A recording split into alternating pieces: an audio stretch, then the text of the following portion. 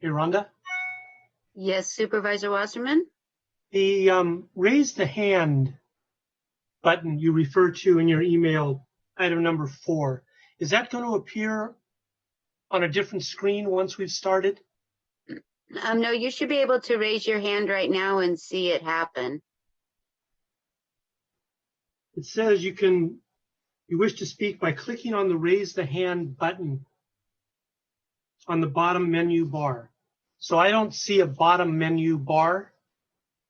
Should I enlarge my screen maybe? Oh, there's a bottom menu bar. Okay, oops. Okay, mute, start video, participants, share screen, and more. Maybe it's under more. Yes. Click more. No, that's to invite people. Let me do the arrows by mute. Video settings, choose virtual background. Same as system, same as. I do not. It's under more. Under more. All right. Thanks, Jeff. I got more. When I click on more, Jeff, I get an invite. Hit Alt-1.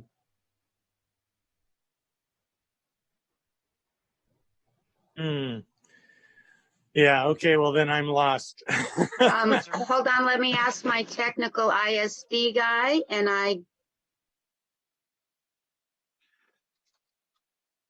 it might be, oh, I know what it is. Click the participants. Yes. And then scroll down to the bottom of panelists, and the raise hand button should be there. Ladies and gentlemen, just as a heads up, we are going live on the internet.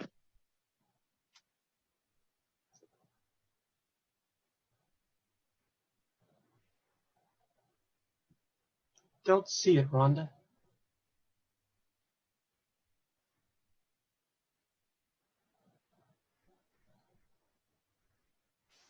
I clicked on participants. Are you? I'm down at the bottom of the screen.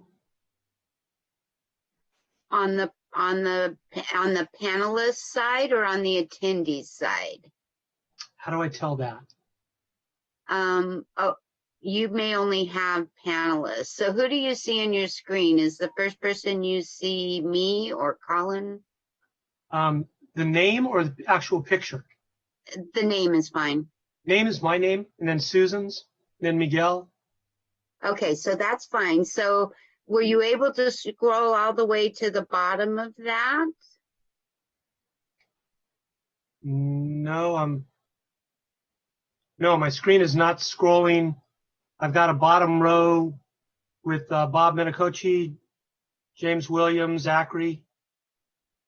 So at the very end of that, usually there is the raise hand. I'm going to mute for a second, and I'm going to ask somebody to see if they can remote in and help you. Sure, thank you. It'll speed up the question if we can't ask any questions. Speed up the meeting, that's for sure.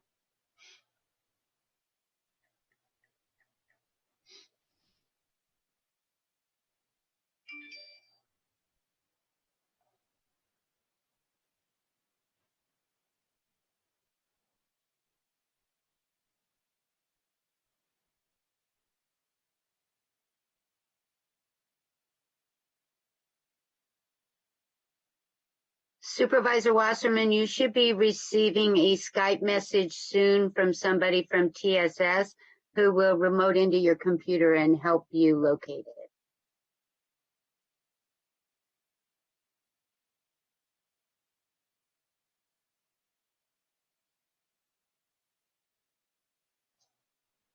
Rhonda, can you hear me now? Yes, sir, I can hear you. Alrighty.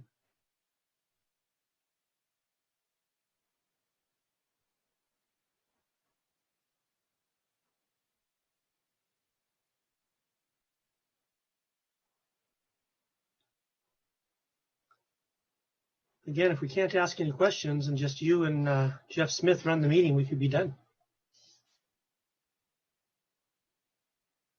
I'm not opposed to that idea. Somehow I think your constituents might be, however.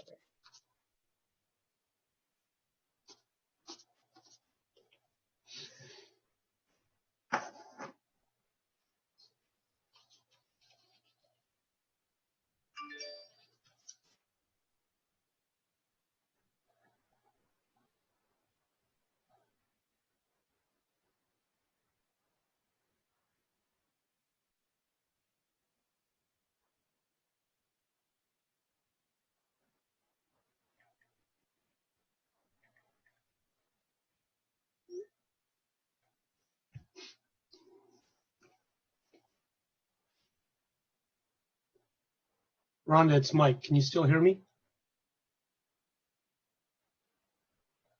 Yes, sir, I can. Thank you. When the person Skypes in, as you said, do I mute my box and he can still hear me? Yes, you can mute and they can still hear you. Your tech should be contacting you right now. Hey, Okay. Rhonda, this is Christine. Can you hear me now? I sure can. Oh, great. Something was strange. I think I must have been muted, but you can hear me okay now, right? Yes, when you sign on, it usually signs you on as mute and then you just unmute. So thank you for the mic Okay. check. So when I first signed on, the mute button didn't appear in the bottom left. Yeah, I think- it takes a little minute for the audio to connect. They were originally logged in as an attendee. I upgraded them to a panelist. All right, thank you, Dave. You're welcome. Good morning, Supervisor Cortese. Would you like to do a mic check? Testing, this is Dave Cortese, District 3. Good morning, we can hear you. Okay, great. I'll put it back on mute. Thank you. Rhonda, this is Marianne Warren. Can you hear me? I sure can hear you, Marianne. Thank you Great. for doing a mic check. Thank you.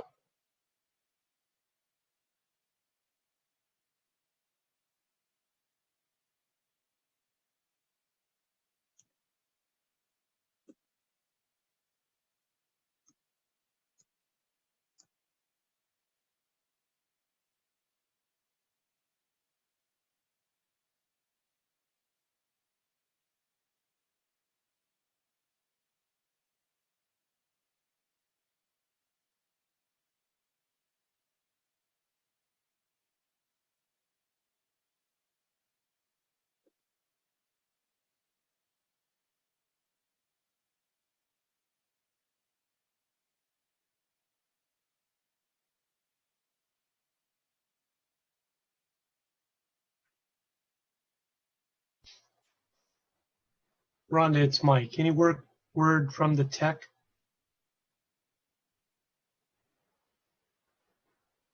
Supervisor, this is Dave. I'm in chambers and I will look into that for you. Hold on just one moment, please. Thank you, Dave. Or if you can direct me there, that's fine.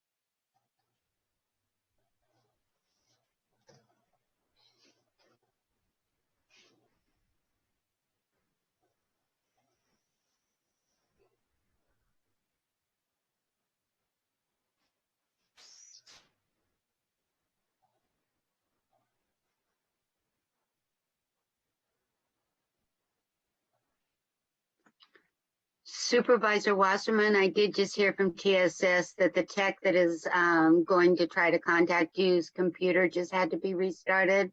So he will be there shortly. Okay. Could we ask any other supervisor that can hear me if they have the button for raising your hand on their screen? There's my tech.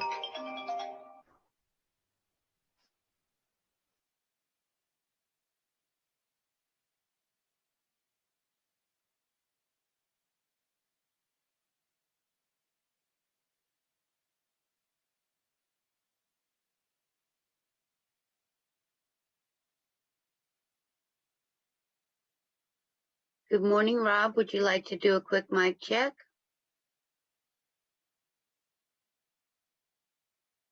Can you hear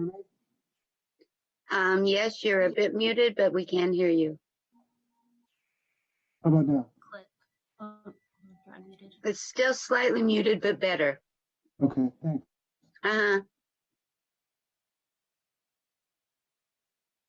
Good morning, Leslie. Would you like to do a mic check? Can you hear me? I sure can hear you. Thank you. Thank you.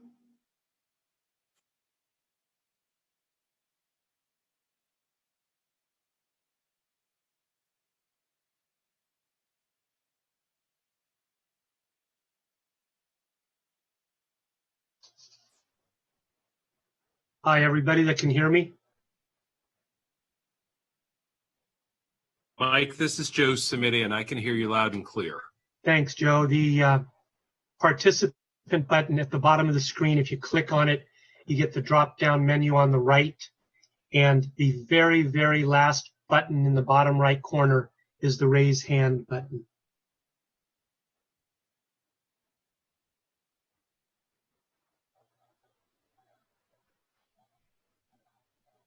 Thank you, Supervisor Wasserman. I have the host screen, so my screen looks different from yours. So I was unable to help you with that, and I do apologize. No problem.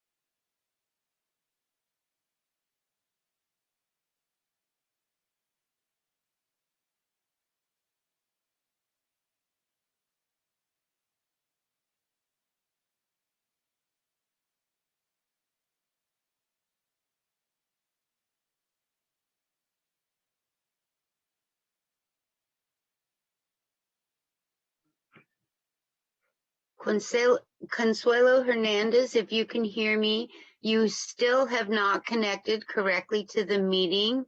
We would suggest closing your Zoom application and perhaps restarting your computer to see if you can connect.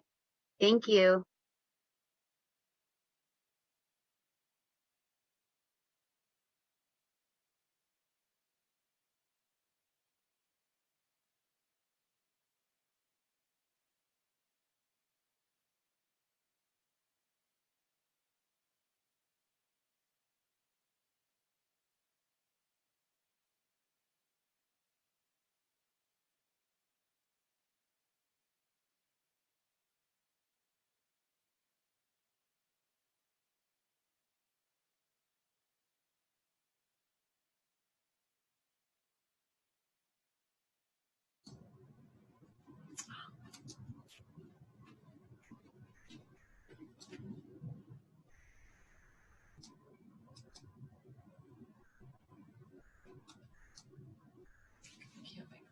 So working with Jason, this is what got happened.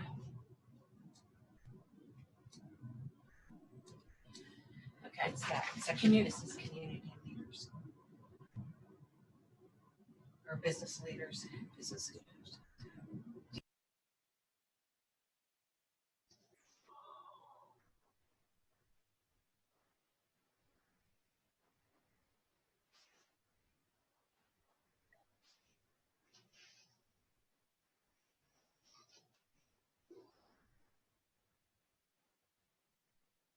Good morning, Key. Would you like to do a mic check?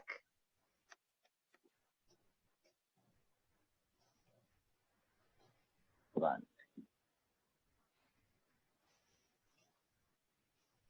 on. Hi, can you hear me? We can hear you. Thank you very much. Thank you. Good morning, everyone. Happy birthday. If we could get started, I'm not sure what the Rhonda, can you open up my okay. Cindy, can you not hear me? Good morning, everyone. No? This is Dave Cortese. I can hear you fine, Mike. Cindy, can you hear us? I can, but can you hear me? Yes, I'm saying happy birthday. Oh, thank you. Did you sing? Yes, I did. You missed it. So disappointed. Thank you. You do it on the invocation. Nobody wants that, right? So we're going to get our meeting started. If I could ask the clerk to call the roll. Supervisor Ellenberg.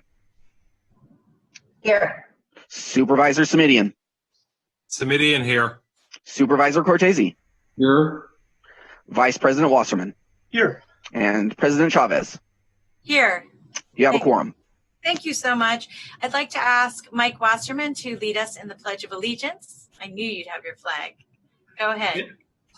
I pledge allegiance to the flag of the United States of America and to the republic for which it stands, one nation, under God, indivisible, with liberty and justice for all.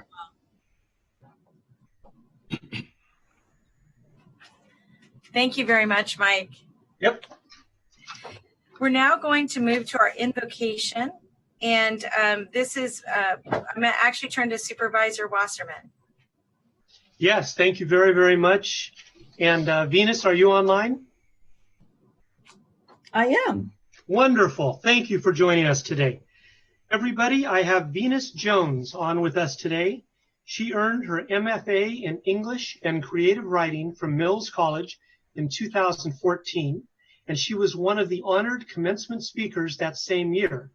She's a former actress, MTV intern, and opened for deaf poetry on Broadway. As a writer and poet, she's published 3 books, 4 CDs, and a mobile app. She's been a TEDx presenter and a Poetry Slam finalist at the Austin International Poetry Festival. Her one-woman show, Poetic Soldier, earned her most inspiring solo performance at the Los Angeles Women's Theater Festival. Her short play, Race and War, an Awkward Conversation, was featured at the Tampa Bay Theater Festival. Her poetry has been featured in countless journals and endorsed by the Langston Hughes Family Museum. She is an associate professor in communications at Mission College, where she promotes healing words and teaches aspiring artists who need to go from the pages to the stage. Visit venusjones.com for more info. In honor of Black Women's History Month and National Poetry Month, Venus is going to recite her poem, She Rose. Venus, welcome and thank you. Thank you so much for this opportunity. And as a resident of Santa Clara County, I really appreciate your civil service and your leadership during these critical times. And that's from the bottom of my heart. I think that you all are doing an amazing job, and I feel a lot safer because of your leadership. I I would like for you to think about a shiro in your life right now. It could be someone younger than you or older than you, someone who's been giving you some words of encouragement, or it could be someone who has passed on. And I just want you to take a moment, as Mr. Rogers would say, to think about that person. And when we get to a certain point in this poem, I want you to yell that person's name out, whether you're muted or not. You can say that person's name out loud. This poem is called Shiros, for some of my favorite female heroes.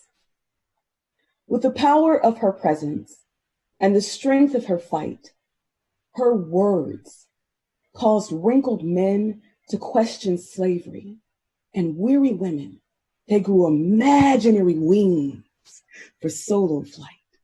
Sojourner rose, Sojourner truth, she rose. I know why the caged bird sings. Oh my, a landmark of first on a broken wing, even though she was raped at 7 and a mother at 16. With a past rooted in pain, she said, I rise. And her poetry sings. Maya rose, Maya Angelou, she rose. She stood in muddy water and created clean lines with a clear vision. Hate drew an incision across her beautiful wall of monumental art. And like a veteran soldier in a bulldozing battle, rage surfaced. And it was ancestress women who led her to pick up the pieces of her beating heart. And Maya rose, Maya Lynn, she rose. She loved one person at a time, a shining example of the divine, a steady flame, pillow for the restless, unwanted, unloved, and poor. She fed haunting hunger with her hand and opened up the stickiest door. Teresa rose. Mother Teresa, she rose. She was a Union spy with eyes in the back of her head, and over 1,000 crept in footsteps where she led. She forced them with a gun and said, live free or die. Whew. This female Moses taught them to walk, run, or fly. And Harriet rose. Harriet Tubman, she rose. She was called mentally ill, and at worst, a traitor and a liar. She was grilled in judiciary fire, levitating above sex books, videotapes, and lies. She helped remove muffles on silent cries. Anita rose. Anita Hill, she rose. She said, feel what you cannot touch. She laughed at the thought of living with a crippling crutch when they said, you are blind, deaf, and disabled. She couldn't understand their limited view. She proved that she saw, she heard, and she even spoke like a spiritual guru. Helen rose. Helen Keller, she rose.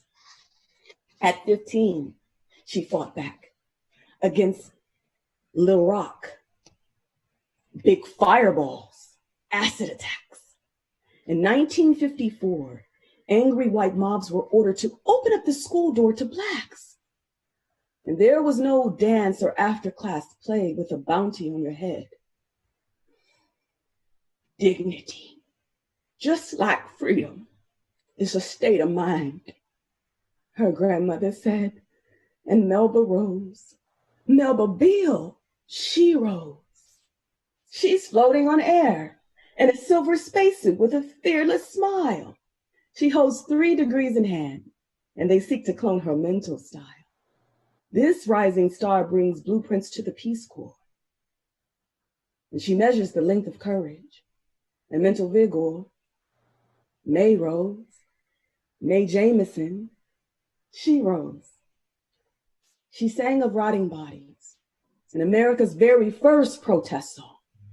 Her life short,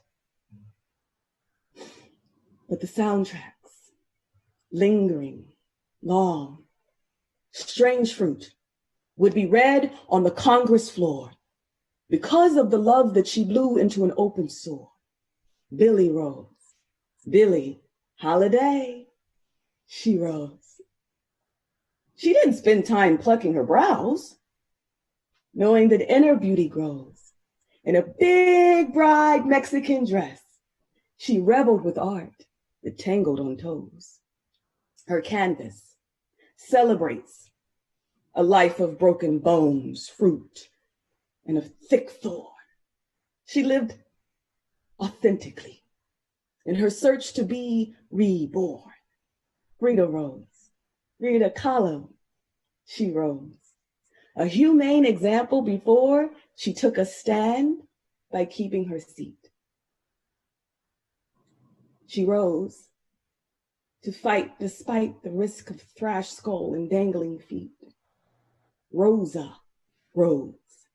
Rosa Parks, she rose. All right, now I want you to think about that person in your mind and say her name out loud. Jim. Carmen. Lena Horne. Bessie Coleman. Angela Davis. Dolores Huerta. Toni Morrison. Ida B. Wells. Shirley Chisholm. Oprah Winfrey. Mary McLeod Bethune. Each one a rose among thorns, every vision in full bloom. And if we were an ancient Kemet, Nefertiti would have granted them tombs. But the thankless are more than a few. You know, Susan Ellenberg rose, and Cindy Chavez rose. Did you know that my mama rose? And your mother rose, giving birth to something new. They rose like blossoming babies, budding freshly formed leaves, quenching the taste of light. Morning dew. And I need each and every one of them to remind me that there is a Shiro in me, and there is a Shiro in you. Excellent. Thank you, Venus. Thank you very much. Thank you Great so job. much. Great job. Keep rising. Thank you. You too. Thank you. Thank you, President. Mike, thank you so much. And Venus, thank you for getting us started the way we need to start, which is with energy and focus and support for each other. Thank you. We're now going to move to adjournments. And I wanted to begin the adjournments in honor of Reverend Dr. Joseph Lowry, who we lost on March 27th, 2020. Many of you know him because you know that he was both a faith leader and also he was a co-founder of the Southern Christian Leadership Conference. This is an organization he co-founded with Dr. Martin Luther King. Their work helped to lead the passage of the Civil Rights Act of 1964, which President Lyndon B. Johnson signed. In 1965, he was part of the march from Selma to Montgomery, Alabama, and he delivered demands to the segregationist governor, George Wallace. As you know, that ended in violence. But at the 30th anniversary of the reenactment, Governor Wallace welcomed Lowry and the marchers to Montgomery.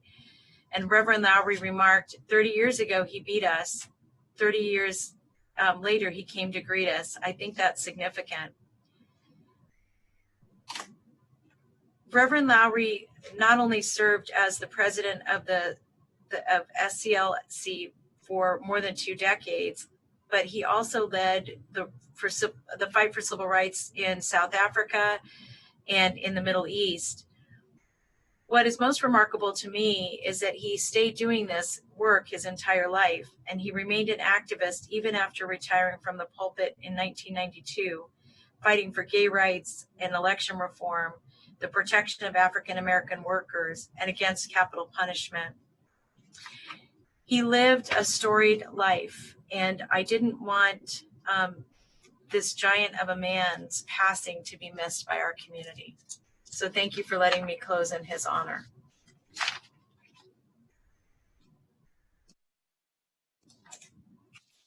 I wanted to, if I could, to move on to one other, to 4B. This is lost to those people who were lost to COVID-19.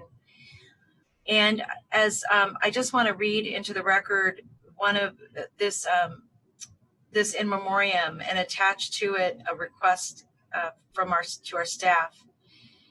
On Tuesday, April 7th, the board today is adjourning in the honor of those who have lost and those who will lose their lives to COVID-19 virus in our county. In 1995, President Clinton addressed the families of those who had perished in the Oklahoma City explosion by saying, "You have lost too much, but you have not lost America." As president of the Board of Supervisors, I wish to convey a similar message to our community. You've lost too much in this tragedy, but you have not lost the caring and the support and the prayers of your fellow county residents. And in that spirit, I ask that all county flags be flown at half-mast to honor their memory. The flags will remain at half-mast until we begin to exit this crisis. When we return the flags to their full height, we will do so in honor of our community heroes. A pandemic is a time of fear, and yet some individuals have overcome that fear to stand tall, assist others, and often at risk to themselves. They demonstrated a level of dedication and compassion that can never be adequately repaid.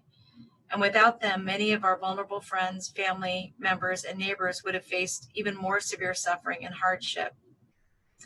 These heroes include medical professionals, doctors, nurses, respiratory therapists, custodial workers, hospital staff, IHSS workers, and other caregivers, essential storefront workers, grocery clerks, stock handlers, delivery drivers, public safety officials, police officers, firefighters, emergency service providers, teachers and child care workers, post office staff and letter carriers, as well as nonprofit partners who continue to provide essential community support while reeling from the direct impacts of COVID-19 to their own organizations. Business leaders who have stepped up to be community leaders in this time of crisis, and our entire community who rose to the moment by sheltering at home, checking in with their neighbors, and making selfless sacrifices to everyday life. Supervisor Cortese, did you want to add to that in memoriam? Yes, thank you, President Chavez. Just briefly, just a few days ago, I heard a statement, a quote by a United States Armed Forces veteran that actually referred to events 45 years ago that I thought was not only poetic, but also poignant in terms of the events that we're going through today. And it's just a few lines, and I'd like to read this into the record. He said, "There are some events that are so overwhelming that you can't simply be a witness. You can't be above it. You can't be neutral. You can't be untouched by it. It's as simple as that. You see it, you live it, you experience it, and it will be with you all of your days." Thank you, President Chavez. Thank you very much, Dave. Are there any other comments from my colleagues at this time?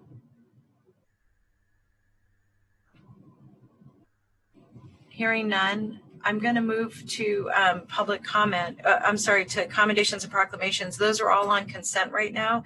During the consent calendar, I will make some acknowledgments of some of those. I'm going to, and for my five colleagues, I know and I appreciate you're on mute, but if you unmute yourself and you just want to jump in, don't feel like you can do that the whole day, because I need you to. That's going to be our best way of communicating. So Cindy, if I may, you can hear me right now? Yes. Okay, thank you. So we don't have to do the raised hand.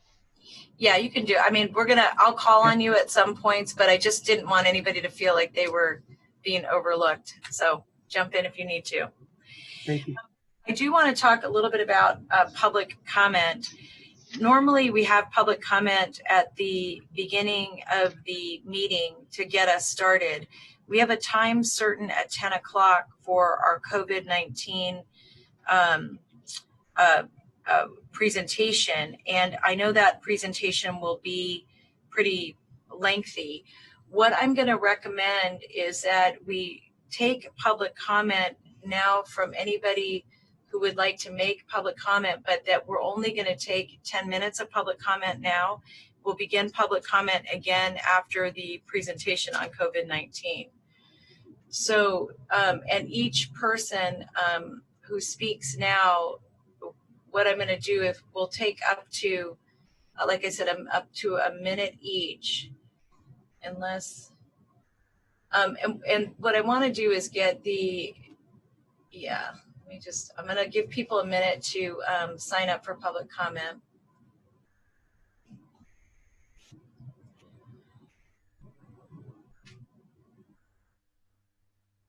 So because we have so many speakers, each speaker will get 1 minute, and they're getting an opportunity to speak to an item that is not on the agenda today. I'm going to ask the clerk to give each person 1 minute and then to mute them at that time, and only so we can at least hear from 10 people, and then we'll go back to public comment. Are my colleagues comfortable with that approach? Any concerns about that? That's fine. Great. Okay, then we'll go ahead and allow that. And if I could ask the clerk to take the first 10 people, mute them after 1 minute, and then we'll go to the time certain item for COVID-19, and then we'll go back to public comment. Yes, good morning. One moment while we adjust the timer, please. Okay, our first speaker is, we currently have 19 speakers signed up for this item, and we will take the first 10 per your direction. Thank you. Our first speaker is Angelina Della Riva. I am unmuting you. Please accept the unmute, and you will have 1 minute to speak when the timer begins. Hello. Hi, my name's Angelina Della Riva, and I'm a case manager with Momentum FSPT Martinville. I've been there for 11 months. Please take urgent action to be flexible with our contracts so that we can continue to serve our clients, but also hold the nonprofits accountable for the health and safety for their employees.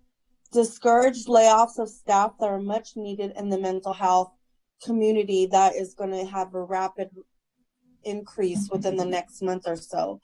Please hold the Momentum managers accountable for how they dealt with the pandemic and the slow way they rolled out precautions and safety measures for employees, and not utilizing staff that have proper equipment to work from home, which was mandated by the governor of California. Thank you for listening to me. I appreciate it.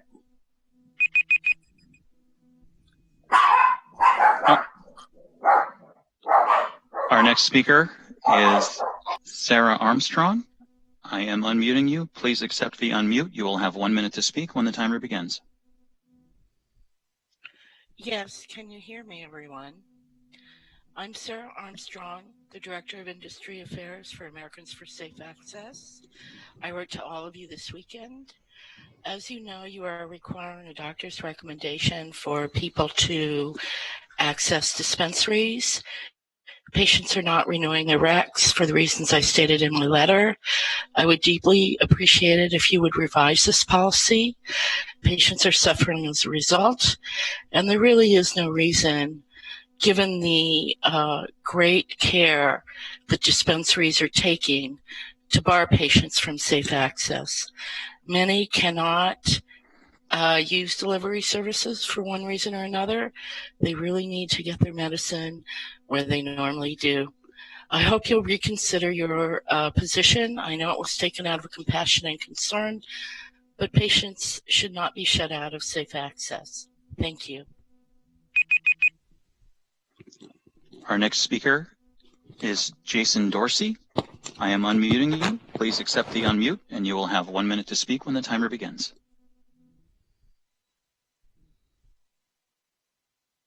My name is Jason Dorsey. I'm a chief steward and vice chair of the blue collar section of SEIU 521. I'm here today to speak about our county management's blatant disregard for our safety for our members at the BMC. On March 30th, workers in the boiler room, which provide the steam and the air for the hospital, heard from their manager that masks were not needed, that the virus was only droplets. This is a moist and humid area in the hospital. Tuesday, March 31st, a worker was off work having been recently in contact with a friend of his who was COVID-19 positive. Management knew at that point. April 1st, worker B called out sick due to symptoms of a sore throat and runny nose.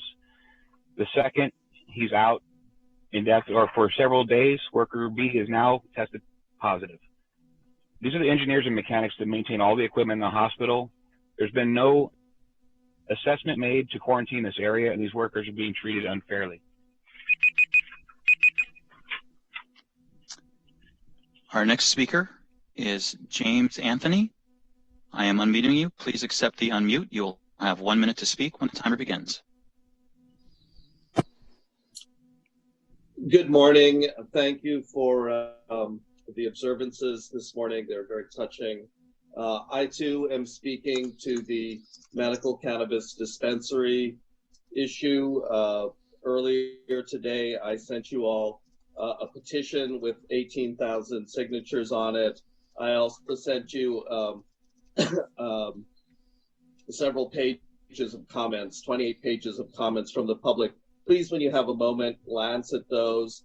I am curious as to whether the clerk will receive public comment on items 8 and 9 that are related to this, because this is a COVID-19 issue. As Ms. Armstrong mentioned,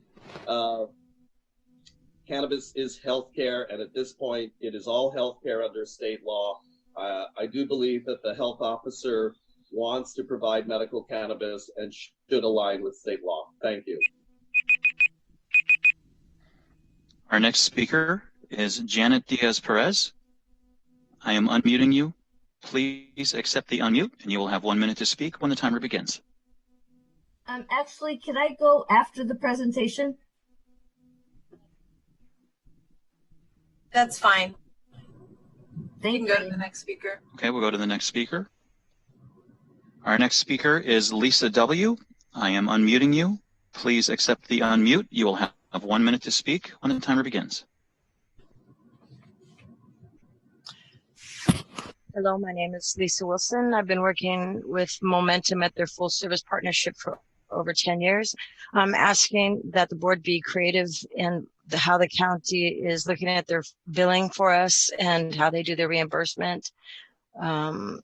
Personally, I've been struggling with trying to provide services to our clients, given that we have shelter in place, so we're not able to meet with them in the community. I also would like to be able to work safely here, so if they could provide personal protection equipment, that might require funding. So I guess I want to just say that we hope that we don't have layoffs, because we are also people who are putting ourselves at risk to provide services for this community.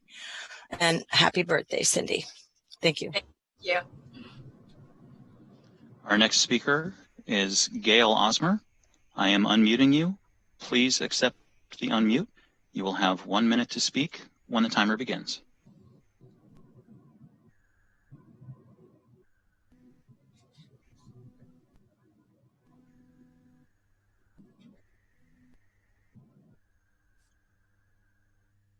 Gail, we can't hear you. Okay.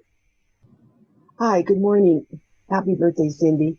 I'm speaking on behalf of a family with 2 babies under 3 years old who have been out sleeping in a tent for a month now, and I've been trying for a week to get them housing, and no one is helping. They are in an encampment where somebody was tested positive. I have reached out to the county. We called the family has called the COVID-19 emergency line. Nobody's getting back to them. I called myself. This is a dire need for this family to get into a motel. It's ridiculous that 2 babies under 3 are living outside in a tent. So I beg you, please contact me to get this family into a motel. It's very, very important. Thank you very much for your time, and happy birthday, Cindy. Thank you. Our next speaker is Carlton Allen. I am unmuting you. Please accept the unmute, and you will have 1 minute to speak when the timer begins. Hi, good morning. My name is Carlton Allen. I'm an LVN and a steward with SEIU 521. I want to first say thank you to the Board of Supervisors and all the management within the county for doing a great job. The main thing with the COVID-19 issues is that management is using these as excuses to not meet, but they continue to want to discipline. They continue refusing to meet with us at SEIU to get a clear understanding of what the policies and procedures and how we're going to deal with workers at the hospital system and throughout the county. If we're not going to meet because of COVID-19, then they need to have a standard and not just pick and choose when ESA is going to meet with us. I ask you guys to get a set standard for us. Thank you very much. Our next speaker is Sophia Stutz. I am unmuting you. Please accept the unmute, and you will have 1 minute to speak when the timer begins. Hello, I've been with Momentum for Mental Health for 5 years. I'm a member of SEIU 521. We all desire to support our clients just as we did before this health crisis. Our clients are struggling from severe panic attacks daily to feeling completely isolated with depressive thoughts. We know that this health crisis will demand more of what we already provide for the welfare of our community. We're willing to step up. We just need the support to make sure that we stay healthy to continue to deliver optimal care. So we are asking to please take urgent action to be flexible with our contracts so we can continue to serve our clients, but also hold the nonprofits accountable for our health and safety of the employees so we can continue to support in this dire need. Thank you.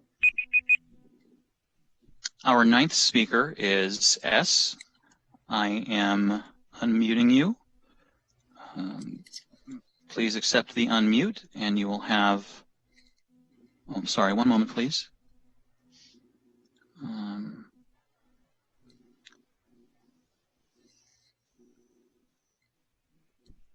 There is a software connection issue for this speaker. President Chavez, would it be okay to come back to this speaker?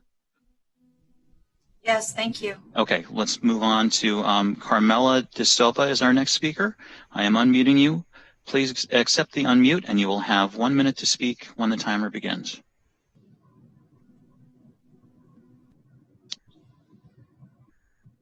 A member of SEIU 521's executive board, also former chairperson for the Asian Pacific American Labor Alliance caucus from 521, known as APALA. The caucus is committed to developing comprehensive strategy to organize and empower Asian Pacific Islanders and to promote the participation and leadership of Asian Pacific Islanders within SEIU. We strongly defend and advocate for civil and human rights of Asian Pacific Islanders, including immigrants and all other people. I strongly denounce any type of xenophobic and anti-Asian sentiment due to the COVID-19 pandemic. Hate and discriminatory behavior is not what Santa Clara County is about. We live in one of the most diverse counties within the United States. Please support Resolution 00999. Our 10th speaker is Scott Largent. I am unmuting you. Please accept the unmute. You will have 1 minute to speak when the timer begins. Okay, good morning, everyone. Scott Largent, kind of getting used to our new world now. I was online right now looking at that disaster movie from 2012, the kind of low budget one with John Cusack, where everybody that comes from wealth, power, and influence gets to get onto the actual ships and boats to survive the disaster. And we're kind of watching that play out here in Santa Clara County. I'm still seeing the mentally ill and homeless wandering like zombies. Now, what I was seeing prior to this is now just magnified by 1,000. So now everyone out there gets to see this now, and I am not seeing anything happen. I truly wish we could help everyone here, but let's be honest, there's not room at the table for everybody here in Santa Clara County. It's very sad.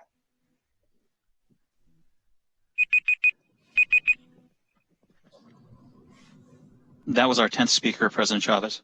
Thank you very much. And what I'll just ask the staff is when we go back to public comment, I know this is going to be a little confusing because we're going to take an item in between that, but we'll begin public comment again.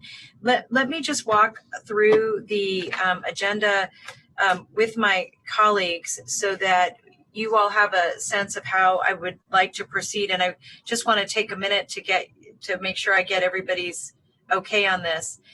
What I'd like to do is take item 8, which is the public health officer report, and item 9, which is a referral by Ms. Ellenberg and myself, and items 45 and 44B, and hear them all at the same time.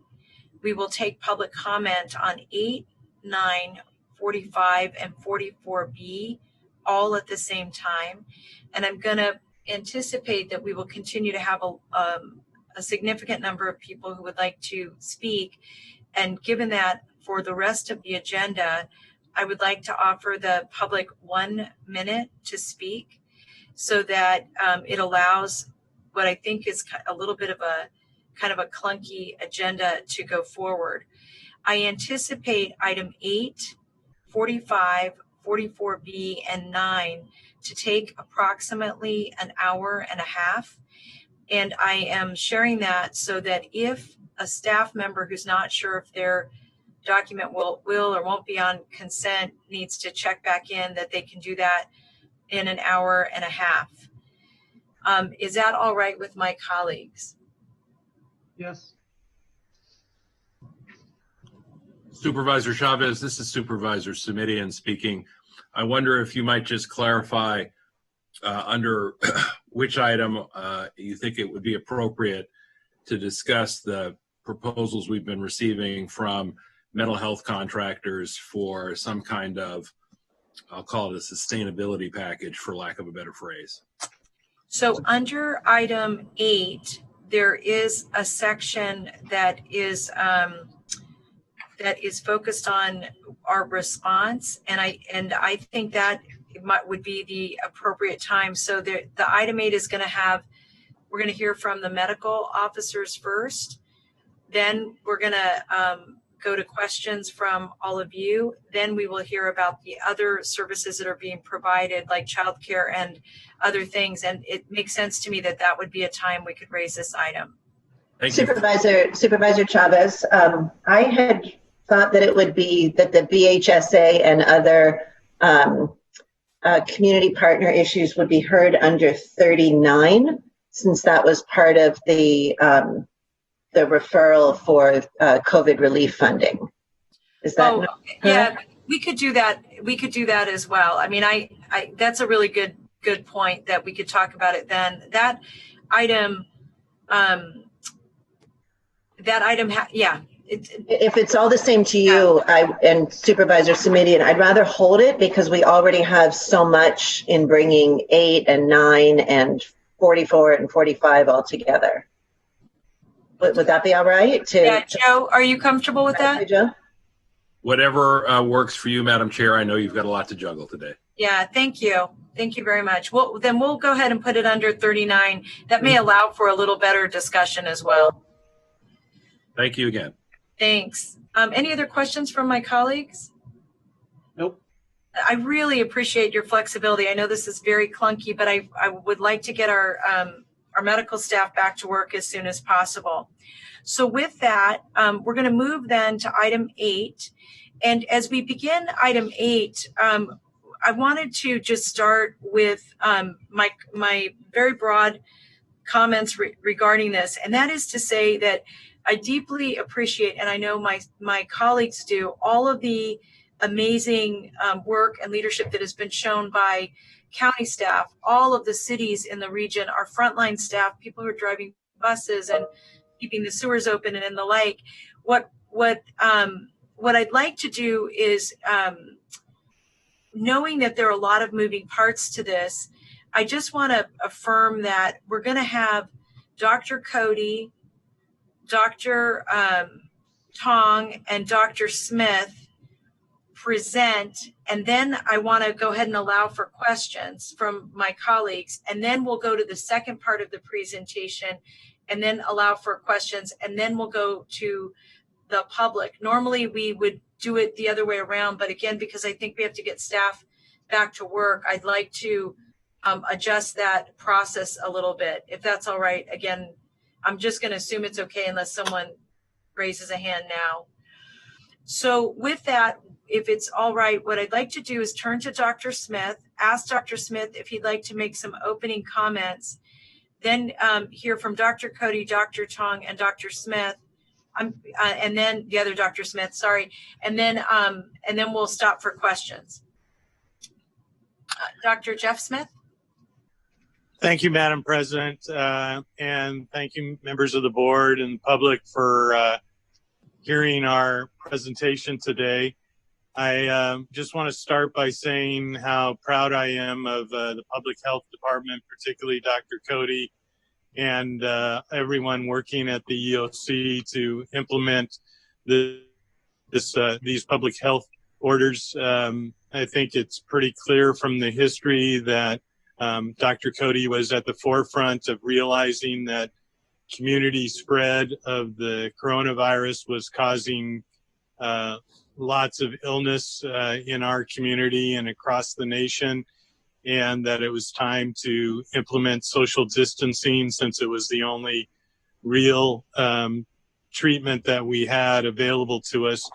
And she and the public health officers in the Bay Area really set the stage to make sure that we saved lives. And I think you'll find through this presentation that actually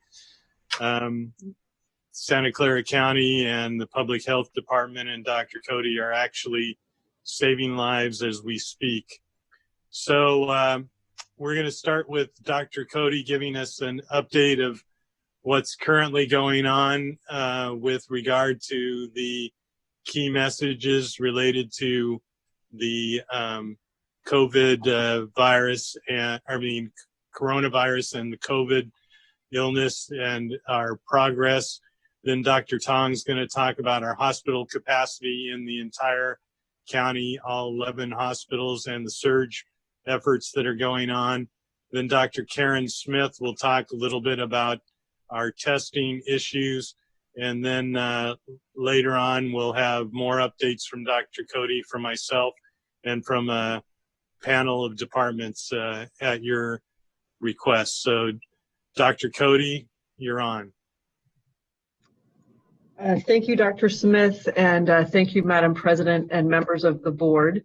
I am getting a little bit of technical help so that I can share my screen with you. We can go back one slide. There we are.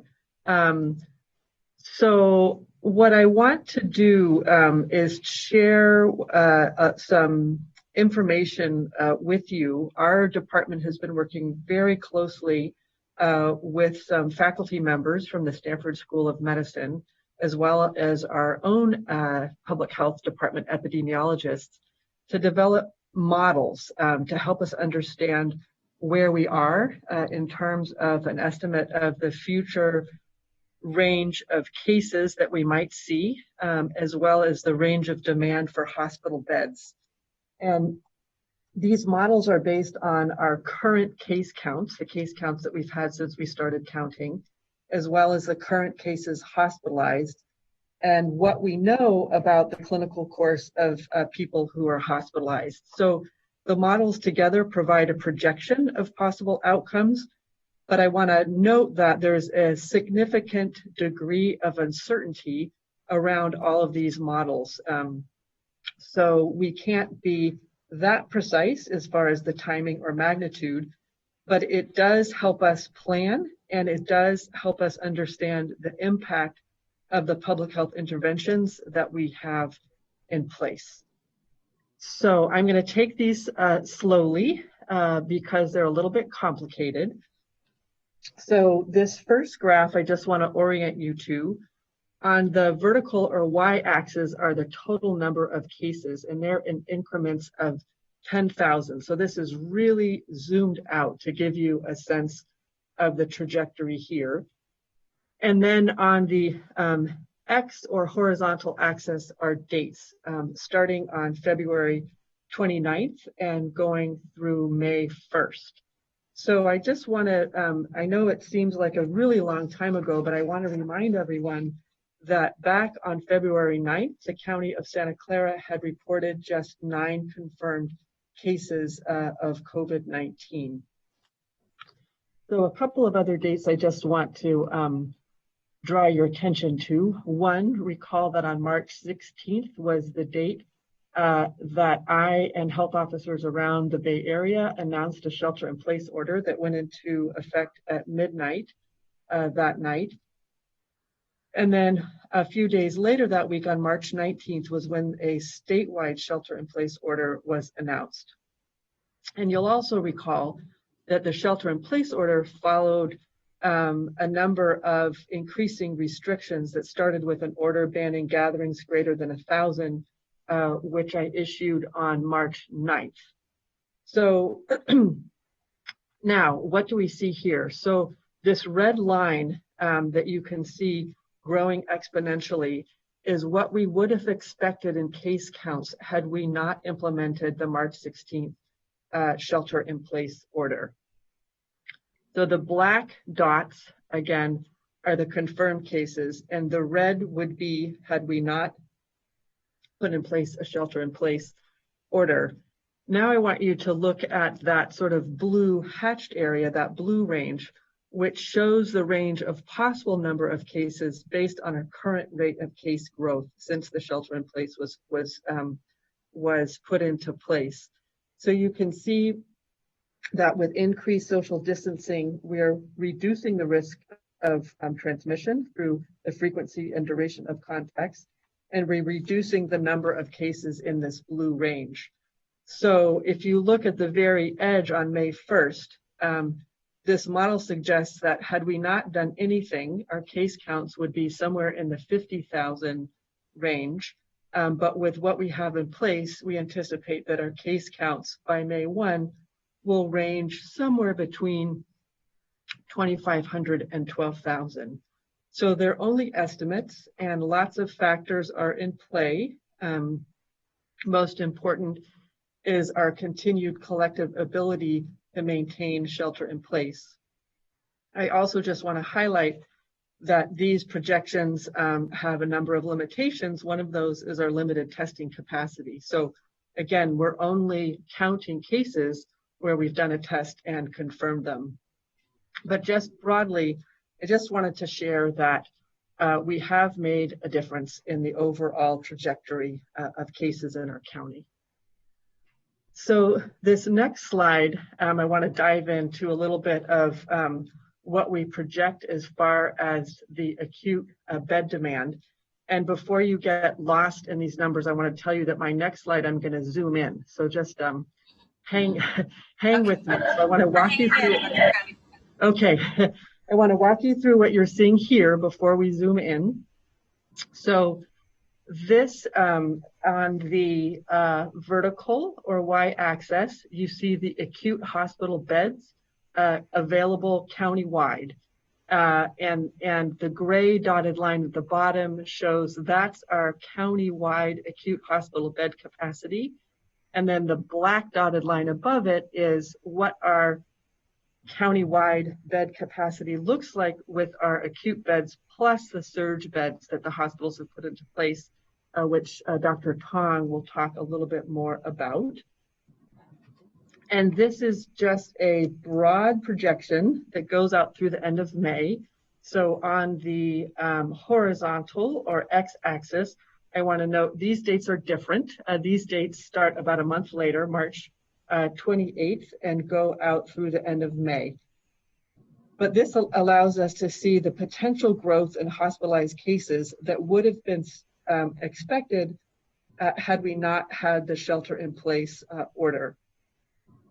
So it's a little bit crowded, but if you focus on that blue line, which is very much at the bottom, that's the projected hospital bed use. And the take home here is that even projecting out through the end of May, you see it like it may cross the gray line, but it's not crossing the black line. And so that is a very positive sign. And that is the result of every single person in our county doing their very best to comply with shelter in place. And it's also the result of every hospital in our county doing everything that they can to increase surge beds. So now let's zoom in a little bit. So these are the same data, just zoomed in so that you can see what this means. So these are the again, the same dates along the bottom from the end of March through the end of May, but you can see with a little bit more clarity what things would have looked like without the shelter in place, which would have meant that, without the shelter in place, we anticipated that right around tax day, we would also have run out of acute bed capacity. And by the end of the month, we likely would have exceeded our acute plus surge bed capacity. Now, if you look in blue, the blue line, again, is the projected hospital bed use with the hatched around it showing the degree of uncertainty. But basically, you can see that we hope to have sufficient capacity with the additional surge bed capacity that our hospitals have put into our system. And this allows us to extend things. So additional time that we have with the shelter in place, as well as some elasticity with all the hospitals working together, work very much in our favor and are protective and allow people living in our county to get care when they need it. So I want to just emphasize there's a lot of variability in this model. It's not that precise as far as being able to give a date as when the supply and demand curves will meet. But I think that it's useful to give an overall sense of the trajectory and the slowing. So I have one more slide to share with you. This one is also a little bit complicated. We debated whether we should show it or not, but we just decided that we'll show it and try to walk you through it so that you can understand. So this next slide is a look at doubling time. So doubling time is how many days does it take for the number of COVID cases to double? And again, to orient this you to this graph, on the Y or vertical axis is the 5-day average doubling time of COVID-19 cases. And it's a 5-day moving average that that our epidemiologists calculated from our case counts. And then along the horizontal or x-axis, you can see the dates. So if you look back to early March, you can see that our case numbers were doubling approximately every 3 days. And if you look towards the end, the dates around where we are now, you can see that the rate of spread has really slowed, and our doubling time is around 2 weeks. So that's a really, really big difference to change the doubling time from 3 days to around 2 weeks. decided to put all the messy data up there just so you can see that this bounces around a lot. The 5-day average doubling time is in the gray, and then a curve that sort of is fit to those data is in the dotted line. But I really wanted you to see how, the data underneath. But the take home is that the trend is exactly what we want to see, that we're lengthening the doubling time. We are slowing things down. And this we've been able to do because our community has come together and is, reducing their contacts and interactions with each other to the greatest extent possible. So I think we'll get into this a bit more, but just the question that I get every day by many is the same question that's being asked around the world, which is, how long do we need to do this? How long do we need to remain sheltered in place with such social and economic disruption around us? And what I want to say is this is a question that's being asked everywhere. We are learning as we go. We are learning from others. And we are all in this together, not in the county, not in the state, not in the country, but really around the world. There's a lot of good thinking going into this, and I just want to highlight a couple of indicators. So these are key things that we'll need to have in place in order to move into the next phase that we're in right now, of course, is our shelter-in-place phase. But to move from that, one is we have to make sure that our hospitals can safely treat everyone living in our county with the care that they need when they need it. We've done a fantastic job at that, and we need to ensure that is remaining in place. Part of that, of course, is ensuring that we have that we can protect healthcare workers so that they can come to work and take care of us. The other thing that we need to have in place, and Dr. Smith will talk a little bit more about this, Dr. Karen Smith that is we need to be able to test broadly. And the United States at this point doesn't have that capacity, but that's something that we need. We have to at least be able to test everyone who has symptoms, and we also have to have enough testing capacity so that we can test where we think there's some risk of accelerated transmission, or there's a risk in a particular community. So we've got to have testing capacity. The third piece that we need to have in place, and again, this is a region-wide, statewide, countrywide conversation, is to be able to stand up robust case investigation, rapid isolation, and some degree of contact tracing. And remember, when we started back in the end of January, that's exactly what we were doing. We carefully investigated every case. We carefully traced every contact. But of course, with the counts that we have today, we are not able to do that, and neither is anyone else. And then finally, the signal that we'd be looking for before we transition to beyond a shelter in place is we really need to see this sustained reduction in cases. And we'd want to see that for at least one incubation period, the outer bounds of one incubation period. So we want to reassure ourselves that for at least 14 days, we see things that have settled down. So I know that that's quite a lot to take in, but that's just to give you a sense of what the conversation is like and the types of signals that we're looking for that would tell us that we can refine our strategy. But before I pass the presentation over to Dr. Tong, I just want to say that even though this is an enormous challenge, and even though this has been incredibly confusing and disruptive and chaotic, I think that together, these models show us that we have prevented deaths and we have prevented hospitalizations and we have given our hospitals time to prepare. And I see, because I'm an eternal optimist, some good news in these slides and some encouraging signs from the collective work that everyone's done.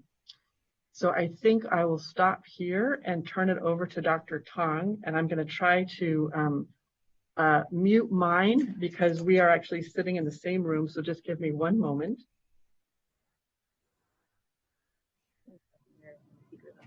Okay. Hold on. Oh, I mute.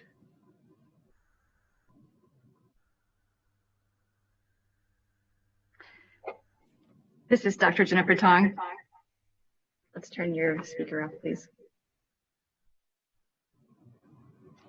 Okay, this is Dr. Jennifer Tong. I am, sorry, one moment in our room while we fix our audio. Okay, I think we're good now. So this is Dr. Jennifer Tong. I am currently leading the countywide healthcare surge branch within the County of Santa Clara Emergency Operations Center. I would like to first start by acknowledging all of the hard work of the different entities who are taking care of patients. The role of my team is really to support that work, coordinate that work, and facilitate collaboration. In no means do we want to take credit for the hard work that's going on in the ground.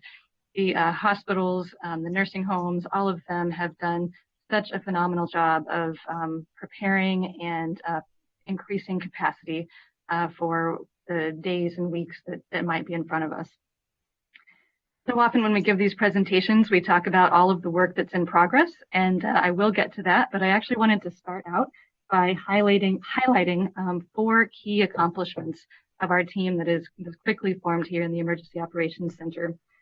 First, we have opened the Field Respite Center at the Santa Clara Convention Center. Patient care has started there, and we were so fortunate to have an opportunity to open that center even before our surge really requires it. It allows us to work out some of the processes to ensure that both staff and patient safety are optimized. And we're fortunate to have that added capacity within our community. Our second key accomplishment is that we have formed teams to actually go on site, both to the hospitals and the skilled nursing facilities. In this time of social distancing, it was a decision that we needed to make whether or not that was really an essential activity. We started out with email communications, data submissions, telephone calls, all of which were very valuable. But we also realized that there really needed to be human connection, more relationship building, and trust building and collaboration on the ground. So we have deployed teams both to skilled nursing facilities, and we are starting to deploy those teams to hospitals effective yesterday. Third, we have established a mechanism to understand the current PPE or personal protective equipment inventory at each hospital and skilled nursing facility. And the need for us to understand this is to ensure that we are adequately informed about the current state as we project what the future needs might be, and we help close that gap between current inventory and potential inventory needs. This also helps us make wise decisions about allocation across the continuum of care, including first responders, clinics, hospitals, skilled nursing facilities, boarding cares, and even mortuaries. And then our fourth key accomplishment in the short time that our team has been working together is to develop and release an intake form online for those who are interested in volunteering their skills and expertise. We've also established a process to enable those volunteers to become disaster service workers. I'll now highlight some of the ongoing areas of work. Many of these we expect to make rapid progress in, and we will continue optimizing our work in these areas. First, we're continuing to work on our data standardization so that as we communicate about surge capacity, we are all using the same language and the same concepts. We'll continue working with the hospitals as well as our skilled nursing facilities to increase the bed capacity in those areas. We'll continue working on the acquisition of different items, including ventilators, medications, other supplies, and personal protective equipment. We'll continue working on staffing augmentation, and we will continue working on coordination of patient movement, which also includes transportation of patients between hospitals, between home and hospitals, and as they leave the hospitals to go to other settings of care. So with that, I'll conclude just to say I thank the County of Santa Clara for this opportunity. I am so thrilled to be a part of this very dedicated and talented team working so hard to help keep our community healthy and safe. Madam President, can I interrupt a little bit? Good morning. This is Dr. Karen Smith. It's been my great pleasure and honor, honestly, to work with the amazing team at the Emergency Operations Center and with my longtime friend, Dr. Cody. One of the things that I've been doing is monitoring the situation around testing. And so I'm going to give you some overall numbers just to start with. The good news is testing has increased. I don't think that anyone out there thinks, however, that we're anything close to the amount of testing that we actually need to have. And I'm going to address a couple of the bottlenecks and our priorities for additional testing as it comes through. Dr. Smith? So, as of April 7th, the total number of tests that we have done in Santa Clara County is 11,782 tests, of which 1,285 have been positive and 1,243 were negative. There are an additional 254 tests which are in a staging area, and that does not mean that they have not been completed. They have. They're overwhelmingly negative. Almost all of them are negative. We just don't put them into the counts because they have not been deduplicated at this time.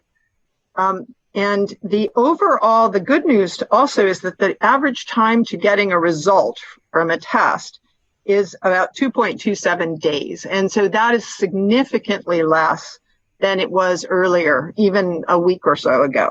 That's very good news. And people are often interested in how much of this testing is being done at different places. So let me give you just a little bit of information. The Public Health Lab has tested 273 persons. The Stanford Lab has run 4,010 tests overall since they began testing. And also, while they are not doing testing per se, the Verily drive-through specimen collection site, those specimens are not tested on site. They're sent to largely to Quest and a commercial laboratory. But Verily has seen to date 2,558 persons. So there is additional testing going on. The rest of it is actually being done through a variety of labs, some by the state, some by CDC, but the bulk are commercial laboratories that take tests largely from hospitals, but also from outpatient clinical providers, et cetera. So the good news is there is more testing. The time to getting results is much shorter than it was before. But clearly, there is a significant need for additional testing, particularly as Dr. Cody mentioned, as we try to write our strategy for increasing the isolation and quarantine measures that we can use on individual persons, which would then help allow us to decrease the overall community-wide restrictions that are currently in place. Right now, the key bottlenecks are a lack of certain aspects of the test. The tests that are being done currently, what are called real-time PCR tests. Actually, there are 4 steps in that, and there have been delays at each of these steps. It's been kind of a moving target. As we address one, there's a delay elsewhere. There's the specimen collection, which requires both people, but then also swabs, things that actually get inside the person and collect the specimen. Those go into vials, which contain media. We have had shortages in each and every one of those pieces. We currently have great staffing where we still have additional capacity, particularly in some settings for doing more testing. But we and everyone else are running very short on the swabs, something that seems incredibly simple, but is absolutely essential. The biggest challenge for many laboratories right now, that specimen has to go to the laboratory. The first step is to extract the RNA from the virus, the nuclear material that we then amplify up. Those extraction kits contain very specific reagents. Right now, there is a worldwide shortage of the reagents that are used by most laboratories. And that is going to become a rate limiting step for us in the very short future. And I'll talk a little bit in a minute about how we're trying to work around that. And then there's the actual polymerase chain reaction, the actual amplification step. Earlier, there were some challenges with that. We seem to have an adequate supply for the moment on that. And then finally, there's the need to actually get those tests into some sort of reporting mechanism. And we're working on ways to, as we increase the volume of tests, we don't want there to be additional delays in getting the tests into an electronic form that we can then use. So we have had challenges in each of those steps. Right now, today, the biggest challenge is the extraction kits to actually get the RNA out of the virus, but also then pending very soon swabs. And so we have a number of different strategies that we're using, being very creative, for example, in the ways that we actually can acquire additional swabs, changing the way we actually take the specimen. The best specimens, the ones we've been using, are way back in the back of the nose, for those of you who've had it done. Not your favorite thing to have somebody put a tiny swab way into the back of your nose. Those are the swabs that we're running most short of, and they're very small swabs. So we are going to probably switch to getting specimens out of the nose itself. That's recently been approved as a way to do it. So that's the sort of things that we are looking at. As far as the extraction kit shortages, we're looking at, there are now a couple of other actual ways of doing this testing that don't use the same reagents that we are looking at bringing online. However, they are also only recently approved and therefore in very limited supply. And one of these is what people are talking about, the point of care test. These are small machines that are in many physician offices, laboratories. We've requested the machines. The machines are not the problem, however. The kits that take the specimen that then go into the machine are being shipped out, but they're coming from a single company, and they are being competed for across the country. So we have requests in both through the state, directly through CDC, and talking actually directly with the manufacturer to try to see how fast we can get those tests. The wide availability of that point of care rapid test is going to be a game changer in terms of the number of people that can be tested, and the potential even for creating on-site testing sites in communities where we really want to do. We have communities where we believe that they are more vulnerable to infection and or that there's actually more transmission ongoing. We want to be able to get to those communities to do testing rather than expecting them to come to testing sites that are somewhat set up somewhere else. So that's one of the priorities that we're working on and strategizing around at the moment. The other priority settings that we are really working hard to maintain and or increase our capacity are, again, healthcare workers. It's incredibly important that we continue to monitor healthcare workers and first responders. And increasingly over the last week, we have a need to do more testing in skilled nursing facilities where we are seeing outbreaks begin to occur. Fortunately, to date, they've been relatively contained.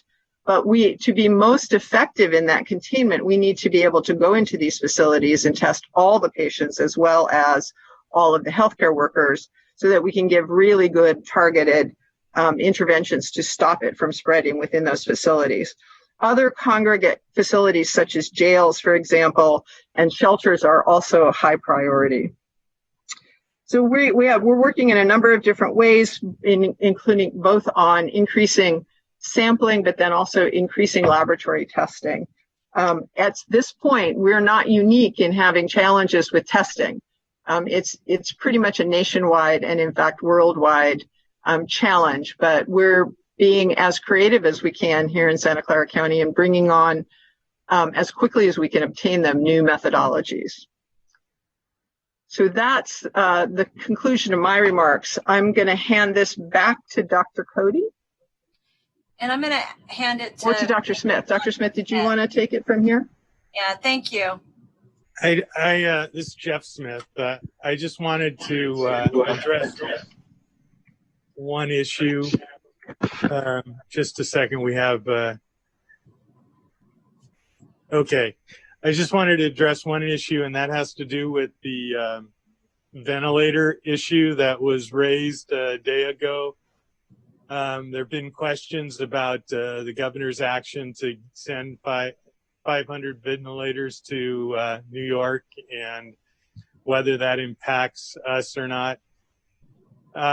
It's actually a much more complex question than it might seem because not all ventilators are created equally.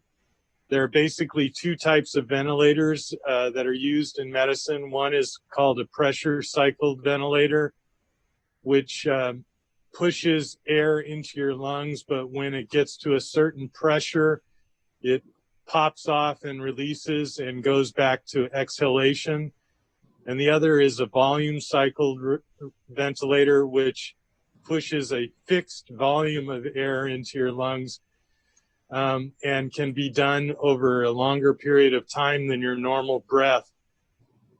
In a situation where you have a fibrotic or non-elastic lung, which is what happens when you get COVID or some other severe pneumonia, a volume cycled respirator is really necessary, and the patient is put under sedation because it's very uncomfortable having a forced longer breath than you normally would. But that's the only way to get oxygen into the lungs because you keep a higher pressure, higher concentration of oxygen than normal. On the other hand, in a pressure cycled ventilator, when your lungs get non-compliant, you don't oxygenate adequately. So what we'd like to see in this kind of situation is a larger proportion of volume cycled ventilators. In order to find that out, that's part of the reason why Dr. Tong's team is going out to the hospitals to look at the percentage of types of ventilators that they have. And at this point in our county, we don't have an acute shortage, but as was pointed out by Dr. Cody earlier, there's significant risk that we will, in the short period of time in the next 2 weeks, have great need for ventilators. And we can't actually predict exactly what type of ventilator would be indicated in a particular case because it's really dependent on the particular facts of the medical condition. So even though the governor sent 500 ventilators to New York, that does not mean that we are out of the woods or that we should not be requesting or wanting more ventilators, because we have to have the right tools at the right time for the right patient in the right situation. And that means that ventilators of volume type and pressure type will be necessary. So I just wanted to clarify that, and I probably confused it. No, that's actually very, very helpful. Thank you, Dr. Smith. I wanted to see if Dr. Cody, if you had any closing remarks, and then what I want to do is go to the board. And I'll go from Dave down, so the way we did it last time. Dr. Cody, did you have any other remarks you wanted to make? I don't. Thank you, though. Thank you. And I do want to say to Dr. Cody, Dr. Tong, Drs. Smith, to thank you all very much for the information. And what I'll do is, Dave, I'll start with you, and then we'll just go down the road. Supervisor Cortese? Yeah, thank you, President Chavez. Mike, I have a couple of questions on the overall subject that I wanted to focus on related to the homeless response, that piece of the response thus far. And before I go into that, let me just thank Dr. Cody and her team, the entire executive team. And I know we all feel the same way about the extraordinary efforts that everyone has been exhibiting through this entire time. And I think those graphs are pretty telling in terms of the general effectiveness of the strategy and the leadership thus far, particularly from the Public Health Department. That said, I wanted to dive in a little bit deeper, as they say, into a couple of issues. One of them is, as I said, on the homeless response, it's a little confusing, or perhaps just out of context for me right now, in terms of where we're at overall in terms of response and testing. Response meaning screening, testing, general outreach to that population. I had the opportunity yesterday to participate in the live feed when we went over some of the numbers. But again, I want to emphasize, for me, the operative word is context. It wasn't clear even yesterday morning during the live feed how many positives we had that were identified among the 8,000 unsheltered. Later on in the day, I believe some numbers came out that were just above a dozen, maybe 13. I don't know if those are official numbers or just something I picked up on through email correspondence with staff. But what I'm trying to figure out is where are we at in that regard. It's unfair to ask what our confidence level is, I suppose, on any of this, because it's very overwhelming in terms of the numbers versus right now. But let me stop there, and then President Chavez, you could just, I don't want to ask compound questions. If you could just come back to me, then I'll go to my second question. Great, thank you. I think Key will take this one, Madam President. Thank you. Key, are you on? Yes, I am. Thank you, Dr. Smith. Good morning, Madam President and Board of Supervisors. First, the total number of homeless or unstably housed persons for whom we were requested to provide non-congregate sheltering to assist with isolation. I believe that number as of yesterday was a total of 17 persons. This includes 3 family members who were not COVID positive. It also includes a few individuals who are now at the field respite center. Second, I know that this represents a relatively small number. Your question about sort of how many people have been tested. Right now, the Valley Homeless Healthcare Program team is our lead entity for responding to shelters or to encampments where we believe there may have been exposures. For example, about 2 weeks ago, they did do some testing at a relatively large encampment, and all 9 of those tests came back negative. So at this point, we're not aware of any COVID positive persons who need non-congregate sheltering. Having said all this, I do think that more thinking and strategy should be developed around how to proactively or reactively screen and test individuals to identify and then meet the need. But as far as we know right now, only 17 persons and their household members are COVID positive and have requested sheltering or isolation assistance. Thank you, and through the chair. So I appreciate that. I appreciate those numbers. It would be helpful, I think, as we're getting numbers for public dissemination, and the audience probably assumes this, but should know that the Board of Supervisors receives frequent updates, some of which is public information. Every once in a while, we have to handle some privileged information that's non-public. But within the public information, we're oftentimes getting daily updates on numbers of sub-demographics, for example, like the homeless population or the unhoused population. So in that context, I just want to say it would be helpful in the future if we just had clean contextual dashboard numbers. It's almost really a bullet point type of approach that I'm looking for.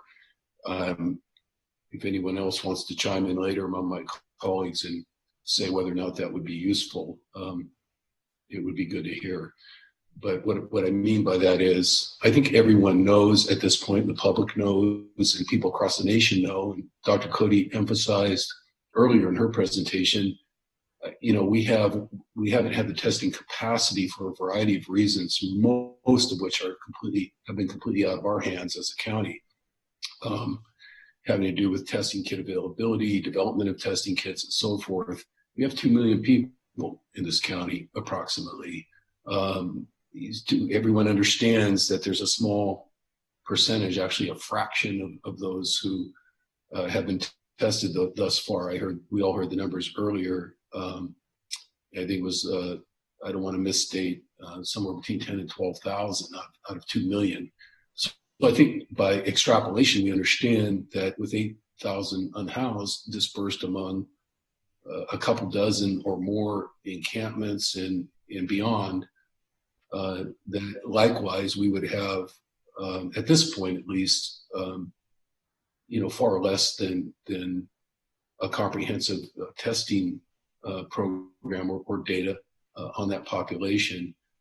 So I just want to encourage, meaning we know that there's nothing, I'm not suggesting anyone's hiding anything, but let's make the reports and the numbers as clear as possible, so that it doesn't come across kind of as a riddle. This, by the way, this is not directed at any individual here, particularly not you, Mr. Lee. I'm just suggesting that point in time census on unsheltered, 8,000. Number tested, X. Number tested positive, Y. Number quarantined, Z. I mean, just a simple dashboard with 4 or 5 numbers like that's consistent every day, I think would help us, or every other day, or whatever the proper frequency is. In general, obviously the dashboard information, the data that's been put up on the public health website is much improved over just a couple of weeks ago. Thank you all for that. Just to make an editorial comment and to make sure you know that I know that the data and tracking in terms of public dissemination has gotten a lot clearer, good charts and graphs and all of that. And we're getting good feedback from our constituents, at least I am, in terms of the improvements there. But these very vulnerable populations, and I don't want to get carried away here, but I think, again, we all know it's not just the unhoused, it's the elderly, it's folks in congregate care communities and so forth. Everybody has particular interest in clear, clean dashboard information or data as best we have it on what that snapshot looks like on any given day and what progress we're making in terms of sort of focusing in on that. The other question I have, or the related question, is for Dr. Smith. He and I have had some conversations recently, and since the last board meeting, mainly because I did not want to wait until this board meeting, I issued an off-agenda memorandum, which is not privileged, it's certainly public, an off-agenda memorandum to Dr. Smith, asking him to report back on whether or not there was a way to get some sort of mobile units out into staging areas near our homeless or unhoused encampments. And I'm not sure where that stands today, although we have had some more recent conversations. I'm understanding that there may be some potential, if not with our primary county ambulance contractor, potentially with others who do public service work, to at least look at some sort of a methodology where we can get sort of the equivalent of what we would have if we had the VMC bus out there. Obviously, we don't have enough VMC buses to go out to every encampment, but the question that was raised in the memorandum was, can we essentially replicate the paramedic type process in the kind of facilities, the kind of mobile units that they use, and at least start rotating them around the encampments to keep a better eye on things, to increase our ability to screen and educate and inform and so on. Obviously, at some point to refer people where they need to be referred along lines of what we just heard. Dr. Smith, can you give us any kind of an update on any analysis you've done or any thinking in that regard? Yes, we got your memo and right away started exploring what we could do. Basically the next day, we received a notice from Falk Ambulance that they were withdrawing from the county. They are an ambulance company that does non-emergency transports within the county. They're not our EMS provider. Our EMS provider is AMR. However, in the process of withdrawing, they're going to terminate the employment of about 300 individuals, some of them EMTs, some of them paramedics, actually some of them nurses, and some of them administrative staff. And so I've contacted our emergency provider, AMR, and we're in the midst of exploring the option of expanding their staffing in order to do exactly what you're talking about and also provide some additional medical support. It's a little too early for me to give you anything definitive, but we're working on it, and I think we will have some success in solving a number of problems all in one shot. Thank you for that, and we'll look forward to additional updates. I would ask if you can just off agenda, again publicly, but off agenda, continue to keep the board apprised on progress in that regard. I think there's a whole lot of people out there interested in what more we may be able to do in terms of mobilization on that front. And then lastly, President Chavez, and I'll stop here. I have a much more high-level question for Dr. Cody, if she's still online, or anybody who's on her team who's qualified to answer the question. And that is something she touched upon that I want to go back to, and that is when Dr. Cody, when you answered the question, which you kind of self-posed, which all of our constituents are asking, and as you said, people around the world are asking, at what point do we turn the corner on this? At what point are we able to start relaxing the rules. I know you don't know that answer, but you gave basically 3 criteria that where we would need to see progress or movement. One very simple question is, could you please share that with the Board of Supervisors post this meeting in written form? It sounds like it would all fit on one 8.5 by 11 sheet, the notes that you gave us online here right after you showed us the graphs about the kind of things that we would have to have, increased testing and so forth. That would be very helpful just to have such a concise response to that question. I know for constituents that are making inquiries to us, by the hundreds every day, and rightfully so. And then the larger question, which relates to that, I'm assuming your answer will be yes to that. The larger question is something that was reported in one of the major Bay Area newspapers just recently, which I think all of us have given some thought to. Given the fact that this virus is inherently so undetectable and so contagious, and given the fact that we still have entire states that haven't gone shelter in place, we have major interstate commerce still going on, including air transportation, air transport of human beings and other things. Should we expect that at best this virus essentially dies in half-lives, meaning that we would, even in a decline, continue to have clusters, continue to have renewed areas of infection because infection is introduced by carriers, by silent carriers, or asymptomatic carriers like we've heard so much about. It just seems to me that there's not going to be any clear exit date to this virus, but something that lingers for an awful long time. And I'm just wondering, that's a layman's prognosis. I'm just wondering what your medical prognosis is at this point. Is that an accurate statement, or am I just way off? Thank you for your question, Supervisor Cortese. So in answer to your first question, yes, I'd be happy to briefly outline what I described and share that with you all.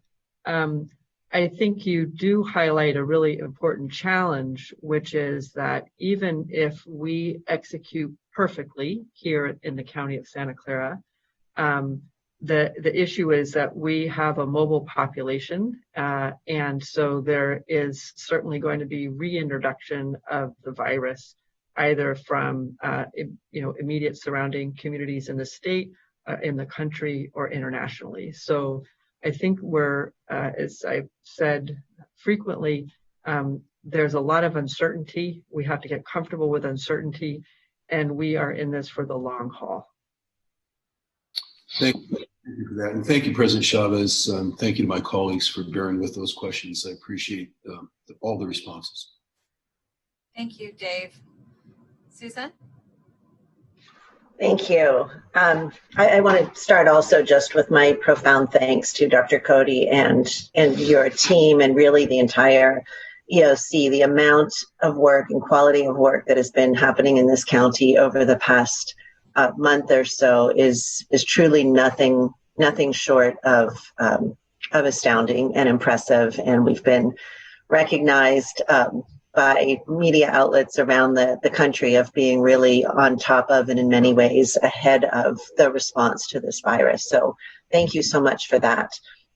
I do have a number of questions that I want to go through.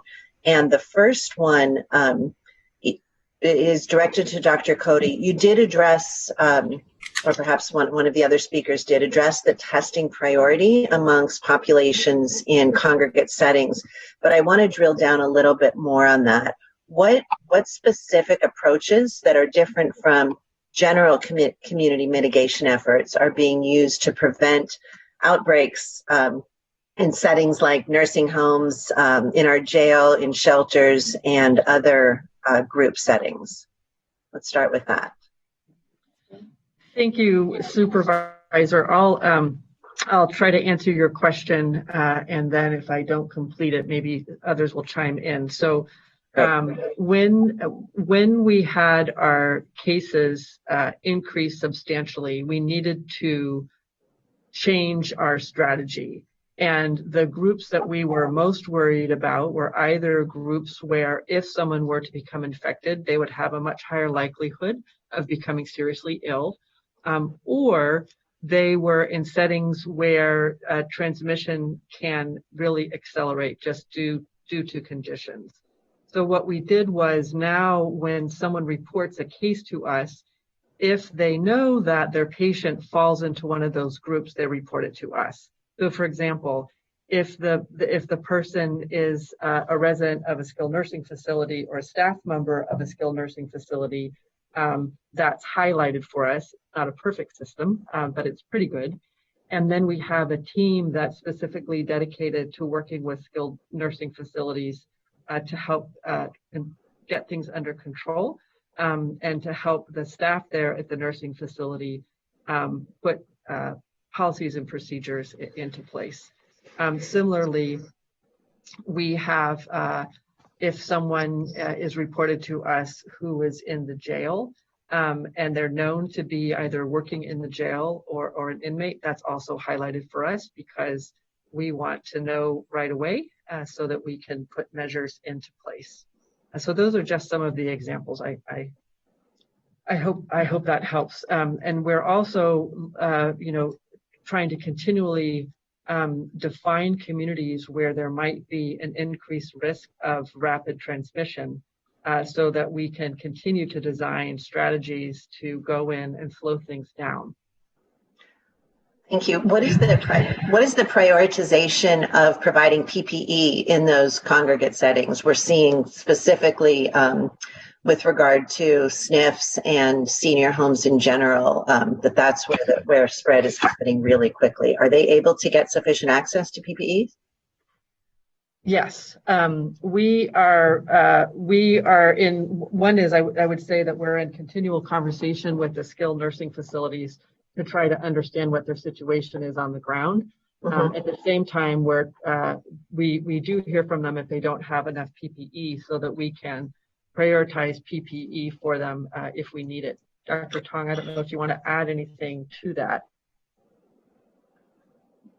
Sure, I would just add, I would just add that, yes, one of those on-site teams that I referenced in my presentation includes county employees who are going out in person to the SNFs, understanding from their leadership what needs they might have, helping provide additional support and training for the usage of PPE, and prioritizing to ensure that that high-risk population and the people who care for them are supplied with the PPE that they need. Great, thank you. And I want to highlight also the jails in particular. We've heard quite a bit from Debug and from a number of the folks that are working there. And I'd like to suggest that given the county's particular responsibility to prevent an outbreak in the jails and among law enforcement staff, that one of the deputy health officers in public health be designated as a resource specifically to support jail social distancing and infection control efforts. Is this something that can be put into place? Absolutely. We've got those plans underway. Terrific. Oh, I'm glad to hear that. Thank you. I do have one question on an additional question about PPEs. So I'll stay with that for a moment. Item 11 today addresses the critical importance of PPE for healthcare workers that are on the front line of this response. Can you provide a little bit more detail on the status of PPE both across county hospitals and partner hospitals, and what efforts are being taken to assure that we can continue to provide enough over the coming weeks? And can you also address the massive interest that we've seen in volunteers who are just, really eager to make masks and gowns and other supplies?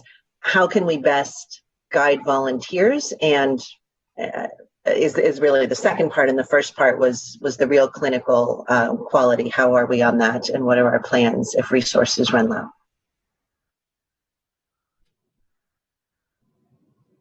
Sure. This is Dr. Jennifer Tong. I'll take that question. Thank you. Okay. In terms of understanding the PPE that our hospitals and skilled nursing homes need, our first critical step is to understand what they currently have. As you mentioned, there have been numerous endeavors by individuals in the community to contribute to the effort. Right. And it's very possible that some hospitals have received significant numbers of supplies from others in the community. We're thrilled by that, and that would actually greatly reassure us if we had that detailed information. Knowing that full inventory helps us predict how much more we might need, both in terms of requests that we make to the state government, but also in terms of leveraging expertise in our own community for production and for procurement. So I'm sorry, go ahead. I apologize for interrupting. I was going to ask if articles that are made in the community can be used in clinical settings. I've heard different responses. Okay.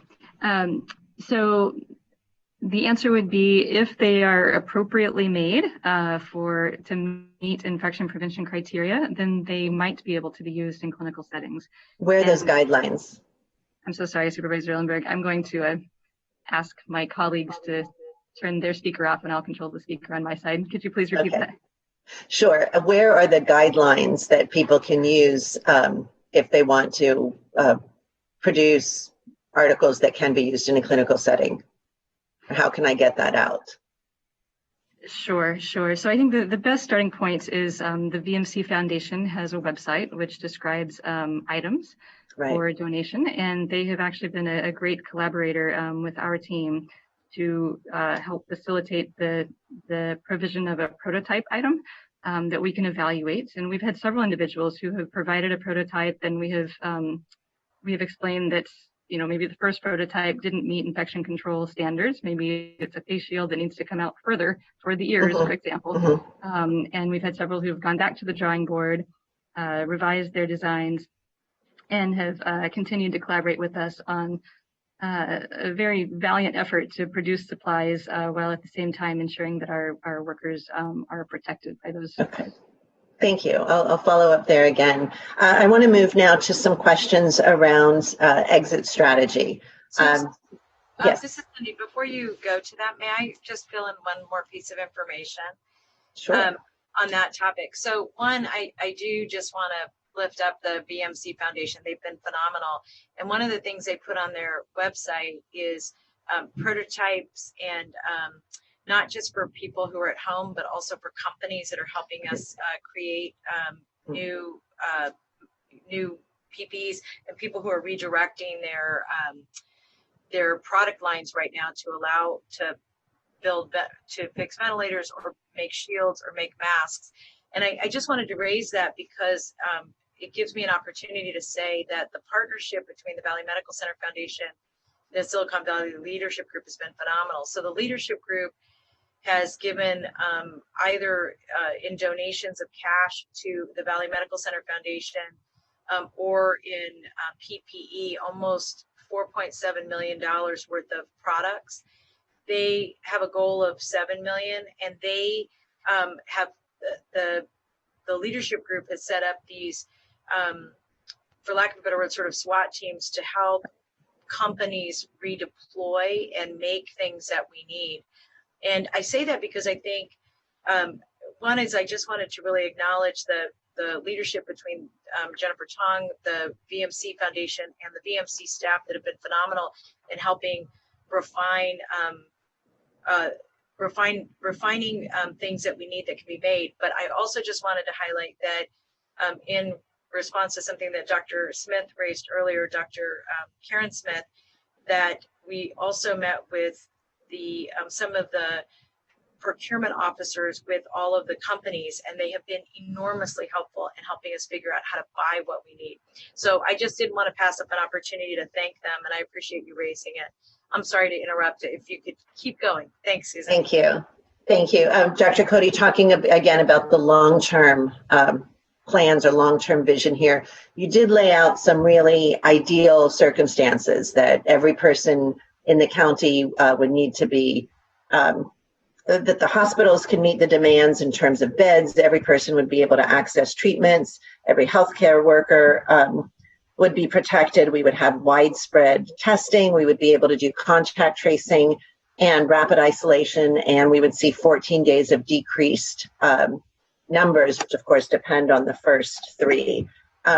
That's an absolute, perfect ideal situation. Don't know how much that would cost either. And what I'm looking for, and part of the reason for this referral, was a request to come back with some practicalities, what that would actually look like, and what the pieces would be in starting to scale back. I assume that we're not going to go from shelter in place back to business as normal, but as we meet certain targets, what are you thinking about in terms of loosening the shelter in place order? And if we can't get to some of these ideal circumstances that you're talking about, particularly things that are out of our control, if we can't get to universal testing, for example, I assume I won't assume anything.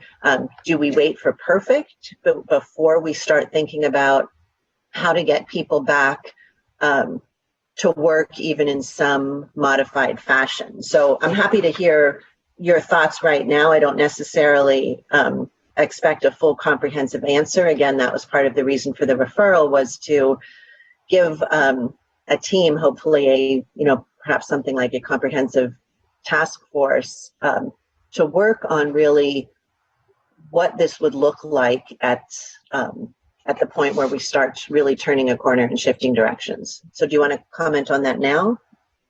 Briefly, Dr. I'll briefly comment. What I can tell you is that you're asking really good questions to which we simply don't have the answers. It's a level of detail that we don't have, and it's very, very difficult to know what parts we can scale back without compromising the progress that we've made. With regard to testing, I just want to highlight, we don't need universal testing. It's just that when someone's ill, we need to be able to test them and identify whether they have COVID and are infectious so that they can isolate. And this has been enormously challenging to manage this outbreak because there's some very basic tools that we simply don't have. And one of those is the ability to identify people who are infectious so that they can rapidly isolate. I mean, that's a really, really basic tool in communicable disease control that we've just not had at our disposal. So I think there's so many moving parts to know when would we be able to have enough tests to be able to test everyone who is infectious, to have the infrastructure to deploy those tests, as well as so many other parts. So just know that we're thinking about this as intensely as you are, and trying to learn from others. And we have kind of, broad guideposts, but the detail isn't there yet. I really appreciate that, Dr. Cody, and I'm sure that you're also looking at lots of modeling and research and things that we haven't necessarily seen. And I want to emphasize, one, how important it is, certainly to myself and my colleagues, and I imagine to the public, to really understand what is driving the thinking and the decision making.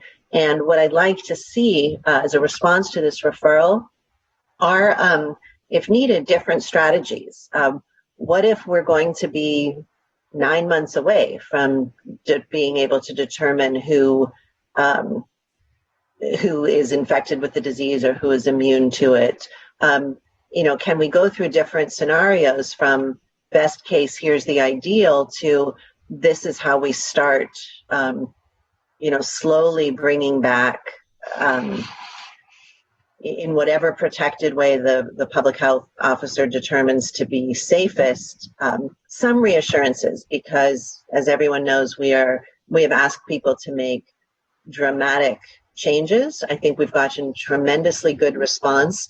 I think as the financial impacts continue to compound, there's going to be more and more anxiety around what do we do next? When does this look different? And even if we can't give people a date, if we can give some really clear benchmarks and show why we are or are not meeting them, I think that would really be immensely helpful to making sure that we are maintaining the shelter in place and all of the orders that your office provides for us. So I'll look forward to seeing that. I'm happy to follow up in more detail if there's still questions about what this might look like. The remaining questions I had are possibly slightly premature, but I'll set it up because we haven't yet heard from Dr. Smith on items 4 and 5 in the referral, which are the response expenditures, budget planning, cost recovery, and county supports for impacted residents. I do have quite a few questions around that. So let me ask Supervisor Chavez, do you want me to set those up now or wait and Jeff is going to give a report? If you could wait. The reason is what I'd like to do is make sure we can get all the feedback we need from the doctors, let them go to work, and then keep the other staff. So if there's anything medically related or doctors related, other than Dr. Smith related, would be great. Great. So I will hold that, but we'll continue on item 8 with another round of questions. Yes. Got it. Thank you so much. Mike? Thank you very much, Madam President. And thank you, doctors and all the personnel dealing with COVID each day. I should have taken a drink of water before I started talking. Sorry about that, Madam President. Dr. Cody and the other doctors and everybody there, thank you for what you're doing. I think your dashboards are wonderful. The communications daily are wonderful. I compare a lot with other cities. I have my own charts. Staying at home, I have more time to play with numbers. But the issue I'm having is what's before us. We don't have a vaccine for it. We don't know if it has a season. We don't know if a person tests healthy today. Well, we do know they can test healthy today and they can get infected tomorrow. There's a lot of different options. I wrote down my questions here, so I'll be very succinct, Madam President. I said, tested or not, social distancing, washing hands, those work. If you have symptoms, stay home. Breathing problem, see a doctor. I very much love the focused testing priority that one of you mentioned earlier, such as nursing homes and any other populations that are most vulnerable. It was mentioned that you're looking for sustained reductions in positive cases. And since we're doing more testing and trying to do more testing, I'm not sure how realistic that is for a variety of reasons. And here's why. So far, it seems almost exactly 10% of the people we've tested have tested positive. So if we continue to increase the number of people we test, we will continue to have more positives, which is not a sustained level. Currently, we've tested 12,000 people and 1,200 have tested positive. So theoretically, if we test 1,000 a week, we may get 100 positives. If we ramp things up to 3,000 a week, we'll get 300 positives, 5,000 a week, 500 positives, and so on. This is why I can't see a sustained reduction in positive cases, or I can't imagine how long, especially since a person, as I said, who is healthy today, gets tested, can get infected tomorrow, and this can go on until the season ends, perhaps like a regular influenza, perhaps not, or until a vaccine hopefully comes along. So since we can't be sheltering in place forever, do you see the next steps to slowing the spread, as people obviously need to go back to work at some point, using masks or something more? And my second question is, do we have any information about anyone who has tested positive, has recovered, and then tested positive again? Thank you.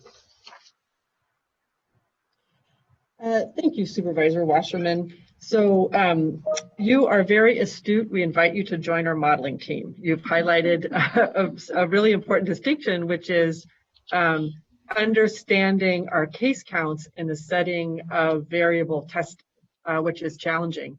And that's why a more helpful data point for us to follow, and I apologize that I didn't highlight this, is the number of people who are hospitalized. Because we think that that's been pretty consistent, right? If someone is ill and requires hospitalization, even with all the variation in testing, we are testing people who are hospitalized. So we're pretty confident that we will be able to identify people who are hospitalized and have COVID.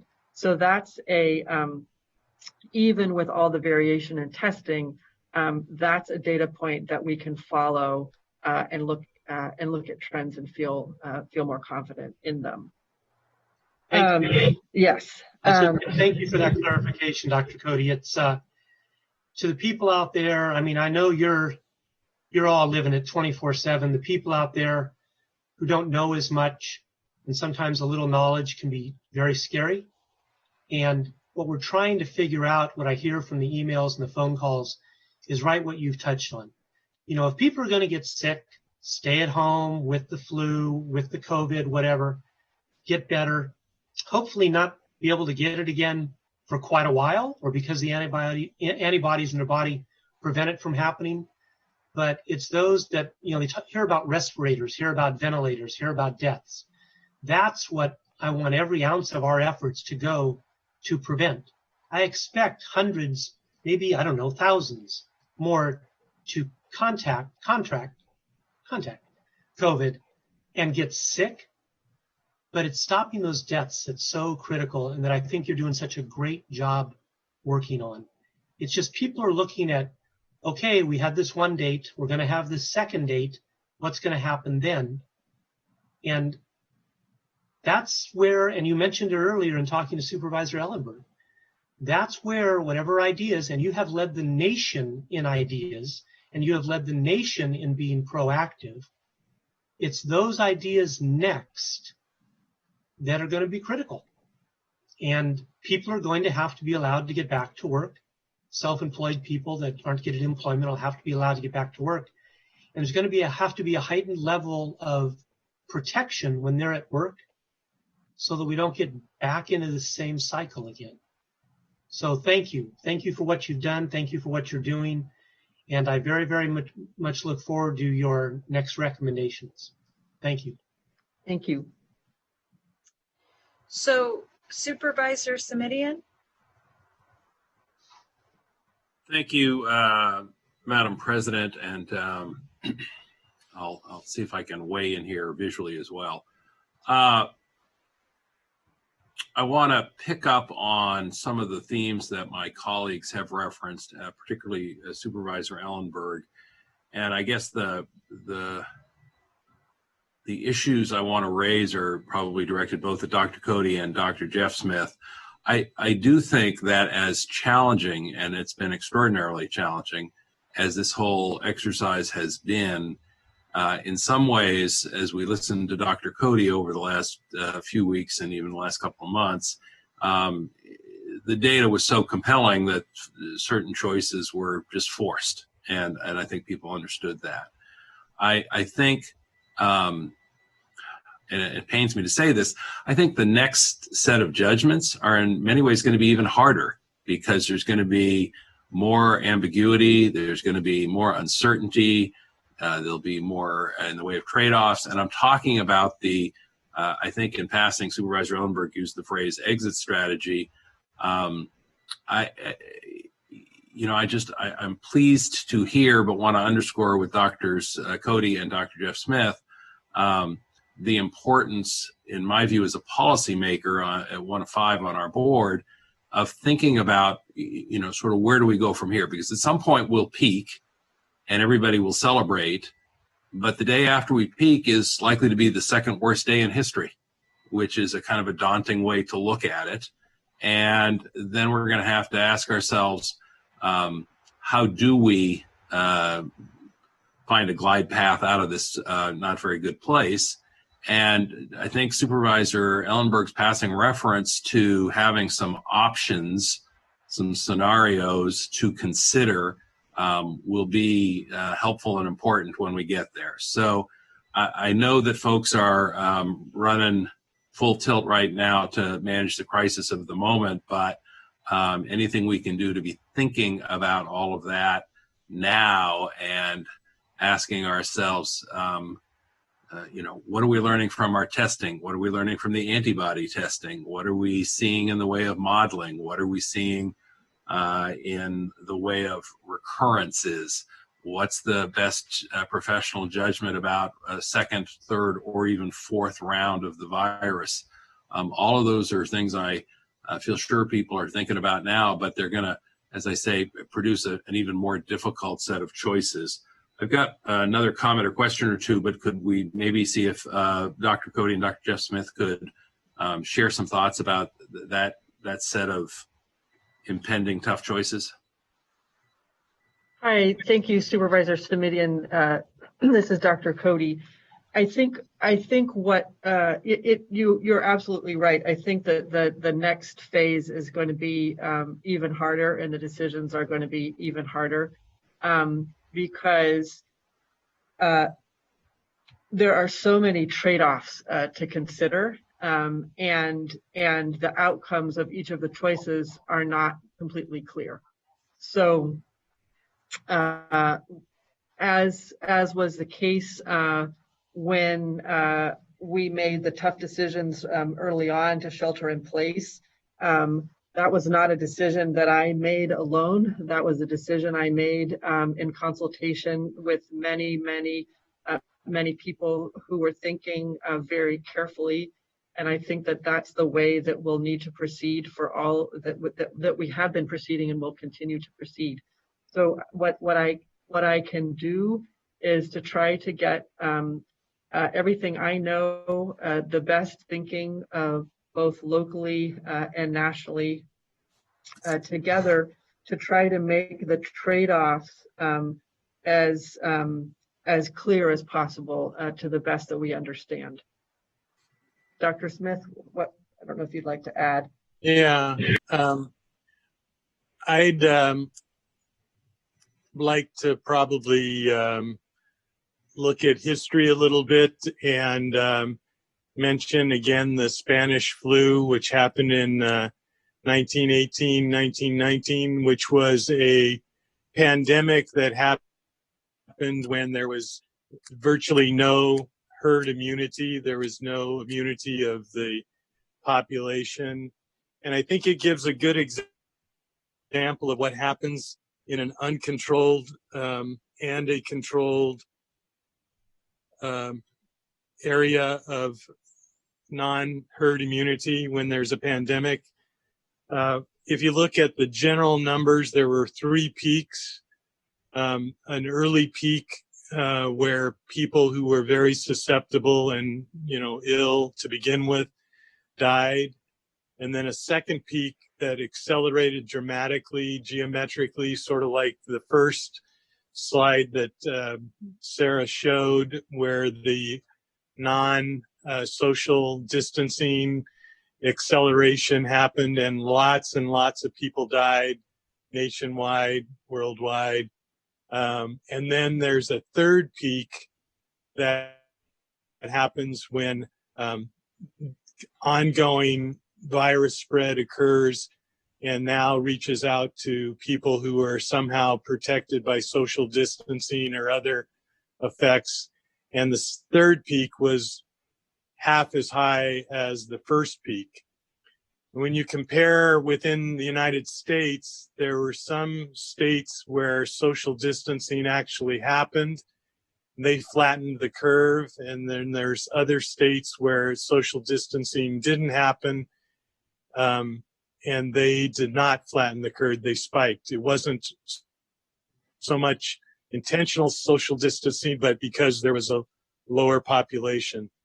So with this particular pandemic, when the orders are weakened, it's pretty much guaranteed there will be new infections, because at least at this point, there's no herd immunity for those who are uninfected. And we don't know how many people out there have been infected and developed immunity. So there will definitely be individuals who will get sick, and because there are individuals who get sick, there will be individuals who die after the order is released, unless we come up with a foolproof immunization, which is highly unlikely.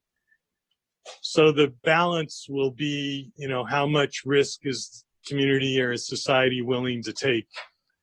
There will be no ability to balance it and say nobody gets sick after we release the shelter-in-place order, and there will be no way to say nobody will die after that.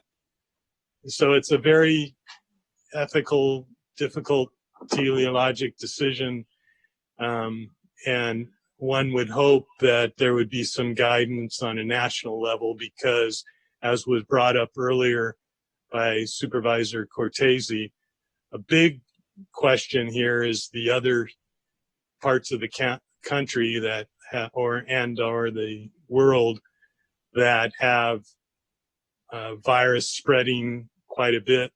We don't want to open up or I should say release our orders and then be reinfected by travel. So I know that's a much more bleak view than Dr. Cody gives, but I think the answer is people are going to die no matter what. The question is, how much of a risk do we want to take? And could you just elaborate a little, Dr. Smith, on how that judgment and determination gets made in the weeks and months ahead? I really am appreciative of this opportunity to raise this very hard set of questions, because it's going to be upon us relatively soon. Well, I guess the best way to imagine that it might happen is with some leadership at the national and state level. I'm very reluctant to put it all on Sarah's head and the other 6 public health officers, but judging from the fact that that's not been true at the national level, I think the decision will have to be made on a activity by activity basis. If there are certain activities where they are currently prohibited, but in the future could be done in such a way that they did not pose an extreme risk of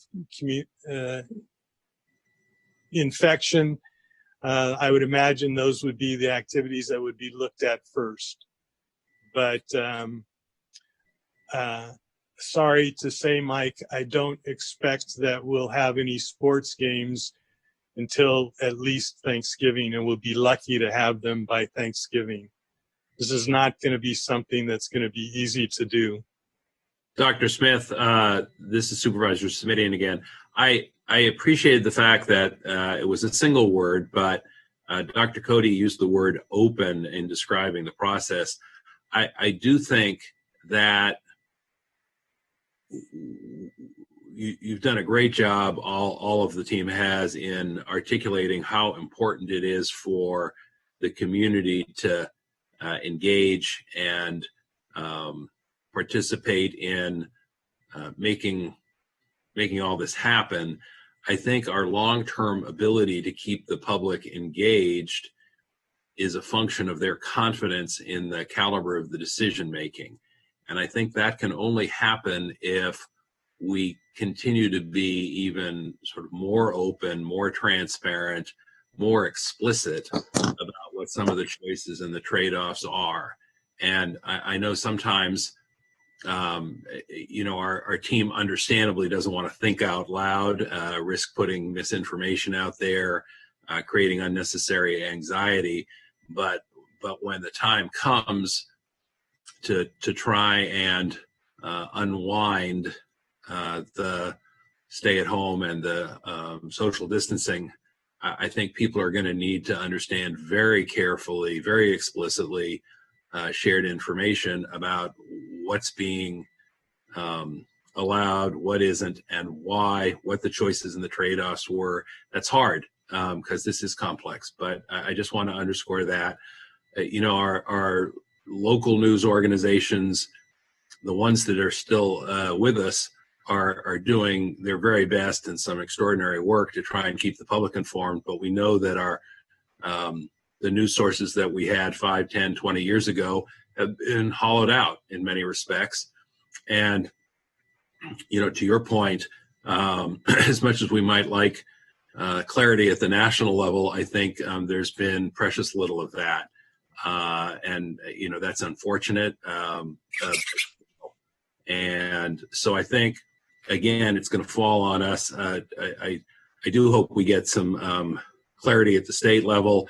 I think Dr. Cody and her colleagues around the Bay Area have been really smart about understanding the need to act and communicate in a regional way, given the artificiality of any individual county boundaries with respect to a virus like this one. But as you can tell from the fact that I keep staying on it, my concern now is the great challenge I see in thinking through the exit strategy. And again, I think having some range of scenarios that you can share and say, well, here are the upsides, here are the downsides, just so you know it's me on the one hand. On the other hand, I think that'll be important. And if I could just ask one last question as a way to exit this conversation, what's the role of antibody testing in all of this in terms of thinking about an exit strategy? And thank you with that, Madam Chair. I'll conclude my comments/questions. Thank you, Supervisor Simitian. Your questions are spot on, as always. So as I said before, the best we can do is try to get all of, round up all the best thinking and try to be as explicit as we can in the trade-offs, try to think up the various scenarios, and just understand that there are many, many, many, many moving parts, some that we recognize, and of course, many that we probably don't even recognize. Antibody testing is starting to come online slowly. I think that it will be helpful in a couple of ways. One is there are some population-based studies underway that will give us just a better, broader understanding of what is the existing level of immunity in the population. This is important, particularly in a place like Santa Clara County, where it certainly suggests that the virus was probably introduced much earlier in our county than in other places, just because of the travel behaviors of people living here, a lot of travel for both personal and professional reasons.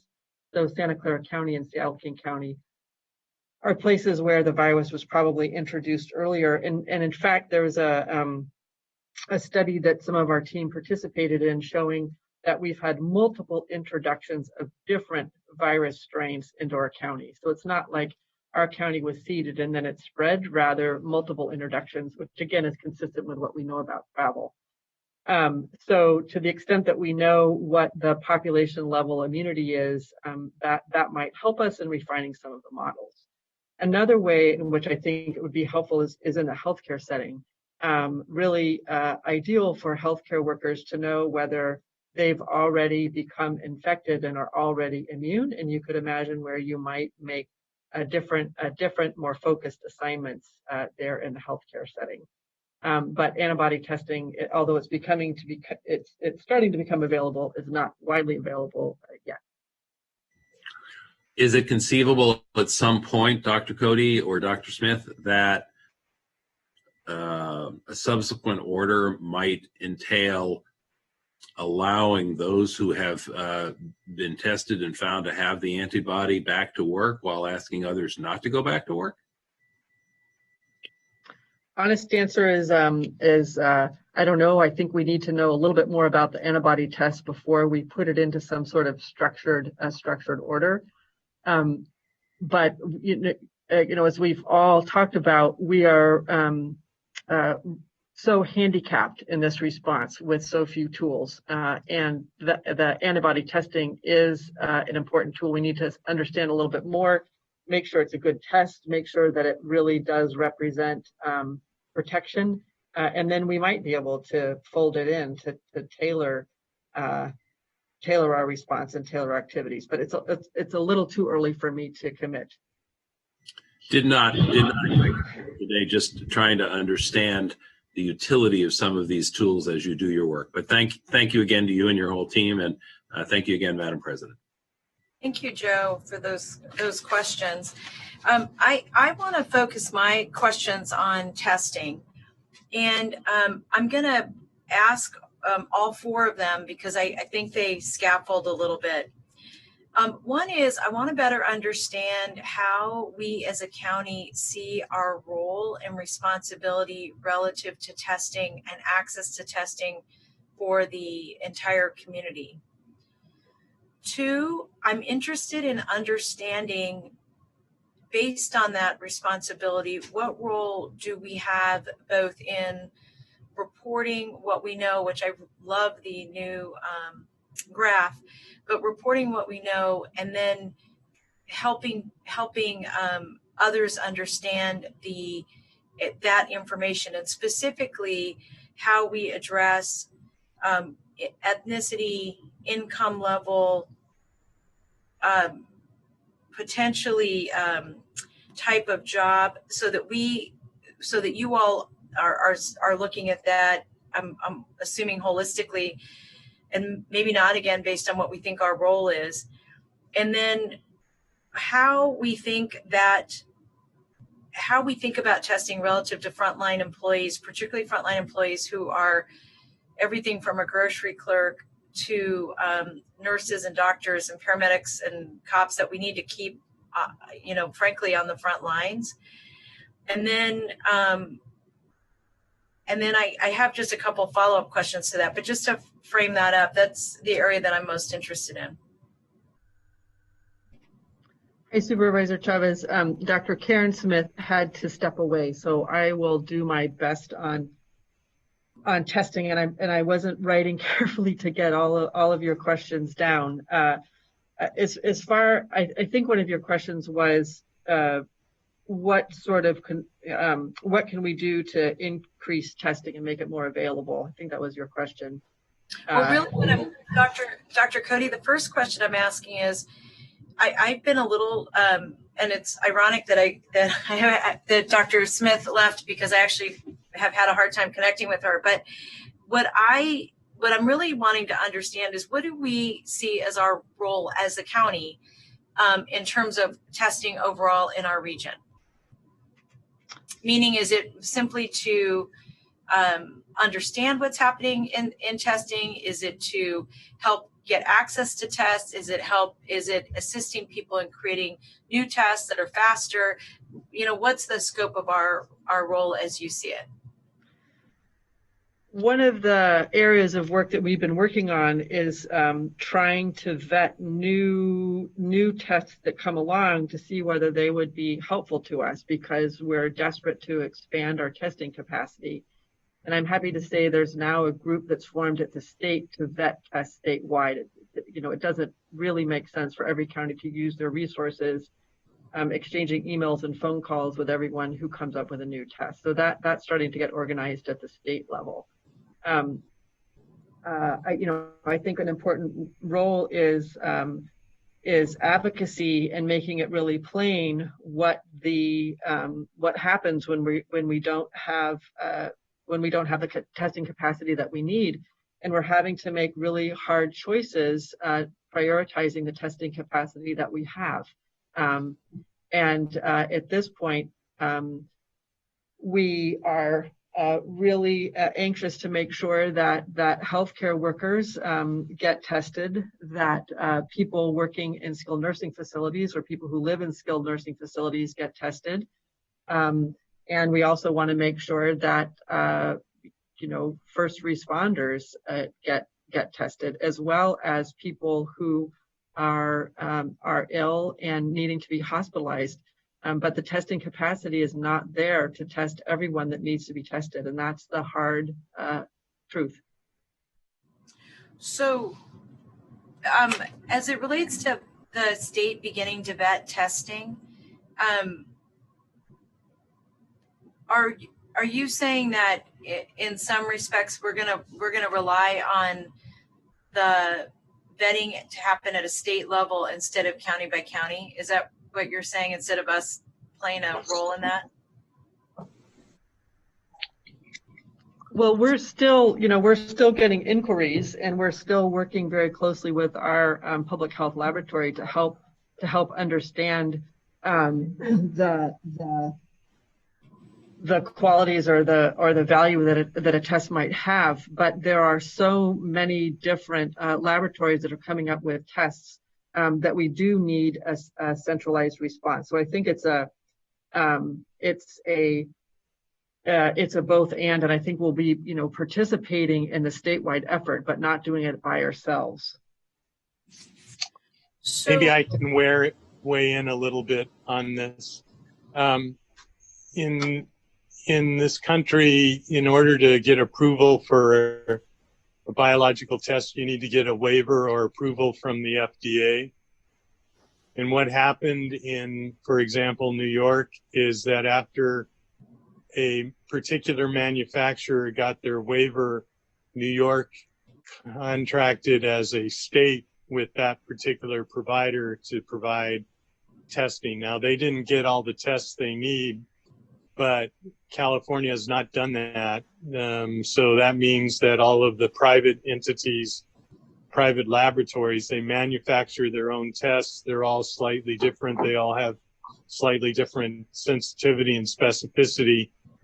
And the county doesn't really have any authority to control the testing or control the private sector. We have only the authority through the public health department to require them to report their results, positive and negative. Mm-hmm. We don't have the authority to tell them how much to do or how many to do or what they can, whether they can do it or not. Right. And I do really appreciate that. I think that what I'm trying to understand is, what role are we wanting to play relative to innovation, and what role do we want to play, and are we playing relative to access? And I just want to go back to the point that Dr. Cody raises, that I think it makes a ton of sense to me, which is, at a local level, we're trying to do what we can that really does have an impact and effect. It appears to me that in different parts of the country where there may be a higher number of companies that are based in particular cities or states, they're able to develop tests and partner with those cities and those counties to get people tested. And so there are some cities, for example, where Abbott maybe, or Eli Lilly, or any of these companies that are a little ahead of us in terms of access to tests. And what it got me thinking a lot about was the partnership that we have created with the Silicon Valley Leadership Group on the manufacturing of some equipment, and really wanting to better understand if that partnership should be expanded to give us more access to tests that are not going to use the Quest pipeline. Because what I absolutely understand is that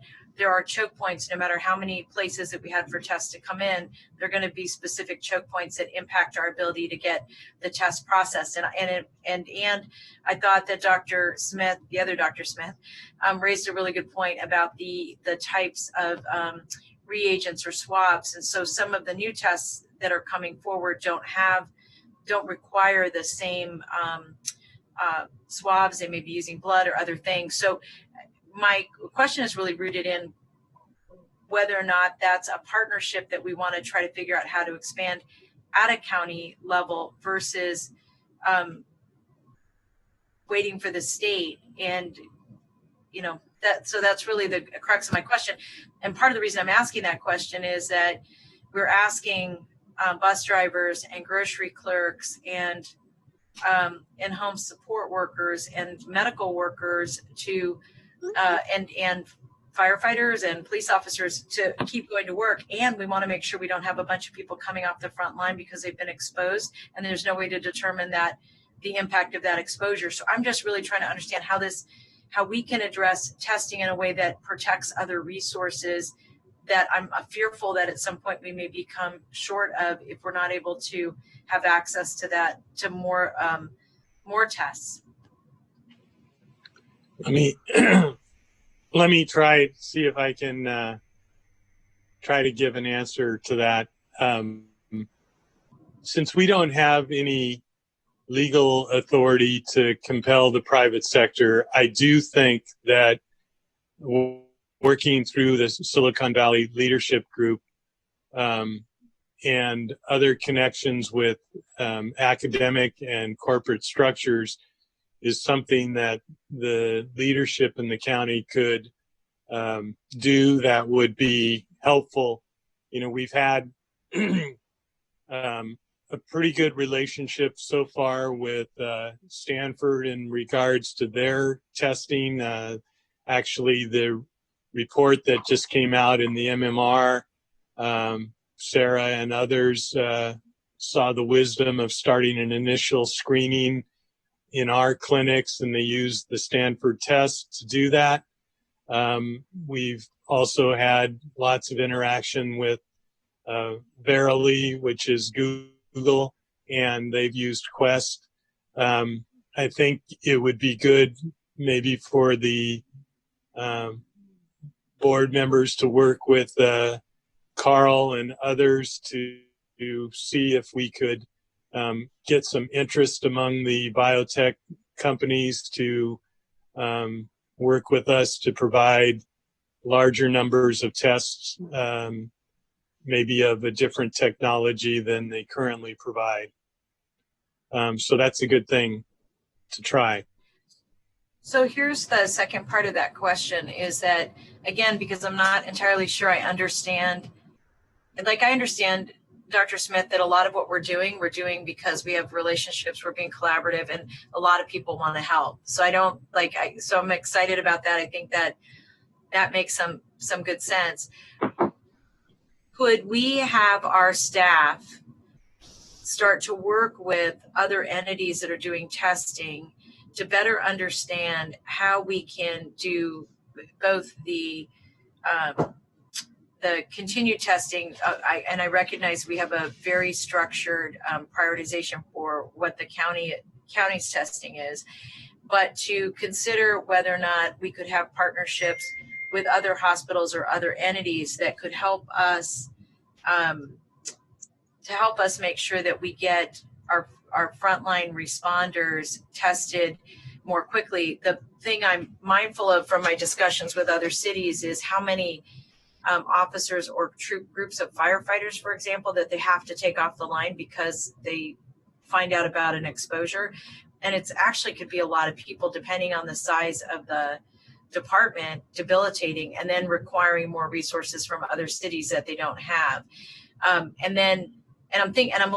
very worried about it with the bus drivers as well, which is, having somebody, as you know, light rail had to be closed down because of an exposure. So that's what's prompting my concern and question and wanting to task our staff with figuring out that frontline employee mechanism through collaboration. I know we can't make anybody do anything, but through collaboration with our other partners that are testing in our region. I think it's best for us to give you an off-agenda response back. I have a lot of concerns about, whether we have sufficient staff to keep up the response that we're doing and to do additional work. But let me talk with staff about it and get you an off-agenda response back. Thank you. Mike, you wanted to comment? Thank you, Madam President. Just a quick question for Dr. Smith or Dr. Cody, if she's there too. Dr. Smith, if emergency personnel tested on Monday and then got the results on Wednesday that they didn't have it, couldn't they have it on Friday? Yes. Okay. So how do we, I mean, Jeff, I understand everybody's desire, and believe me, the emails I've got, they want testing. But how do we get around the fact that somebody can test clear on Monday and be sick on Wednesday, or clear on Monday, clear on Wednesday, then sick on Friday? Yeah, well, I think that's the major weakness of testing is that it only tells you a space and time. And since we're not sure that everybody converts to positive immediately after they're infected, it doesn't really mean that you aren't infected either. It just means that and we can't test everybody every day. Yeah, that's why. And I'm not suggesting that, Mike. I hope it didn't sound like I lost my mind, but I understand we're not doing that. Yeah, Madam President, the public hears, what the testing that New York's doing, and they hear the amount of testing we've done, and they think, wow, why aren't we doing this? Why aren't we doing that? And I think Dr. Cody explained pretty well the issues that we've run across as far as trying to do more testing. Everybody does want to do more testing. But I just want it out there that if you test positive today, you can catch the COVID tomorrow. Yes. Okay. Thank you, ma'am. Yeah. So, Dr. Smith, that leads me to another question that I would appreciate if you could answer this. And this has to do with whether or not, actually, let me just follow up on one point that Mike raised. Mike, the point I'm raising is that different departments have had between 12 and 50 members of their staffs in isolation. And that was the issue that I was trying to address. I recognize, and I appreciate you raising it for the public, that, the test is only clear that day, and you can have false positives and you can have false negatives. And some of the tests are less reliable than others. And I think that was a point that Dr. Cody was also trying to raise, is that they're a little all over the map. And I do think with the FDA waiver, it's created a lot of opportunity, but also some chaos in the market. That all being said, we have been at a local level been quick not to wait for state or national intervention. And I think particularly as it relates to the national intervention, I think that's even more challenging. I feel like we've had a very good partnership with the state, but when we have a finite number of people who do particular tasks, and I'm concerned about that finite group of people not being available to the public. And while I appreciate also that we've been working really hard to flatten the curve, we also think we're doing that. And I think Dr. Cody made a very good point that we're using all of our best knowledge to be able to understand where we are in the process. And I think to Supervisor Smidian's point, this is the first wave. And so since this isn't a thing we're going to resolve today, I want to make sure that we're playing a leadership role in trying to resolve this as best we can. Supervisor, I'm sorry to interrupt. I think that Dr. Cody has a important conference call to be on, so I wonder if you can excuse her at this point. Yes, actually, I think we can excuse all the doctors. We've asked them all their questions, and Dr. Cody, thank you for staying with us as long as you did. Part of the reason we bifurcated the conversation is so that you could leave and go save lives. So thank you for that. Thank you, everyone. Really appreciate your support of all of us in the county on this response. Thank you so much. Thank you. Thank you. The last thing Dr. Smith, this is actually a question for you. And I know that we've been getting some concerns and feedback from our nursing staff in particular on two issues. One, PPE, which I think we've talked about. We're working our best to get that to our teams. The other is around the issue of whether or not folks under what terms and conditions people can get administrative pay. And since that issue's come up so much, I was hoping you could respond to that. Right.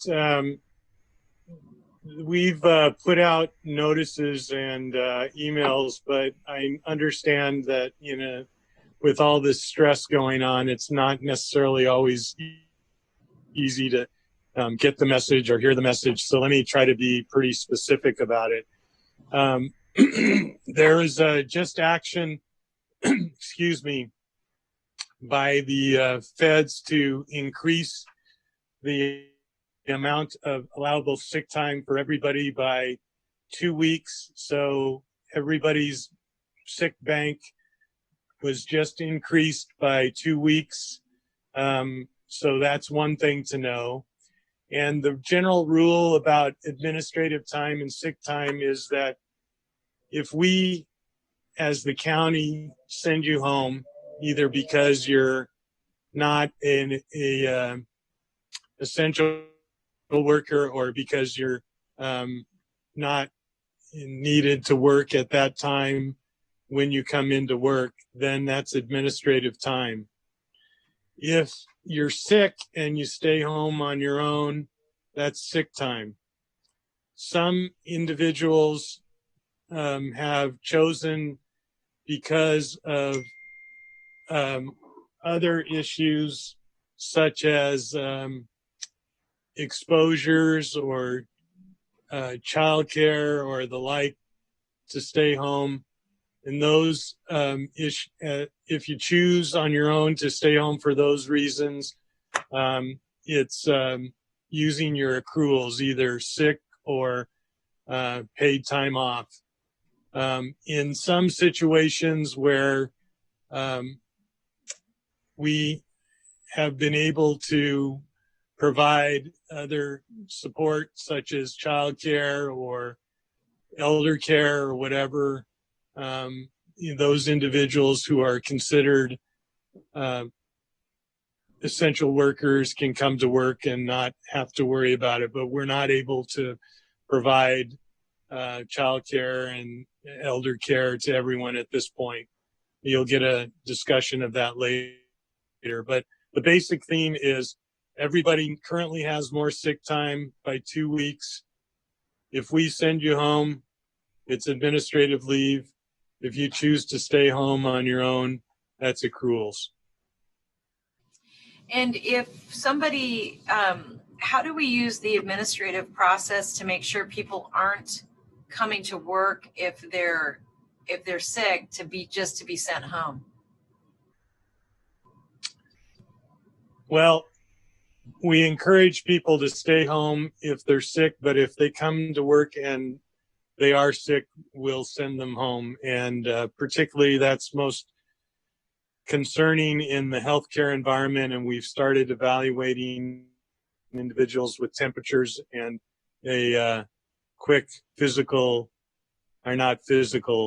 questionnaire assessment before we let them go to work. So in that situation, they're sent home if they're sick.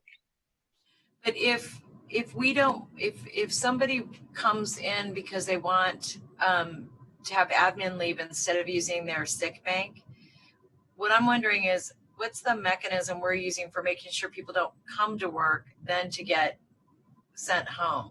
You know what I mean? Because we don't want them in line. We don't want them, frankly, exposing other people. Have we thought about a mechanism to protect against that? Well, if they come and they're sick, they use sick time when they go home. If they're not sick and we send them home, they use administrative time. They're not. So if somebody comes, but so there's no incentive to come to work if you're sick. You can't come to work and get and be on admin leave. Right, if you're sick. And okay, I know we have some folks who've sent us letters and who are on the phone. I'll let them give comment to that when we get to the comment section time. Thank you, Dr. Smith. And Dave, you wanted to ask a follow-up? Yeah, I just on that issue, I'm sorry to jump back in. That's okay.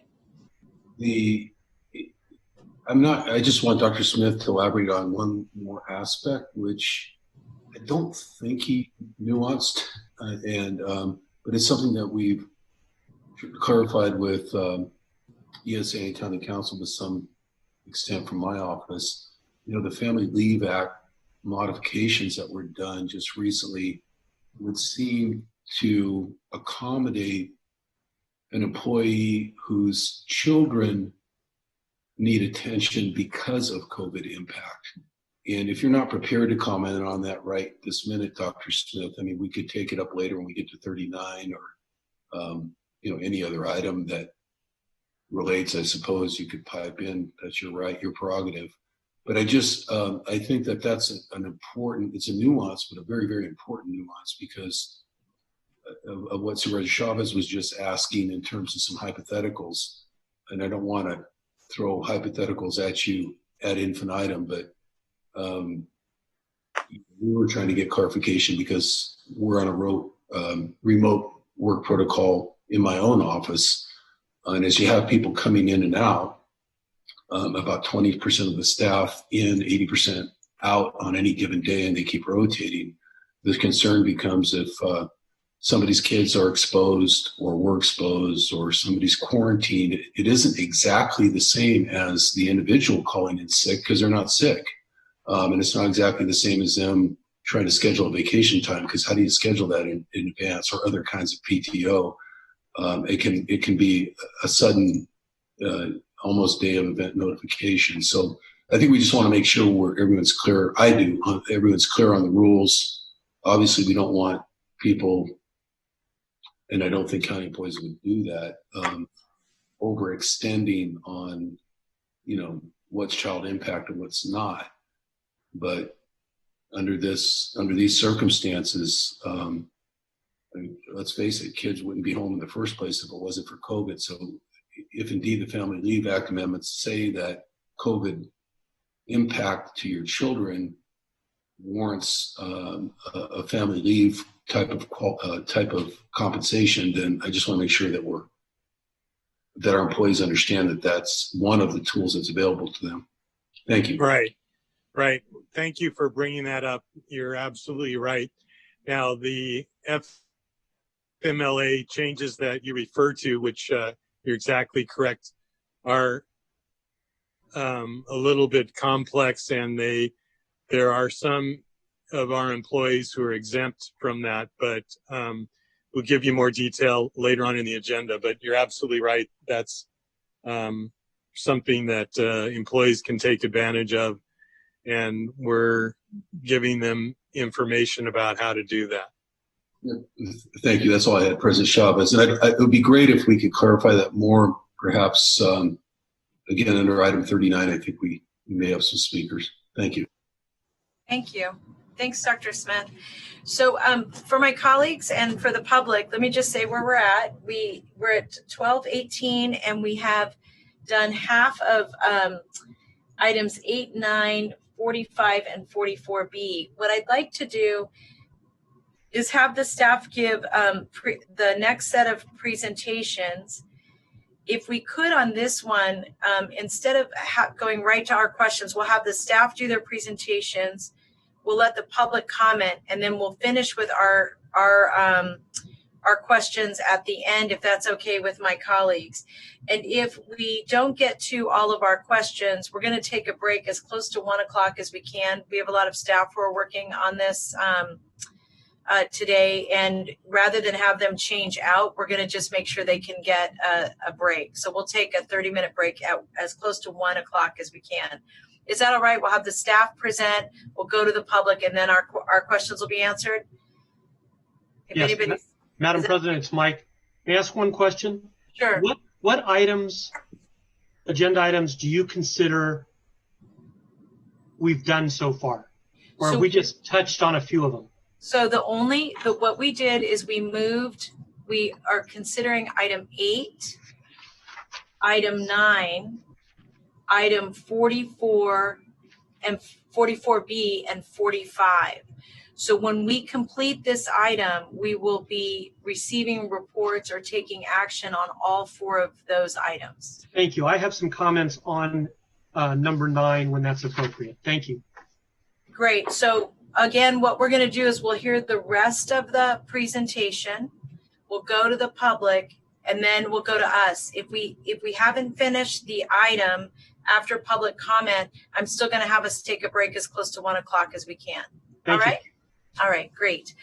So we're going to go to staff, starting with Dr. Smith and Bob Mendicucci, or whoever, Dr. Smith, you're recommending on your staff for the second part of this presentation.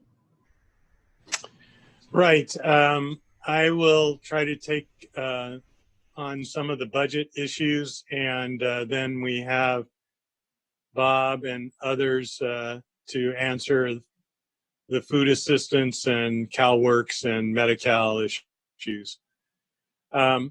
So as the board knows, we have been since before COVID predicting a major shortfall in our budget, and we've changed the budget process in order to try to deal with that in the context of COVID. We're now projecting about $220 million deficit in ongoing funding and about $150 million in one-time funds. Now, that it does not include the COVID costs, which at this point are not really knowable because of the way that the state and federal reimbursements work, and because of the way that our structure economically works. But let's just say that I've personally signed at least $40 million worth of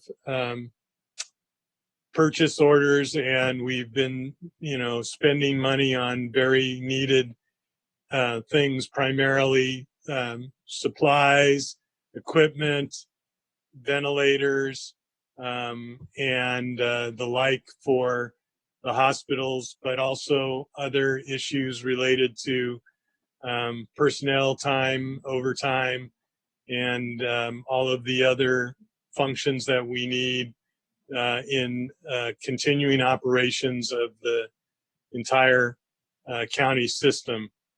In addition to that, the EOC is responsible for coordinating and collecting resource expenditures that are related to the COVID emergency from surrounding jurisdictions. So all of the cities have been working on their reports to FEMA and all of the special districts, and that includes fire and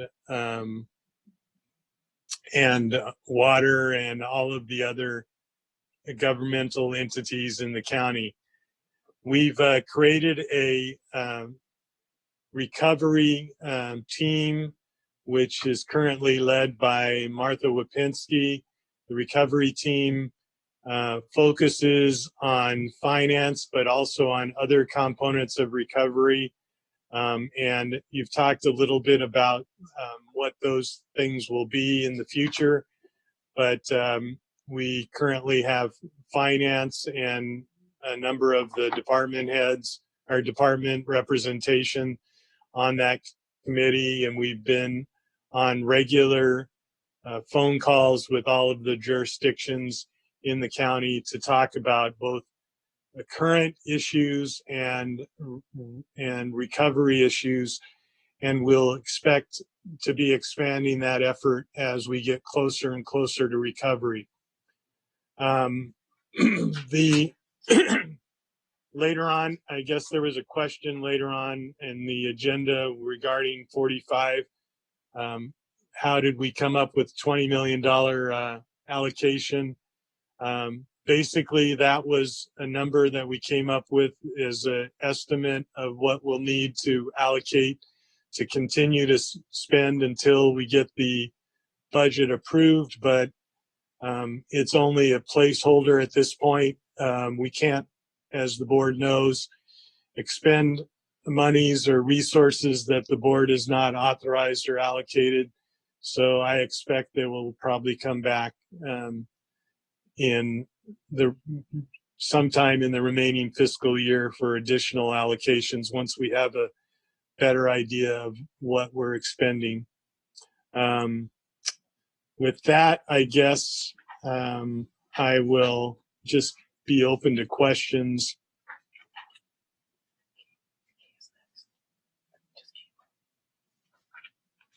No questions? Hello? Yes, I have questions. Wait, Susan, wait 1 minute. What I wanted to do was, if it's okay, we're going to allow everybody to present on this section. Then we're going to go to public comment, and then we're going to go to our questions. Okay. All right. So okay, so Key will go next with housing. We've been purchasing as much housing and motels as we can. So Key, you're on. Thank you, sir. Good afternoon again. Question for the clerk of the board. There were some slides that I had. Are those going to be shown, or should I just do it verbally? There are no slides at this moment. Okay. Then I will just give a verbal presentation. So sort of two things to note. First is that while my presentation is about our activities around assisting homeless individuals and families, the reason that we wanted to have this first is to describe or lay out, establish a sort of a foundation or framework for how we might be approaching other safety net services. In the county's Emergency Operations Center, under operations is a Housing and Human Services branch. And in this branch, we're responsible for coordinating with the safety net departments to meet the sort of community-wide and sort of far-reaching impacts of this crisis on all of our safety net populations. And for the past few weeks, I and others have been focusing on the initiatives around homeless persons. And how we have thought about it is, what can we do to restore or sustain services at a level that was in existence prior to the shelter-in-place order? Second is, then how do we begin to expand those services so that we can better meet the need?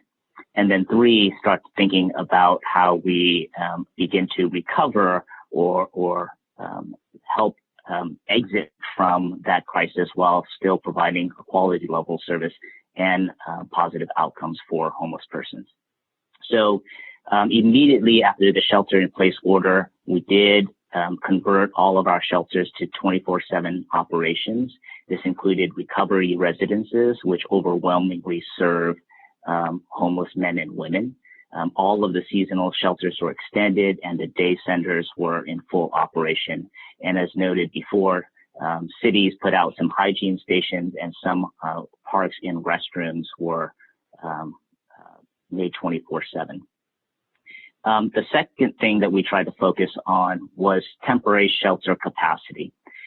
Coming into March, on any given day or night, we had the ability to temporarily shelter about 2,072 homeless men, women, and children.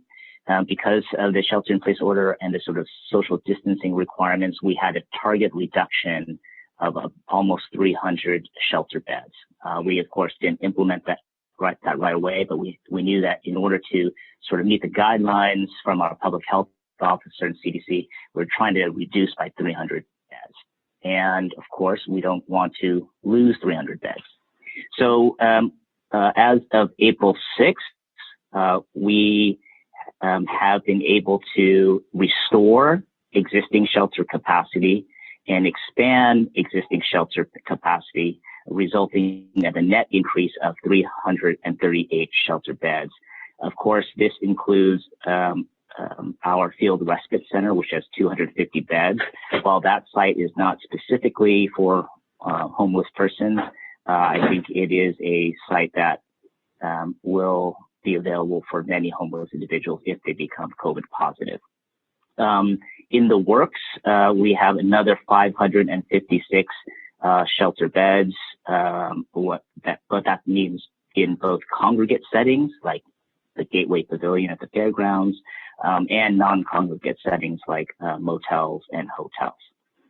So right now, if we fully implement the temporary shelter programs that we have implemented and are pending, we will be able to add a net of 872 shelter beds, and we think that can be fully operational in about 2 weeks. So the first piece for us was capacity. Second was about focusing on moving people to the most appropriate congregate or non-congregate shelter setting. So this includes moving persons who are 50 and over, age 50 years and older, persons with underlying health conditions from congregate shelter settings to hotels and motels or other sites. This also includes identifying vulnerable homeless persons who are unsheltered and moving them inside, and then also COVID positive individuals. And as of April 6th, we have placed over 318 persons in various settings. We're working on another 140 COVID-related requests. And then we have in our priority queue about 539 other individuals or families. And in this 539 number, we are prioritizing men and women and families who are enrolled in supportive housing programs, but who are currently unsheltered. And the reason why we're doing this is because we have resources, funding, services, contractors to temporarily shelter those individuals, and we have a realistic exit strategy for them. And then finally, the permanent housing mission of the Office of Supportive Housing and our partner agencies continues. Between March 1st and April 4th, despite all of this activity, we have helped 135 households obtain permanent housing. 51 of them were in rapid rehousing programs and 84 in permanent supportive housing programs. And then finally, an additional 87 homeless households were able to obtain permanent housing through other resources. So that's sort of the update on our homelessness work. I think it's a good framework for thinking about the other safety net services, and I'll be looking forward to working with Bob and his executives to frame that out and implement it over the next few weeks. Thank you.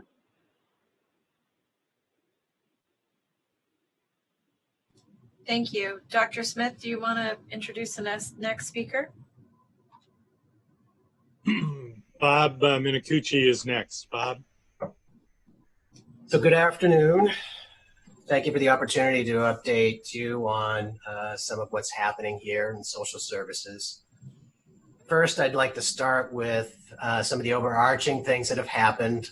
There is obviously federal legislation and some state action that has happened. It impacts families in the community, community members in a variety of different ways, whether that's things that range from very broadly from unemployment insurance to the kind of tax rebates, things like that. And specifically things that impact our programs at social services relate to things that fall into a couple buckets. Some are program reliefs. So these are eligibility requirements, things like work participation for certain programs that have been waived by the CARES legislation and some of the Families First legislation. In addition, there's some economic enhancements that have happened that affect the SNAP program, CalFresh here. And that's a situation where folks who currently aren't receiving the maximum benefit level due to other income and things of that nature will be eligible to receive an emergency allotment up to that maximum benefit level. But the upcoming couple of months. In addition, there is some supplemental funding that's available that will impact some of our programs, and that's around enhanced funding for nutrition programs. So that'll help us that'll help the county with some of commodity purchase like items for food banks, as well as some of the work that we're doing around enhancing our senior nutrition program and community access to things like that. Jumping into specifically some of the program impacts that we've had over the last month and a half, just to give a sense of what business is looking like here and what kind of impacts and traffic that we're seeing here.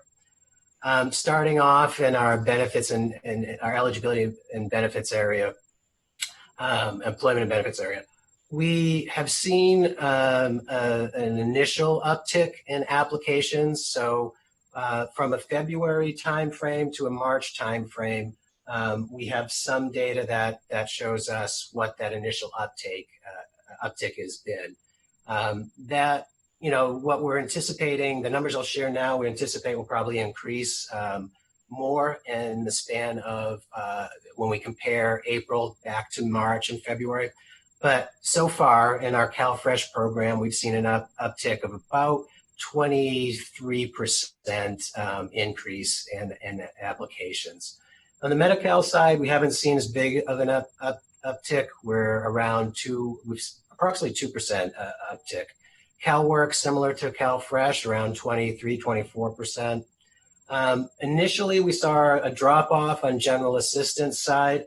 I think that probably had to do a little bit with operations, but also just, I think, of the variety of things that are going on right now, and probably some of the issues of that's causing us to think hard about access and outreach for this population. But initially, we saw a drop-off in the first week or two of around 20 to 30%.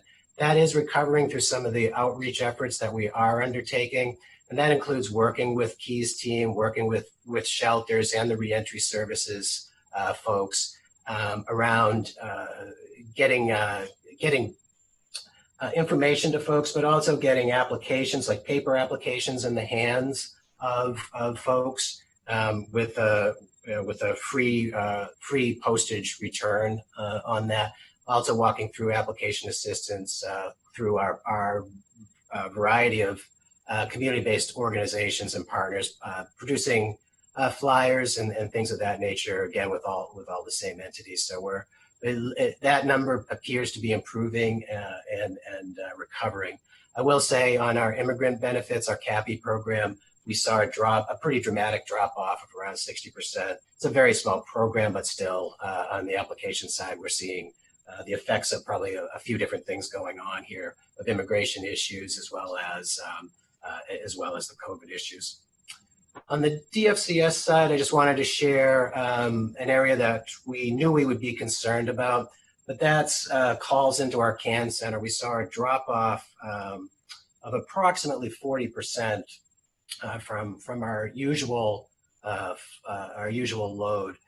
Our emergency response activity in March of last year, we had a little over 800 responses.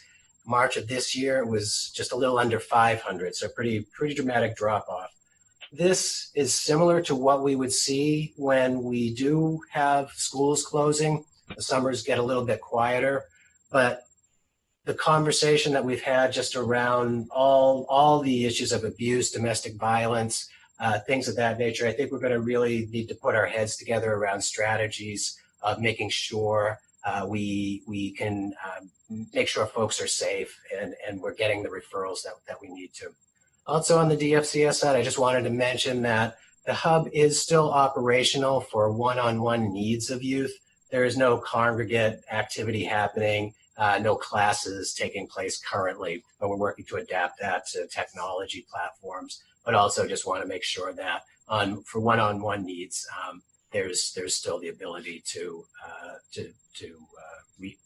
be involved with our staff. On the adult and aging side, a lot of work has happened in the senior nutrition program. Currently, we have 37 of our 40 congregate sites continuing to provide meals. We are, at this point, we're providing to-go meals of around 1,700 meals a day, but we're working to make this a completely contactless model. So we're continuing to move more towards the Meals on Wheels model. Currently, they're pushing out about 3,200 meals a day. In support of the activity that has happened for the homeless and folks who are now in hotels, we've been working around getting meal delivery set up for them. Also, have acquired about 2,000 shelf-stable meals to help the rapidly rehoused folks, the folks that we have in shelters who may not have access to refrigerators, things like that. We're also working to get folks microwaves in those settings so that they're able to have some ability to prepare some degree of meals.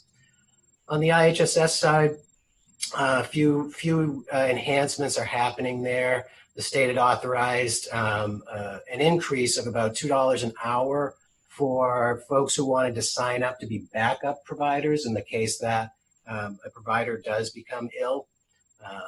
Currently, that's just getting underway. Currently, we have a handful of folks who have signed up for that. So we'll continue to watch that and try to get folks working with the public authority to get folks staffed up to be backup. I know a concern in the past was mentioned around sick time for that staff. The state had authorized 80 hours of sick time. So that's good news on that front. We'll still work to sort that out of how all of this meshes with federal activity too, and we're still sorting some of that out. On the frail population on the adult side, and both IHSS and APS, where we have received some enhanced funding from the state to be able to provide for overtime activities, to be able to do outreach for certain folks that we feel are the most at risk. These are folks that we consider who are over the age of 80 right now, and as well as folks who could be medically frail. And what we're doing there is allowing staff and having staff participate in making wellness calls and things of that nature. We're also working with the Friendship Line to connect folks with the Friendship Line. We have a lot of folks. I know we've had conversations here today about the anxiousness of being able to volunteer. I think the Friendship Line is a great opportunity to do that because it is, primarily socially distanced, but fulfills a vital need in terms of social connection during these times. On the public guardian side, we are continuing to watch very closely on our conserved clients and also working with the county around some of our conserved clients and trying to rearrange settings for them to help build some response capacity in the hospital system. And I would also say from a protective services perspective on the adult side, call volume is down approximately 15% on that side too. Again, an area of concern there, and we're putting thoughts together around how to better enhance that through some of this contact work that we're doing. On our veteran services side, our staff remains available to help assist in continuing with the claim assistance work that they do. In addition to that, I would say one of our major efforts of the moment is we're reaching out to our provider community. We're asking them for kind of where they're at in terms of their workload, their capacity, and getting assessment back of what capacity they may have to help us out in some of the surge that we expect, as well as for some of the potential outreach activities that I mentioned a little bit earlier. And that is all I have.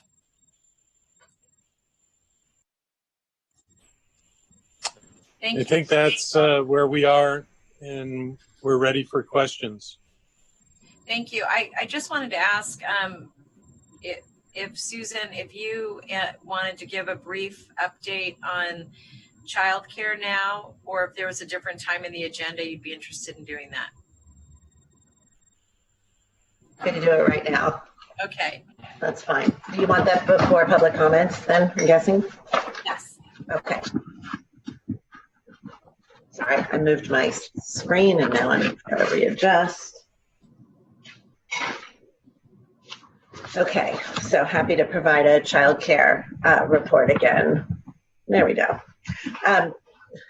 As many of you already know, there are many efforts to provide child care to essential workers in Santa Clara County.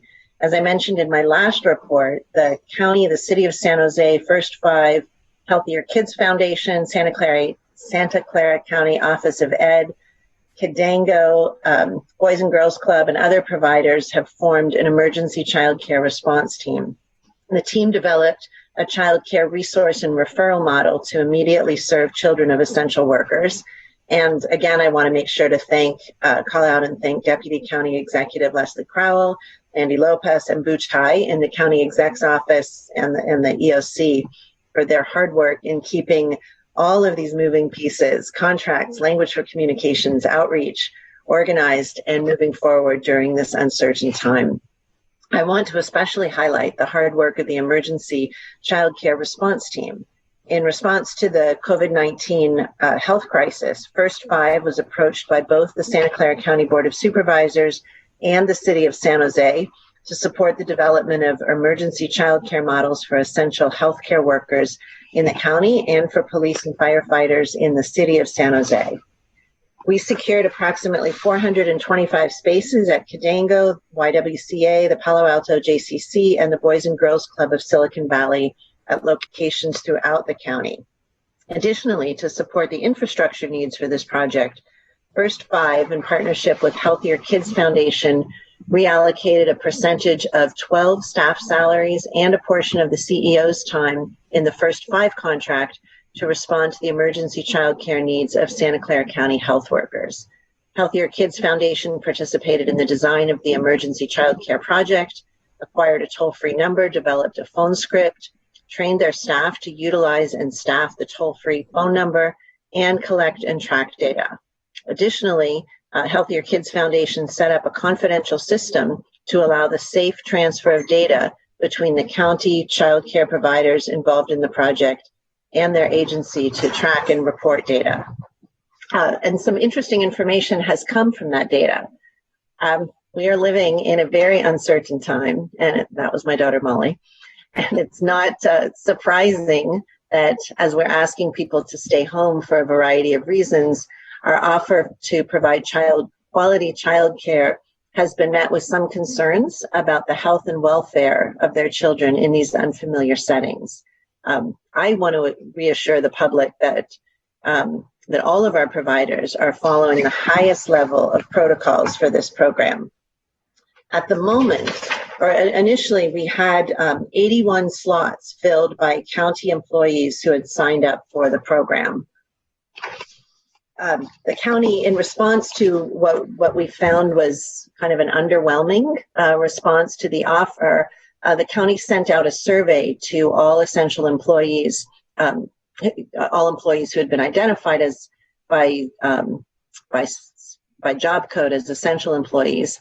And we've gotten already over 860 responses, and the stats are pretty steady.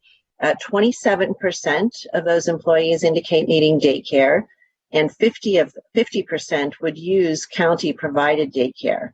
So we have over an additional 100 individuals who say they would use it. Many who have replied that they're not taking advantage of childcare have given a number of reasons that are particularly important to the decisions that we make going forward. One is the hours. All of our programs are available during traditional business hours. The earliest opens at 6:30 in the morning, I believe. The latest closes at 5:30 or 6. Some parents have been concerned about instability for their kids, moving them around from one environment to another. Some have health concerns that their kids may be at a heightened risk if they go into these congregate care settings. For some, the location has proved not to be convenient, particularly for those employees in South County.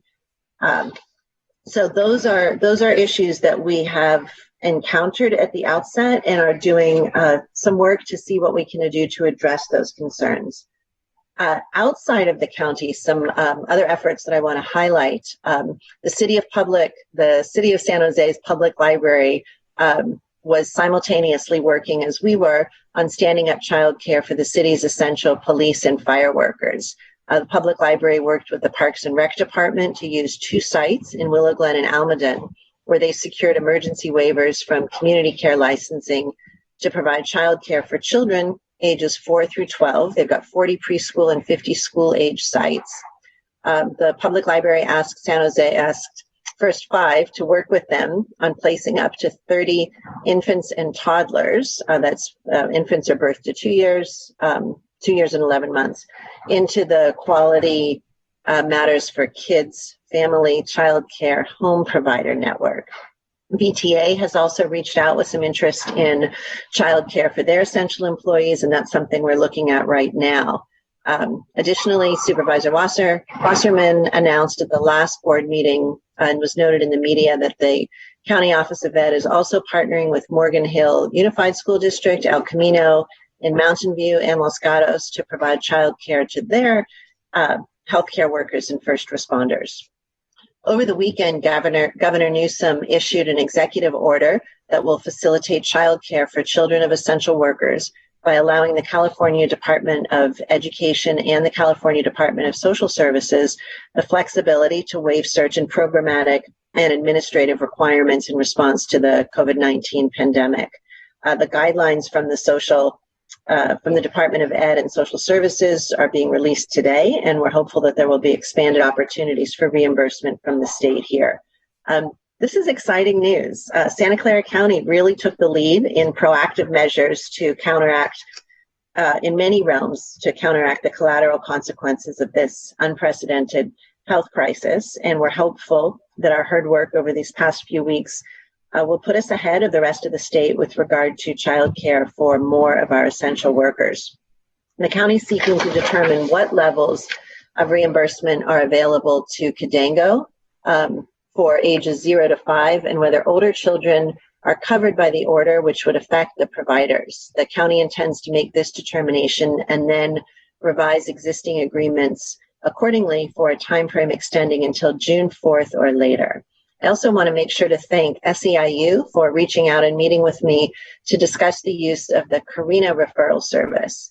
Carina is a nonprofit tech startup connecting well-qualified, trained childcare and home care workers to those who need care using an online matching marketplace. They work with home-based family childcare providers and consumers looking to find licensed family childcare providers. They have a verified matching tool that meets the growing need to connect these workers to verified home-based family childcare providers, and they have openings.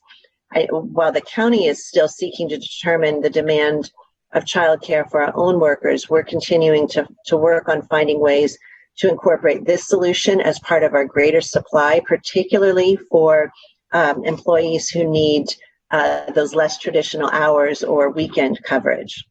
So finally, almost finally, you can see by the numbers that we don't yet have an overwhelming need for the qualifying essential county employees to fill the 400 slots. I mean, we don't have a critical mass of families clamoring for those slots. So we're hoping to address the issue of childcare for non-county employee essential workers once the findings of the government's order are issued, so that we can broaden the outreach to essential employees beyond our own county employees as part of the whole EOC operation, which does include, of course, the whole county more than just our organization. They would be able to use the 1877 number, but the county wouldn't necessarily pay for their childcare. Stay tuned for that, as we're working really hard to build coalitions for this. The last comment that I want to make, because we're hearing item 44B in connection with this number, I asked, that was the child care facilities report back, and I requested that we hear this item because I want to, please close the window, please. Because I want to reiterate how important it is for the county as an employer to continue to lead by example. The issue of providing childcare to our employees has been a long time one. My colleagues and I, and many of those who came before us on the board, have reiterated that we are fully committed to providing childcare for county employees, and we've heard county employees tell us that they want and need it. Our work standing up the emergency child care response team feels like a microcosm of what a system for our employees could look like.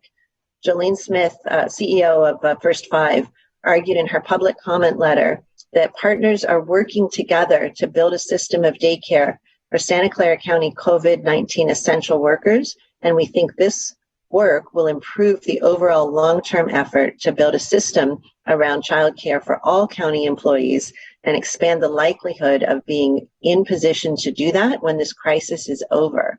The work to develop a mechanism to allocate childcare positions to over 12,000 COVID-19 essential employees is essentially a small experiment or pilot on all the items and processes that need to come together to make the effort efficient and easy for employees to use going forward. So when this item came before us in February, I'd requested a report back no later than today. Thank you. However, I can't agree to allowing this item to be deferred to a date uncertain. While I understand that the county exec's office has been operating in the EOC, I want to request that this item come back to us at the first meeting in August so that we can reevaluate how to provide and continue to provide this essential service to our employees. Thank you for listening to all of that. I'm happy to answer questions and hope to have my colleagues' support in making sure that we do not put childcare feedback in the category of date uncertain on report back. Thank you so much. Thank you. With that, we're going to move to public comment, and then we'll go back to ourselves for questions. The public comment we're taking right now is on the item before us, which is COVID-19. Then we will go back to public comment, then go to the consent calendar. We're essentially going to start our meeting again, just to be clear with everyone. So I'm going to ask the staff to make sure that each person gets 1 minute to speak. And at the end of this, we're going to take a 30-minute break, and then we're going to return. All right? All right. So, David, are you still in charge here? Yes, President Chavez, I'm here. We have 12 speakers on this item, and the numbers are getting a little larger. It looks like we're at 16 speakers now. Okay. Our first speaker is Jerome Shaw. I am unmuting you. Please accept the unmute. You will have 1 minute to speak when the timer begins.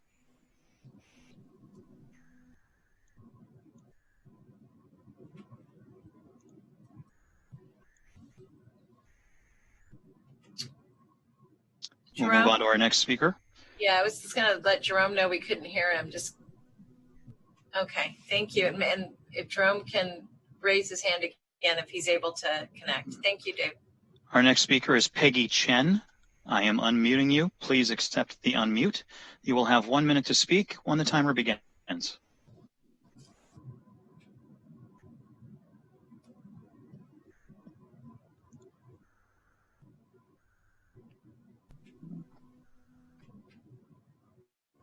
We're not getting anything from Peggy Chen. Let's move on to the next speaker. Our next speaker is Teresa Sawyer. I am unmuting you. Please accept the unmute. Hello? And you have Hello? 1 minute to speak when the timer begins. In-person cannabis purchases are essential health care. Don't push me and other populations into illegal underground markets where cannabis is sold untested with possible contaminants and is usually a combustible product. These illegal markets do not focus on edibles and tincture like my licensed dispensary provides. Unless you reverse the course, you are making certain the underground market will thrive, guaranteeing more cases of COVID-19 in the county because they will not respect the need for safety protocols as dispensaries do. I have not held a recommendation in the last 2 or 3 years due to Proposition 64. Getting one now in this crisis is an unreasonable burden due to logistics and costs. Cannabis is now an over-the-counter medication like Sudafed, and dispensaries serve the same purpose as drugstores, which rightfully remain open. The dispensaries I use, such as Harborside, have moved to adult licensed usage only, negating the need for doctor recommendation. Please reverse this course as it is essential health care. We'll go back to Peggy Chen. I am unmuting you. Please accept the unmute. You have 1 minute to speak when the timer begins. Hello, here's Peggy. Can you hear me? Yes. Okay, thank you. Happy birthday, Cindy. Thank you. Yeah, from the 2 years ago, I moved to this city. I'm a realtor. I can see our New Peters have a big change. And I love this city. I just concerned about when we have this project, how we maintenance and management, we need this cost for the city. And I think a shelter is a home for the people. That is we need to maintenance the everything for the, right now the residents is healthy and safe to live here. That's all I want to see. Thank you. Our next speaker is S. I am unmuting you. Please accept the unmute, and you will have 1 minute to speak when the timer begins. Hi. I just wanted to address that this whole system really stifles the voice of the unhoused. There should be a place at Santa Clara County where unhoused people can go to address you. Doing it this way, really, they can't sit there in a tent and try and zoom in and wait hours and hours to be heard on an issue. So I'd like to see a room at Santa Clara County where unhoused can come and have their voices be heard. Because when I was out there, that last night, we found a man under blankets, under a mattress. That was his only source of refuge in pouring rain and mud. And people like that need to have their voices heard. And right now, they can't. They can't charge their phones, can't charge their ankle monitors, can't charge their wheelchairs because everything is closed. And now they can't even voice their concerns to you because they can't zoom in. So please consider a way to include unhoused voices in these meetings. Thank you. Our next speaker is Michelle Blade. I am unmuting you. Please accept the unmute. You will have 1 minute to speak when the timer begins. Hi, my name is Michelle Blade. I work for the Behavioral Health Department. I've been there 5 years as Zephyr, as a mental health peer support worker. At Zephyr, my work environment is very toxic, to put it mildly. It makes it hard to provide life-changing services to our mental health and homeless clients. There's a lot of poor communication and no leadership from the management. It's mainly the management at my center, and some of my management has criticized me and my coworkers unjustly, not taking our safety seriously, and been actively seeking reprisal for me bringing up these issues. Bullying is commonplace, with hostility constantly circulating. Although I care deeply about my clients and my community, I dread going to work every morning, which affects my clients. And all my coworkers feel it. Many want to leave. Please help make our work environment harmonious. Thank you. We're going to go back to Jerome Shaw. I am unmuting you. Please accept the unmute, and you will have 1 minute to speak when the timer begins.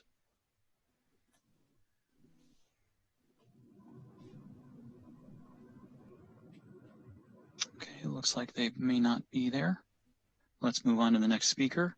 Our next speaker is Jan Parcell. I am unmuting you. Please accept the unmute. You will have 1 minute to speak when the timer begins.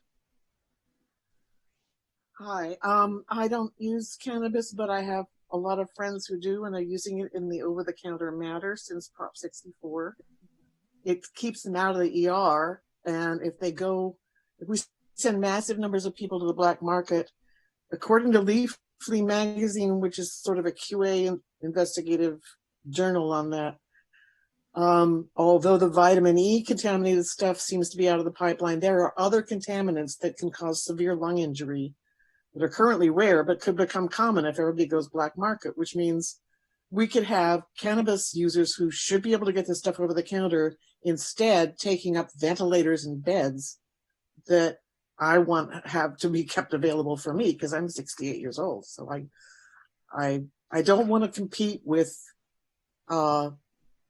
illegal purchasers of cannabis for ventilating for no good reason.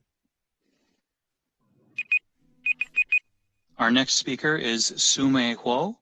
I am unmuting you. Please accept the unmute, and you will have 1 minute to speak when the timer begins.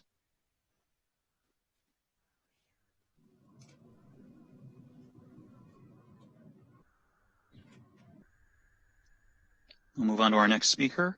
Our next speaker is Kelly Gagne. I am unmuting you. Please accept the unmute. You will have 1 minute to speak when the timer begins.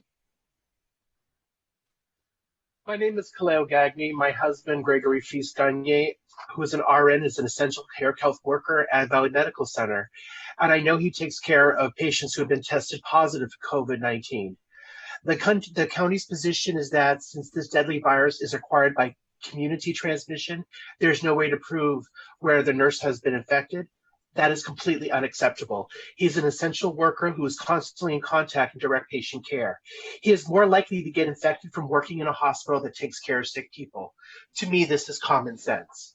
I want to know if you require nurses to be essential workers that take care of patients, why are you not giving all COVID-19 impacted nurses the essential means to survive? Why are you punishing them by making them use their sick time or PTO? They should be applauded and admired for the heroes that they truly are. I am demanding the County of Santa Clara do the right thing and place all essential employees on paid administrative leave. Thank you. Our next speaker is Alan Kamara. I am unmuting you. Please accept the unmute and you will have 1 minute to speak when the timer begins. I want to thank Kaleo for that wonderful statement. Thank you, supervisors, for bringing this up. To Dr. Smith, when you generalize that you don't incentivize people for coming in sick, well, they are sick because they were exposed at work. I mean, these are essential workers who come to work as mandated as essential workers. So at the minimum, we feel like the county should be able to incentivize us, not only a crisis pay, but they should incentivize us with paid administrative leave. Yes, the federal government has mandated that we have 2 weeks on our sick bank. Thank you all for doing that. But that is not enough because some people their sick might go beyond 2 weeks. And what is the county position? And that's why we're waiting for the county supervisor. So please help us and act crisis pay and paid administrative leave, knowing that going to work every day helps reduce our anxiety. Thank you all. Our next speaker is James Anthony. I am unmuting you. Please accept the unmute. You will have 1 minute to speak when the timer begins. Thank you so much. Really appreciate your time this morning. I just wanted to note that regarding item 8, Dr. Cody was very clear, and we're all very glad to hear that the impact of the early sheltering in place order was that it's working. The curve is bending and flattening. I want to point out that for that entire time, until April 1st, San Jose's cannabis dispensaries were providing cannabis health care under state law while practicing strict social distancing and sanitizing practices, strongly promoting delivery and pickup, maximizing folks staying at home, not congregating, and minimizing the time and number spent in store for those folks who had to come into the store for lack of communications or for the need to actually get some personal service, gloves, masks, separation. And it's due to those kinds of efforts that we've been able to support the home officer's success so far, the health officer. Thank you so much. Our next speaker is Janet Diaz-Perez. I am unmuting you. Please accept the unmute, and you will have 1 minute to speak when the timer begins. Thank you. Good afternoon. Happy birthday, Cindy. Thank you. Let me start by memorializing today marks the 23rd day since the county enforced a shelter-in-place order mandated by the public health officer as an effort to slow the rate of spread of the COVID-19.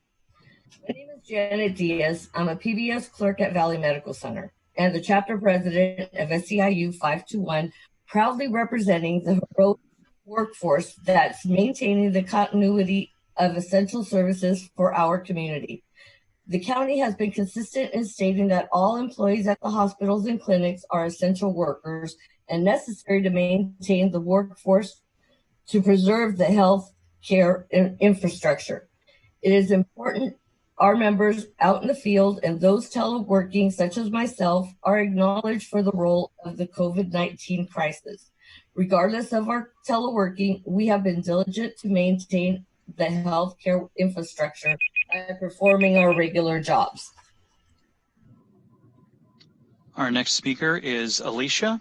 I am unmuting you. Please accept the unmute, and you will have 1 minute to speak when the timer begins. As a person who uses cannabis due to cerebral palsy and chronic pain, closing dispensaries will limit persons like myself who need cannabis, just like we use ibuprofen or other over-the-counter medications. Access should be made readily available during these times. By closing dispensaries, you are making it much harder for myself and other people to access clean medicine. Please keep dispensaries open and know that cannabis is as essential as everything else that was deemed essential. Please remember that it is essential for people's livelihood. Thank you. Our next speaker is Allison McDonald. I am unmuting you. Please accept the unmute. You will have 1 minute to speak when the timer begins. Thank you. My name is Allison. I want to thank all of you for your leadership and the tough decisions that you've been making. And I wanted to remind you that according to the 2019 homeless census and survey, we had at least 125 homeless people living in Milpitas. And we know that without access to facilities for hand washing, laundry, no room for social distancing, no place to shelter at home, this population is unable to comply with guidelines put in place to slow the spread of COVID-19. And there's a high percentage of folks with risk factors for the illness within that population, meaning that they will be more likely to need hospitalization, ICU, intubation, etc., putting strain on our healthcare system. I'm hoping that you can provide temporary shelter for my fellow Milpitans at this time as a public health and safety program, and I hope you'll consider supporting Supervisor Cortez's proposal. Thank you. Our next speaker is Carl W. I am unmuting you. Please accept the unmute. You will have 1 minute to speak when the timer begins. Yes, good afternoon. My name is Carl Wright. I am a rehab counselor at the Office of Supportive Housing, and I just kind of want to put out some of the things that's going on in our department that we need an open forum to address, such as hostile work environment, such as favoritism, and such as other issues that actually go against some of the things that were bargained for in our contract. We have managers that will blatantly disregard some of the items in our memorandum of understanding, and it causes undue hardship on some of the frontline staff in the office. This happens, and because we have a lot of people who are afraid to speak up because they're afraid of retaliation, none of these things actually get addressed or brought out to the front so it can be addressed. Thank you. Our next speaker is Nassim Nouri. I am unmuting you. Please accept the unmute. You will have 1 minute to speak when the timer begins. Hi, my name is Nassim Nouri. I'm with the Green Party of Santa Clara County. I'm also a retired microbiologist and one of the volunteers who's putting together COVID response kits for our unhoused neighbors. We've established safety protocols and training for making and distributing these kits. And I believe that we've already distributed quite a lot, up to 800 of them. And our group's goal has been to reach unhoused neighbors and actually equip them with the essential tools that they need to protect themselves, like COVID information, hand sanitizers, and masks. I think item 9 is going to address this more, but I just wanted to let you know that we're very grateful for county support with supplies. We do need a lot more of these essential items, especially sanitizers, because we can go out to a lot more people and actually do a lot more outreach. Our county health experts have told us speed is essential to address this pandemic, and we really would love to expand our help. Our next speaker is Hui. I am unmuting you. Please accept the unmute. You will have 1 minute to speak when the timer begins. Hi, good afternoon, supervisors. This is Hui Tran, and happy birthday to you, Cindy. I want to start off by thanking the county for acting with amazing speed and urgency to limit the spread of COVID-19. The county has deservedly received praise for being the first to institute shelter in place and for acting decisively. The folks who remain at risk, though, are the unhoused. A group of dedicated volunteers like Nasim, who just spoke, have been working every week to put together these COVID kits, along with other essential supplies like food, hygiene items, and Mylar blankets. Over the past few weeks, we've actually been able to produce 200 packs per week. And with additional volunteers as this effort has grown, we've doubled our production in the past week to 400 packs, making over 800 packs that have been able to disseminate information and essential supplies to the unhoused. We are not short on good-hearted people, but we are running very short on supplies. We're asking that the county provide resources and funds so that we can continue our operation.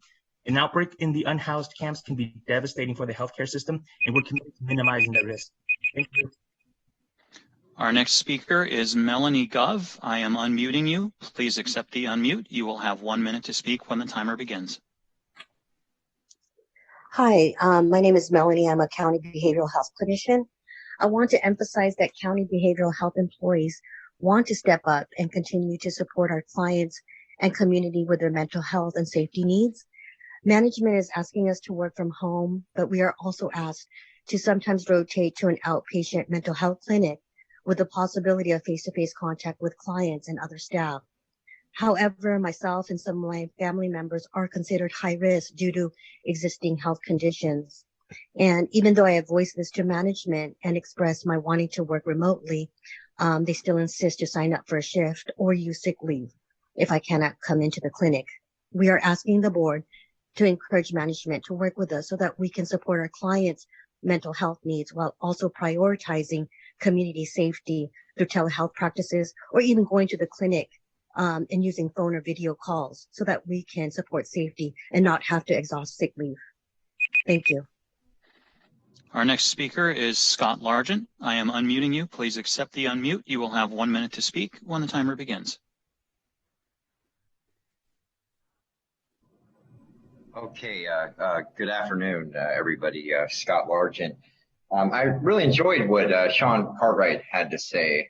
I would completely agree. It is harder for the homeless and houseless to attend these meetings right now. And I know it's very difficult. A lot of people are shelter in place and remotely doing all this good stuff. I'm out in your hallway right here at the county building. I am currently homeless, utilizing, of course, the Wi-Fi, heat, just access to a bathroom. I'm not the only person that's utilizing this building during the day. We have several elderly women. We have 2 other war veterans. We have people that need help, and they're right in front of your eyes. And I'm just curious right now, we're shutting more things down at the county building. I think we do need to have the cafeteria open. I think we need to have multiple restrooms open, more hand sanitizer, just kind of more help, asking more questions to people you see around here. Thank you. Thank you. If I could just interrupt the clerk for a moment. The last speaker that we're going to be taking is Karen Lee on this item, and then we will be taking no more speakers. Our next speaker is Jerome Shaw. I am unmuting you. Please accept the unmute. You will have 1 minute to speak when the timer begins. Hi, my name is Jerome Shaw. I'm the president of the Sunnyvale Client Collaborative. I just wanted to encourage the board to put some heat on Home First about providing better food for its clients here at the shelter. To quote one of the residents, they feed us like we're a bunch of dogs. They just put together a mishmash of things that aren't healthy. There's no fresh food, no fresh vegetables, no fresh fruits. I know it's donation based, but at this time of crisis, I think they can open up their coffers and actually go out and buy food and provide it to the shelters and stop using the excuse that it's a donation based business and they can only, provide things that are donation based. I personally went out and purchased food for, the children that are here so they can have, some kind of variety in the food that they eat. I keep encouraging Home First to provide, hot breakfasts. They haven't done that. I've been asking for that for, months and months and months, but all I get is rhetoric in return. Thank you. Our next speaker is Cecilia Lopez. I am unmuting you. Please accept the unmute. You will have 1 minute to speak when the timer begins. Hi, my name is Cecilia Lopez. I am a clinician with Momentum for Mental Health. I am concerned about some of our IFSP clinicians.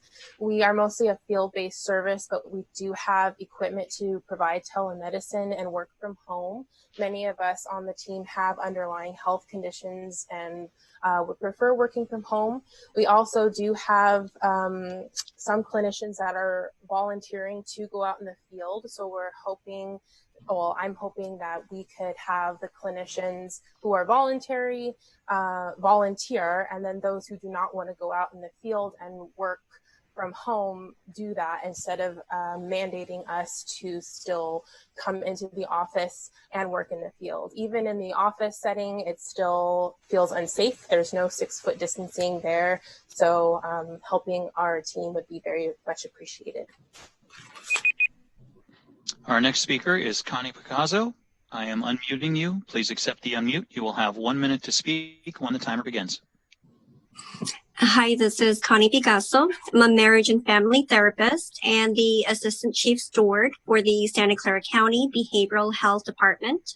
So our steward council prepared an unfavorable report which addresses the lack of transparent and non-inclusive leadership in Santa Clara County Behavioral Health Department. It has been an ongoing issue, but which has imploded since the COVID-19 public health crisis happened, right? So it's led to an increased safety issues for employees across the department. I went ahead and emailed a copy of this report to the Board of Supervisors, so it can also be reviewed and posted on record for today. But I really want to emphasize that employees in behavioral health are really wanting to work. We are committed. But we also need to be provided safety supplies, which have been at a shortage, unfortunately. Our next speaker is Hannah Young. I am unmuting you. Please accept the unmute. You will have 1 minute to speak when the timer begins. Hi, my name is Hannah Young. I'm a Bay Area resident. I'm requesting that you allow adult use cannabis dispensaries to continue operating. The vast majority of medical cannabis patients who use cannabis to treat chronic health issues no longer have medical recommendations under Prop 64. Grocery, hardware, and liquor stores are still operating, as well as other retailers who provide essential items, and cannabis retailers should not be treated differently. Please allow all dispensaries to continue providing safe, tested products, provided they follow strict social distancing and sanitization practices, and encourage delivery as much as possible. Also, I want to express solidarity with the houseless advocacy speakers and gratitude for their efforts, as well as the county for all their amazing work during this crisis. And happy birthday, Cindy. Thank you. Thank you. Our next speaker is Lee Chan. I am unmuting you. Please accept the unmute. You will have 1 minute to speak when the timer begins. Hi, can you guys hear me? Yeah, so I guess first of all, I guess I want to thank the Board of Supervisors for all the tireless work and effort that you guys have put in to keep the residents of this county safe and informed. So I guess I wanted to speak about the item on agenda 10, on the agenda, item number 10, which is referring to the temporary shelter program next to the POC Honda. So I'm a resident living in the community that is right next to this piece of land. And I've been here with my family since 2007. I have 2 young children, we constantly take walks out, and there is like an adjacent park, which is nearby to this location. I understand the concern is to help this unhoused through this tough time. However, I think there are some alternatives instead of just building the shelter there. Our next speaker is Sume Huo. I am unmuting you. Please accept the unmute. You will have 1 minute to speak when the timer begins.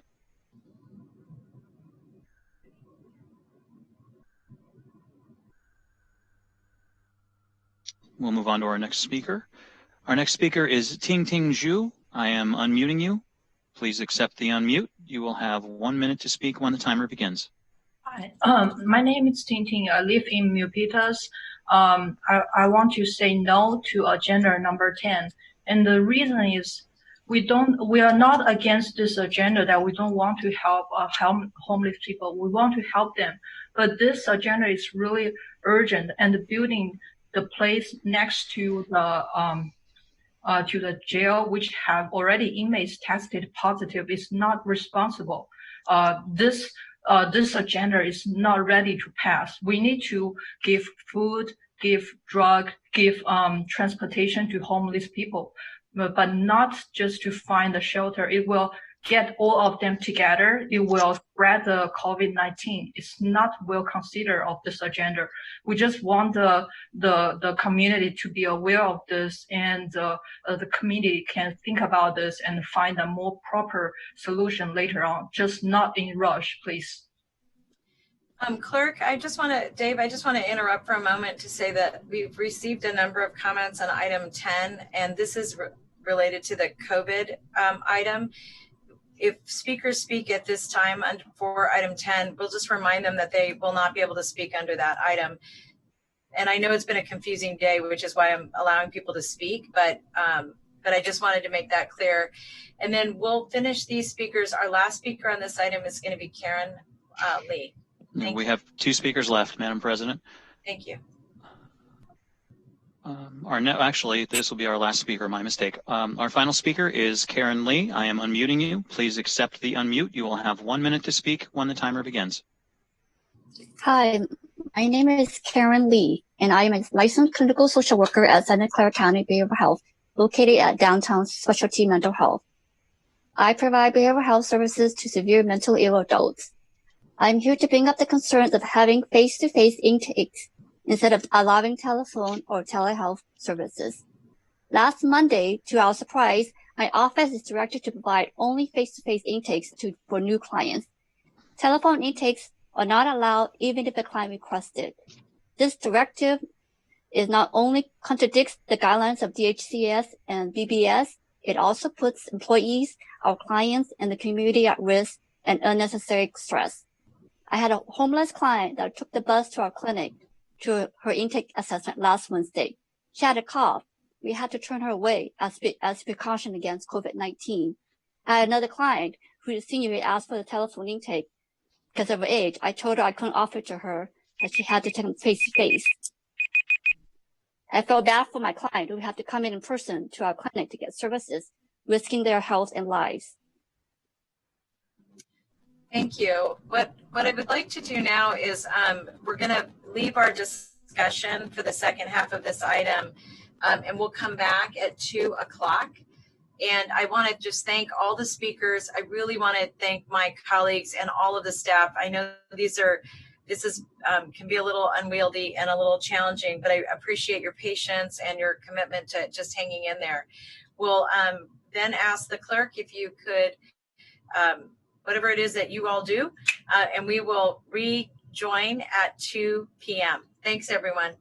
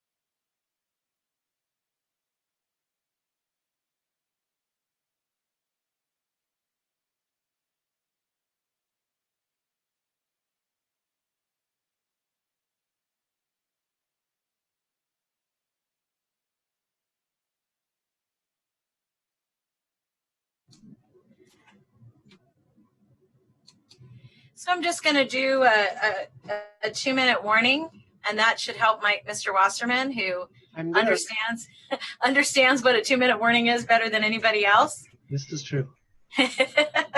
Actually, I'm not even sure I do, but I am going to just ask folks, especially the clerks, if they could start to get us ready. We will not be taking any more public comment on this item. We will, however, be finishing discussion from the board.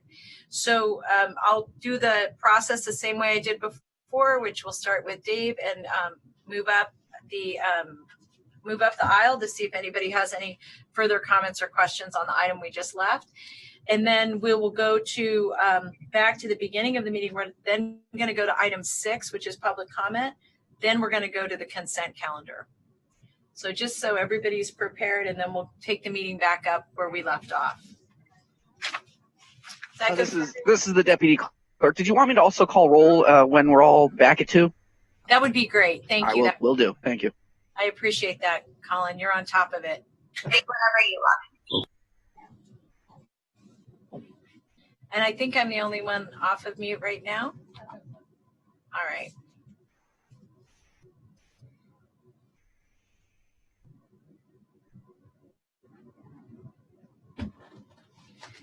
So we are now beginning our meeting, our continuation of our meeting, and I would like the clerk to take roll. Supervisor Ellenberg.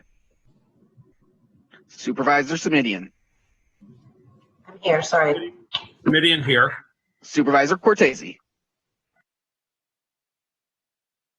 Vice President Wasserman. Here. President Chavez. Here. Thank you. You have a quorum. Thank you very much. So if we could start with questions, and I know, Mike, if we could, maybe we'll just start with Susan. I know you kind of ended us with reminding us that you had questions, and so we'll go ahead and start with you. All right, thank you so much. Okay, so I'm going to start with Dr. Smith. Are you back here too? I'm here. Great. Some questions from the presentation that you made, and this will sort of blend with number 45. Okay. Give me just 1 second. I've got to pull up all of my notes. Sorry, hold on.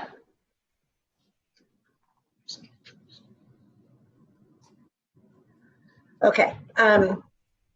So you mentioned that the $20 million figure, the proposed transfer, was an estimate of what was needed until the budget was approved. Can you give us a little bit more detailed sense of why that number was the estimate, a little bit more understanding of why it's $20 million, not less, not more? Okay, well, the expenditures now have been done within the confines of the last year's approved budget. So, we haven't gone over budget or out of budget. We've been using the leftover allocations from salary savings and service and supplies. Mm-hmm.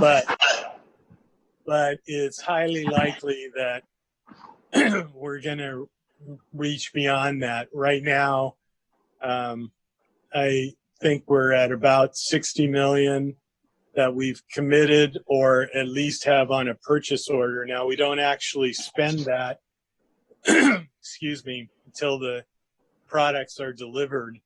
So, for example, 18 million of that is a purchase order for ventilators, which has not been fulfilled yet, and it might not be fulfilled because it's coming from a business that's got a lot of competition.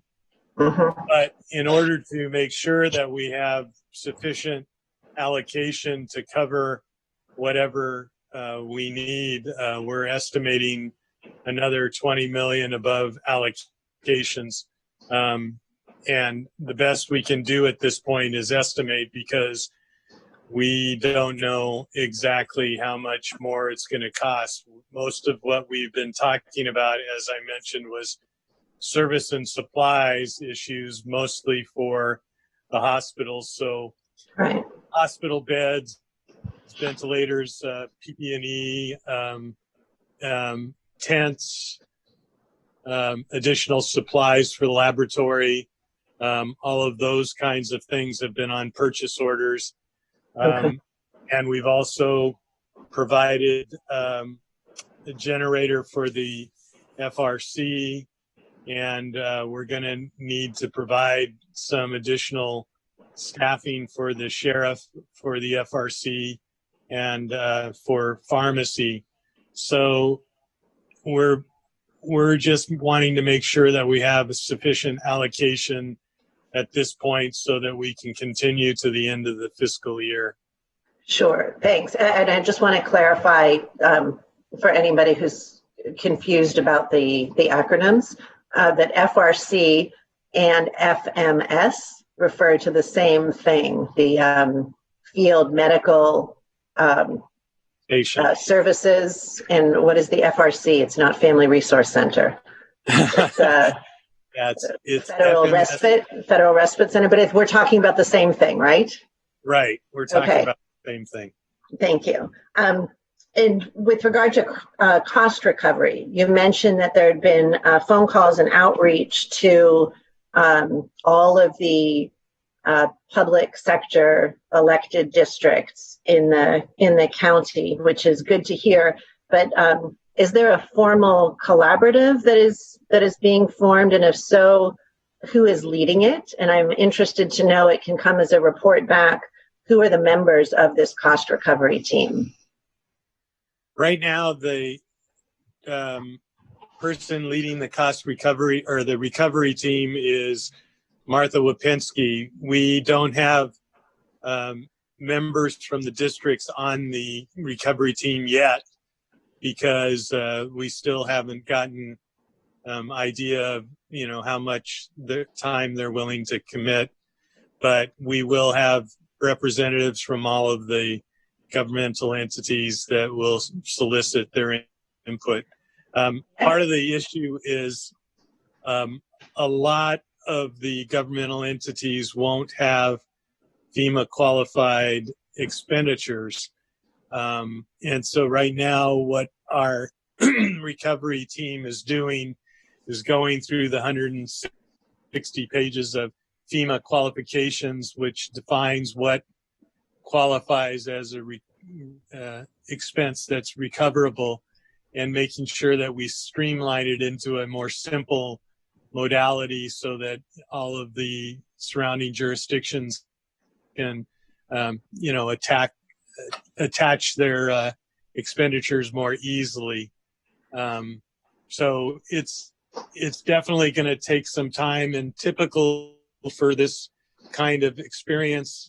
Well, we've never had this kind of experience, but typical for any disaster, what happens is we gather all of the FEMA, everything that we think is reimbursable by FEMA and by other agency allocations. We send it in, and it usually takes 2 to 3 years before FEMA reviews it, although they pay us up front, and then we have to reimburse whatever they deny.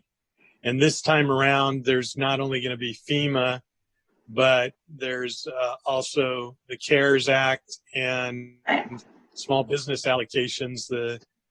The administration just announced its intent today to add another $200 billion to the small business allocation. They already had put in $300 billion, so there's going to be a lot of red tape.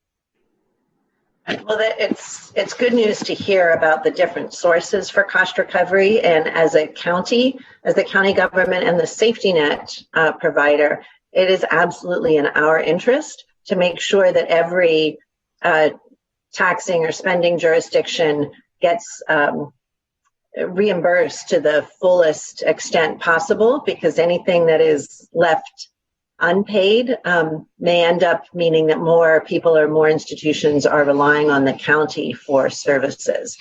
So I'm still going to push for a formal cost recovery team. I imagine that school districts have a lot of stake in this as well right now for things that they are providing up front. And again, happy for the county to lead it, but we really want to make sure that every entity is reimbursed to the absolute maximum that they are able to do so. I'm glad to hear about the small businesses. Do you happen to know?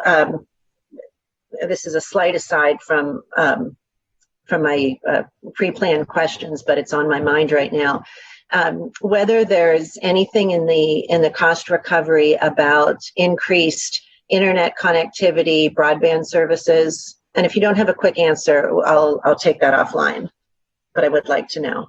Yeah, there's nothing specific that we found in there so far, but we clearly will count that as a expense related to the disaster. Okay. And, you know, major part of the EOC's job is to collect all of those expense reports from all of the jurisdictions. So we will definitely be moving towards a committee of the whole.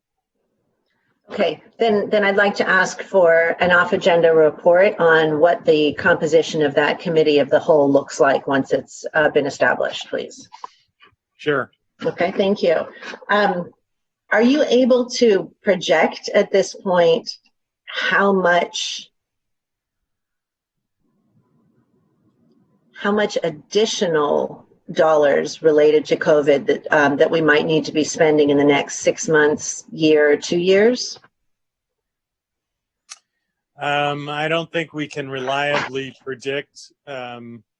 We know that it's likely to be in the, if you include object one, which is the personnel costs, it's likely to be in the hundreds of $200 million range.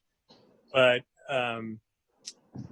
you know, a significant portion of that would have already been spent in other ways, but we would be getting reimbursed for reassigning people to do COVID-related stuff. So, for example, the EOC, you know, most of the people who work in the EOC are employees of the county and various other jurisdictions, but we can charge their time to the reimbursement cost. So I don't think we can say with accuracy. So much depends on how long the shelter in place goes, how much it's going to cost for overtime, how much in terms of supplies we're going to need. You know, it's pretty much a guess at this point. Yeah, it's going to make the budget conversations very complicated this year. I have just one other question on this item, and it's for Key with regard to housing for currently unhoused community residents. Is Key here? No, I think Key had to go to a meeting with this University of Santa Clara about using the dormitories. So let me put the question on the record and ask him to come back with an off-agenda answer about it. I'm trying to understand how vulnerable populations are being transported right now. You know, thinking specifically about the VTA concerns with respect to transporting vulnerable populations to either shelters or motels. How is that happening? Is VTA or VTA paratransit being used? How are we maintaining social distancing? I'd like to understand a little bit more about how we are physically moving people from place to place. Okay, I'll have him report back because I don't want to go off the top of my head. Sure, that's fine. All right, thank you. They're all of my questions on this item. The other thing I'll recommend is that when we convene again, we could invite Nuria or somebody from VTA to participate in the discussion. So thank you for that. Dave, do you have any questions on the rest of on the balance of the presentation? I don't. I'm satisfied. Thank you. Thank you. Mike, do you have any other questions? Thank you. I'm a little confused. Or does this come under 9, Madam President, or not? Yes. It does. 8, 9, 40. Thank you. I heard the other ones. I just wasn't sure that we were still on 9 or if we were going to do 9 next. As far as 9 goes, I just had a couple of questions, comments rather, on what was written. On the first page of the agendized item, it talks about the constitutional responsibilities, and then it says, in order for the Board of Supervisors to advise and oversee the work of the county executive and other board appointees. And I just wanted to say to my fellow board members, I've been through a few crises, and each time I learned more and more about electeds getting out of the way of the professionals, that we pay a large sum of money to be expert in their field. And I agree on this is an opportunity for experts to share what they're doing. And God knows how many people we have tuned into our Zoom conference here today. But our people are going to wear out. The people in the EOC, first it was 1 week, and then it was 2 weeks, and then it was 3, and now the current order gets us through almost 8 weeks. And I know for myself, I can't speak for any of you and none of you for me, but I'm very concerned about over-managing, of taking time of our professionals, our administrators, our doctors, our housing experts, our homeless experts, etc., to prepare for this meeting. Not so much the 5 hours that we've been going so far today, but to prepare to answer the questions and contact their staff and have their staff respond to their inquiries so they can be here and then present. I know it's so important to have Dr. Cody give her presentation, but then President Chavez, you said, and very rightfully so, okay, we'll let you go now and save lives. And that's spot on. And these other people who are so expert and their heart's in the right place, they're going to burn out. And we still have as far to go under shelter in home as we have gone already. So when I read this, I was just very concerned, I guess, about micromanaging is what I wanted to caution us as a board doing, only requiring things that were of absolute utmost importance. It talks about in here, we have the capacity to strengthen the communication function by pushing content out. I agree with that entirely.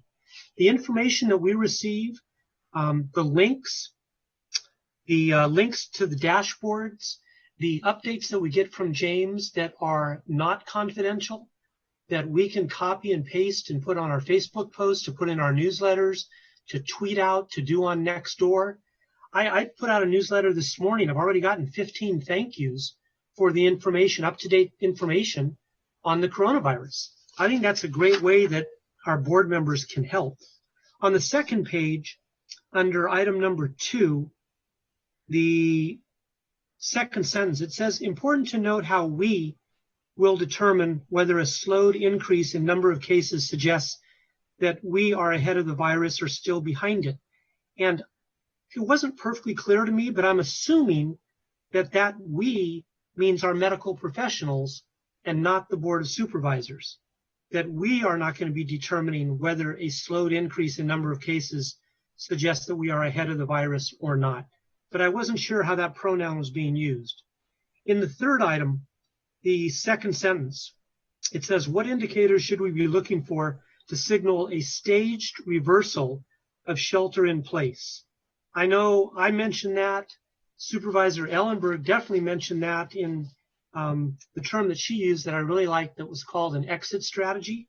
And I'm very much looking forward to what our public health department can tell us, perhaps in 2 weeks, because they'll have 2 more weeks of information and they'll have a better idea what that exit strategy looks like. That's of utmost importance to me. And I believe I heard the same from each of you in one way or another. But that exiting, are gardeners going to be allowed, for instance, in 4 weeks if they wear a mask as compared to a waitress, and the personal contact? So the public health department has an enormously difficult decision to make and data to crunch.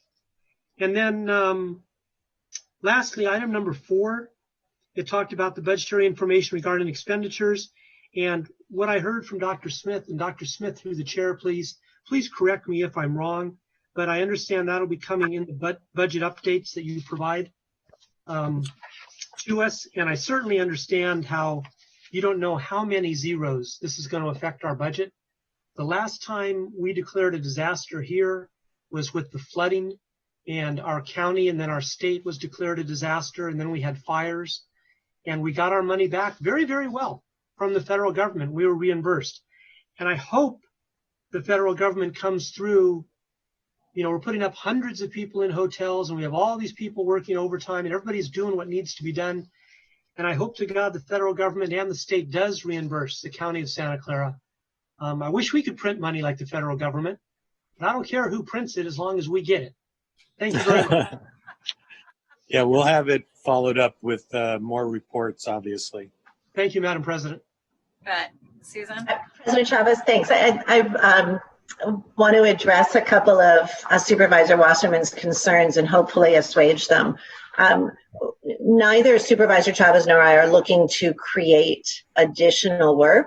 What we are looking for is some guidance in the kind of transparency that we need to do our jobs, which is that executive oversight function. And I'll tell you, Mike, that since we submitted this referral, I'm not saying a direct one-to-one correlation, but over the last week, the amount of data that has been shared by our EOC comms team and others has increased exponentially. And part of what we are here to do, really, their focus is clearly and appropriately on the health and the direct impacts of that. We need to say, this is the information that we need to build trust, to reassure the public that we are on top of this as fiduciaries and that we are paying attention. And in fact, item 8, the way the public health officer report was structured, in fact, specifically mirrored the 4 topics that Supervisor Chavez and I raised in item 9, so that we would be able to have that direct correlation. And I'm really grateful to administration and the EOC staff for the way in which they have already significantly stepped up in terms of transparency in data, as there is other information that we need that they're already collecting anyway. I want to make sure that we are letting them know places that we think that transparency will ultimately help them do their jobs because they've got public trust. Those were the first 3 items. The last 2, again, I'm going to, really hold firm to the fact that we need this information in order to make responsible decisions about a budget. We know, and I'm sure you, perhaps better than anyone, that there are going to be some really tough choices that we have to make this year. And in order to be able to do that in a responsible way, we have to have a really solid handle on what the expenses are, what kind of supports are and are not available for impacted residents, a really good understanding of cost recovery, basically as much information as possible. And since our administration and EOC team should be gathering this information regardless of whether we're asking for it or not, what I'm hoping this referral does is provide a structured framework by which we can get that information. And if you'll look through it, a lot of it has already been accomplished. So, even before this meeting ends, we can check off quite a few of the items because our internal team really has done just tremendous work over the last couple of weeks.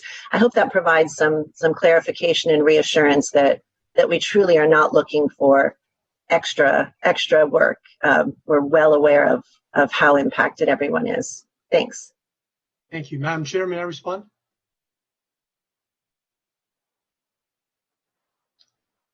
Cindy, I'm sorry, I muted myself. Yeah, yes, please. Thank you, Mike. Thank you. Supervisor Ellenberg, thank you very much for that. I do appreciate the updated dashboard. I think it's phenomenal. I'm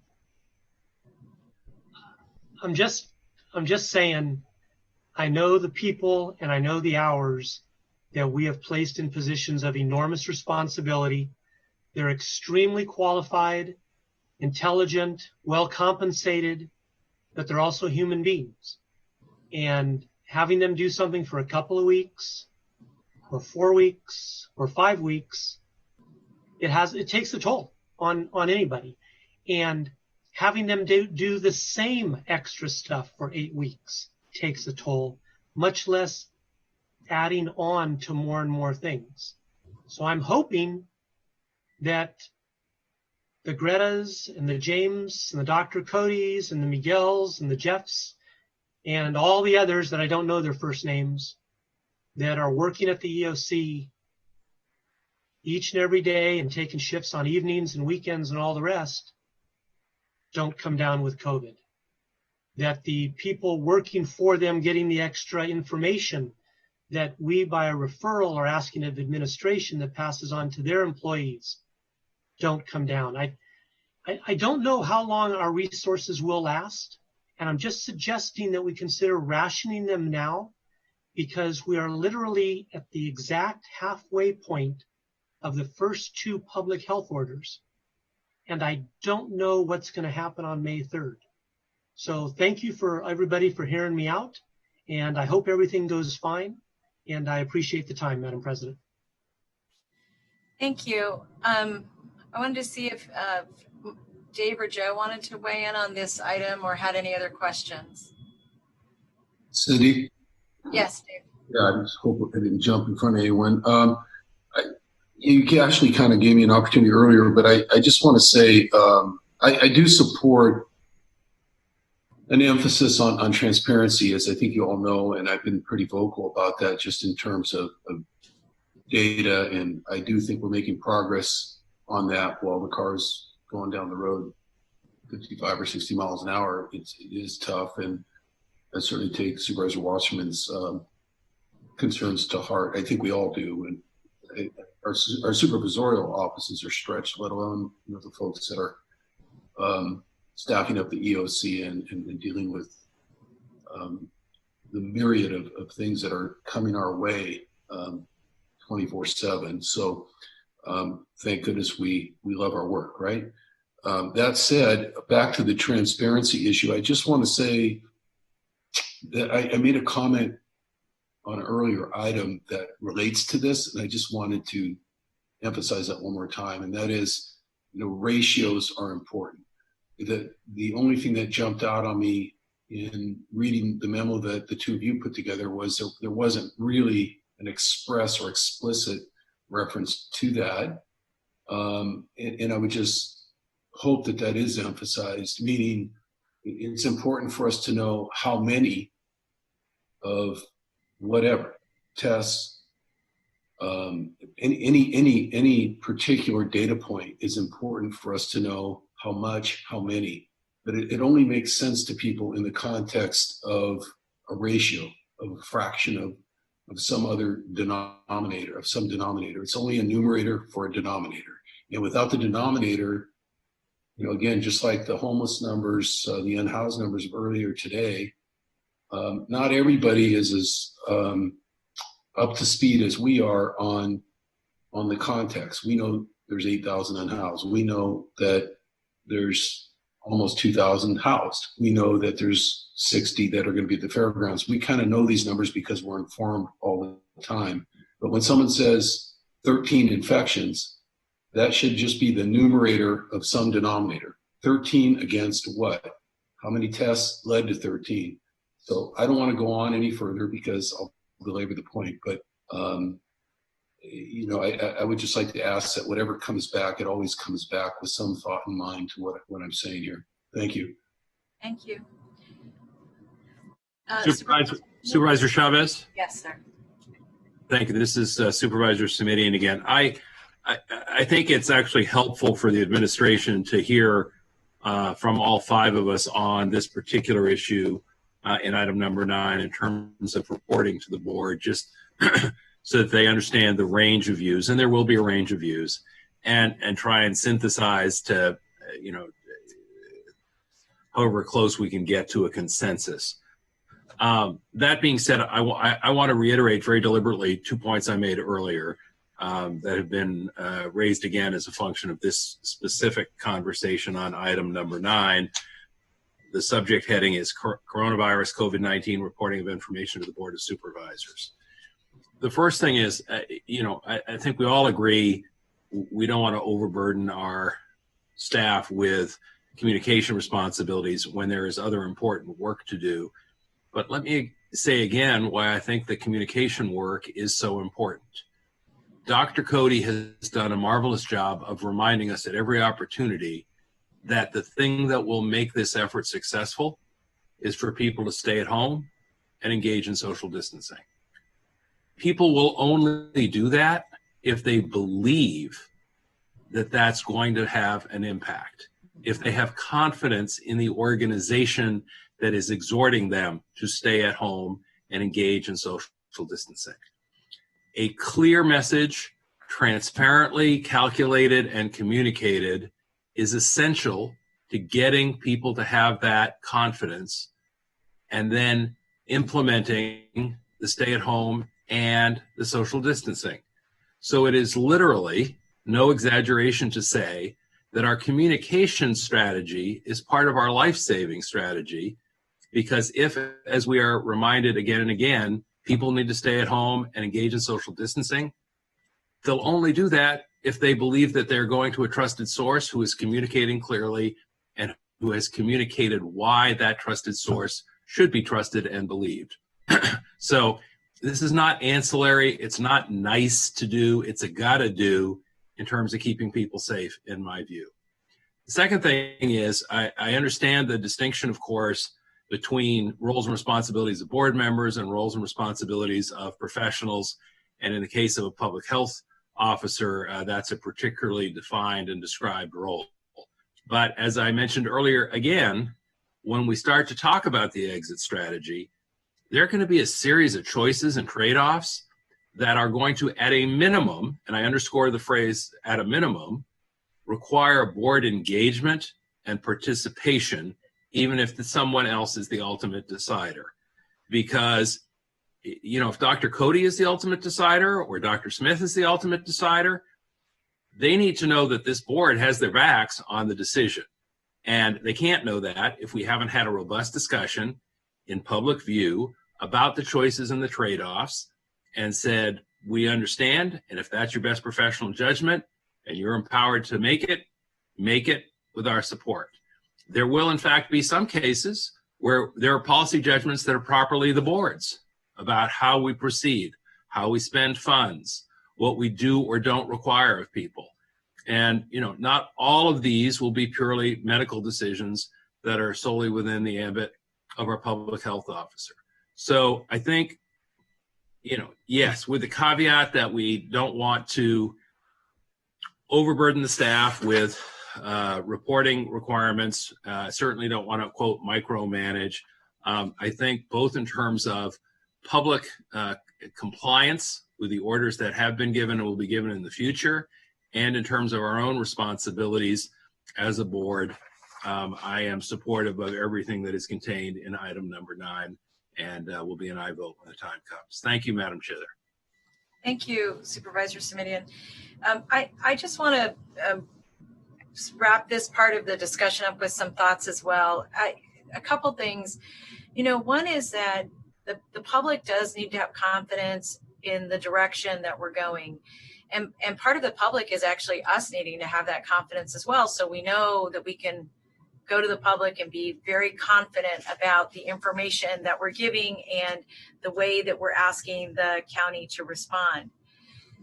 Just parenthetically, and I just want you to know, I think that we as a board have been remarkably hands-off, and both the County of Contra Costa and the Board of Supervisors in Los Angeles County meet every day for 1 hour with their EOC teams and are informed much earlier than we are about any public health order that is being given. And I'm absolutely not suggesting that we do that. My point is that there's a whole range of the ways that the frontline staff has kept their elected leadership informed and engaged. So from my own perspective, I think we also want the public to learn with us. And I can't emphasize enough that a lot of the information that the public's getting is, you know, from not less than trusted sources from the internet.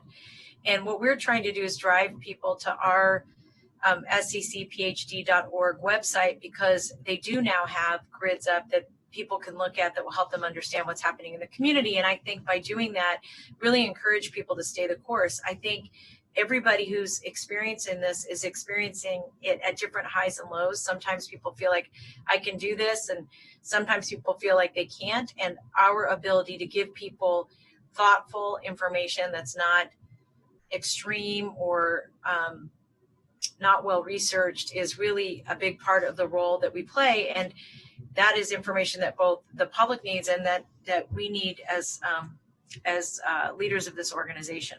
So one last thing I'll just say is none of the information we're requesting should be duplicative, because the fact of the matter is, if the leader of each of these departments doesn't know what's happening throughout their department and can't easily give that information to us, then I would question the strength of our engagement with our departments and the strength of the programming we're doing, because communication is one of the things I've learned, learning more about EOCs is so critical to the success and effectiveness of how we proceed. So, so to that end, I just want to make a point to my colleagues, which is a big part of our organization is focused on fighting COVID-19. Another big part of our organization is really focused on how do we support people, how do we maintain our safety net outside of the medical side of the services.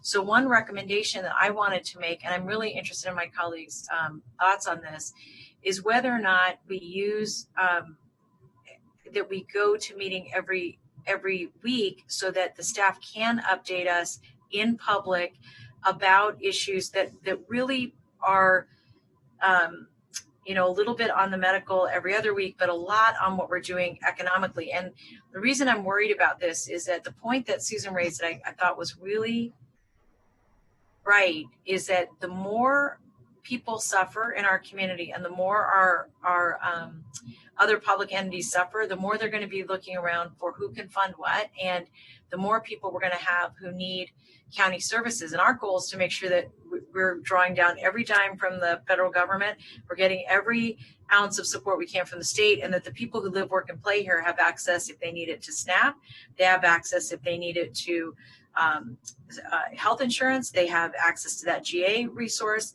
and that we can help people sign up for unemployment insurance so that people, again, aren't coming to the county, because otherwise the challenge we have is the safety net is that how we're going to get stretched.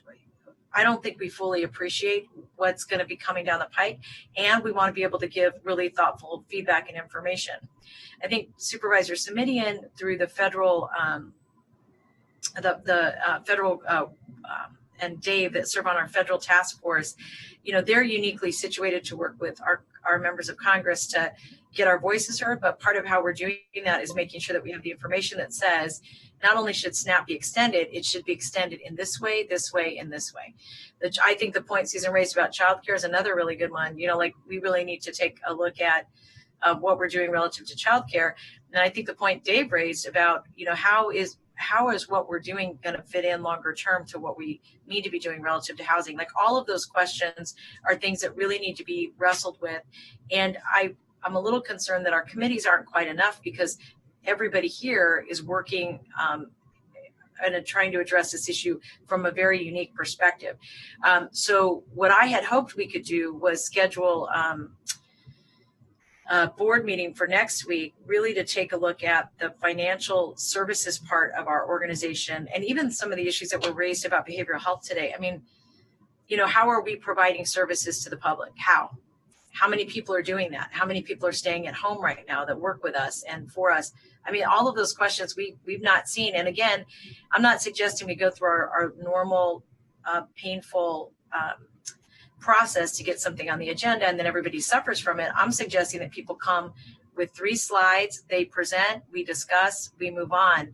And that way, again, the public is up to date as well.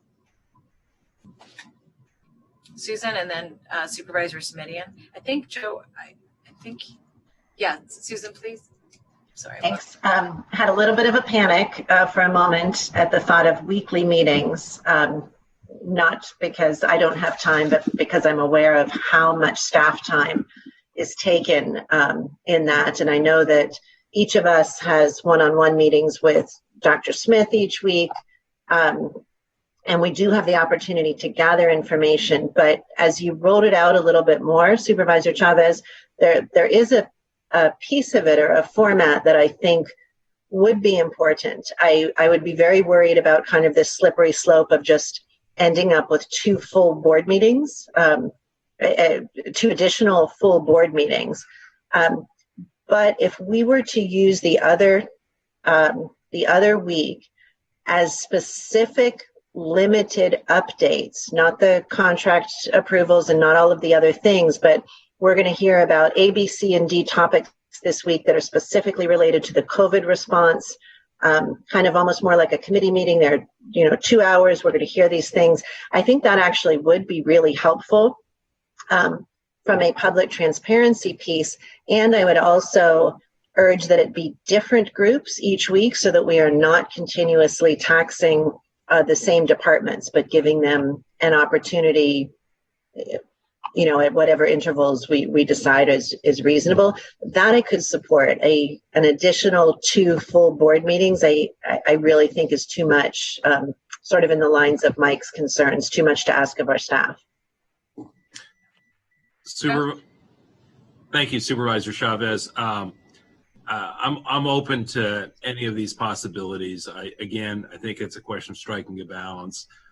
My office and I have been giving quite a bit of thought to how we should pivot somewhat at the Federal Affairs Advocacy Task Force, which Supervisor Bortese and I sit on, to focus on COVID response at the national level. But another possibility is that we go from 1 to 2 meetings of the Health and Hospital Committee every month. Right now, we're scheduled for a regularly set meeting at the end of April and the end of May. We could add another meeting mid-month between our scheduled board meetings and have that opportunity. Those are obviously open and public. And if I remember correctly, Dr. Smith and Mr. Williams, we have them agendized so that other board members can participate if they choose to. I'm not saying I think that's the best idea. I'm just, since we're having a real-time conversation about the possibilities here, I'm throwing that out as a possibility as well.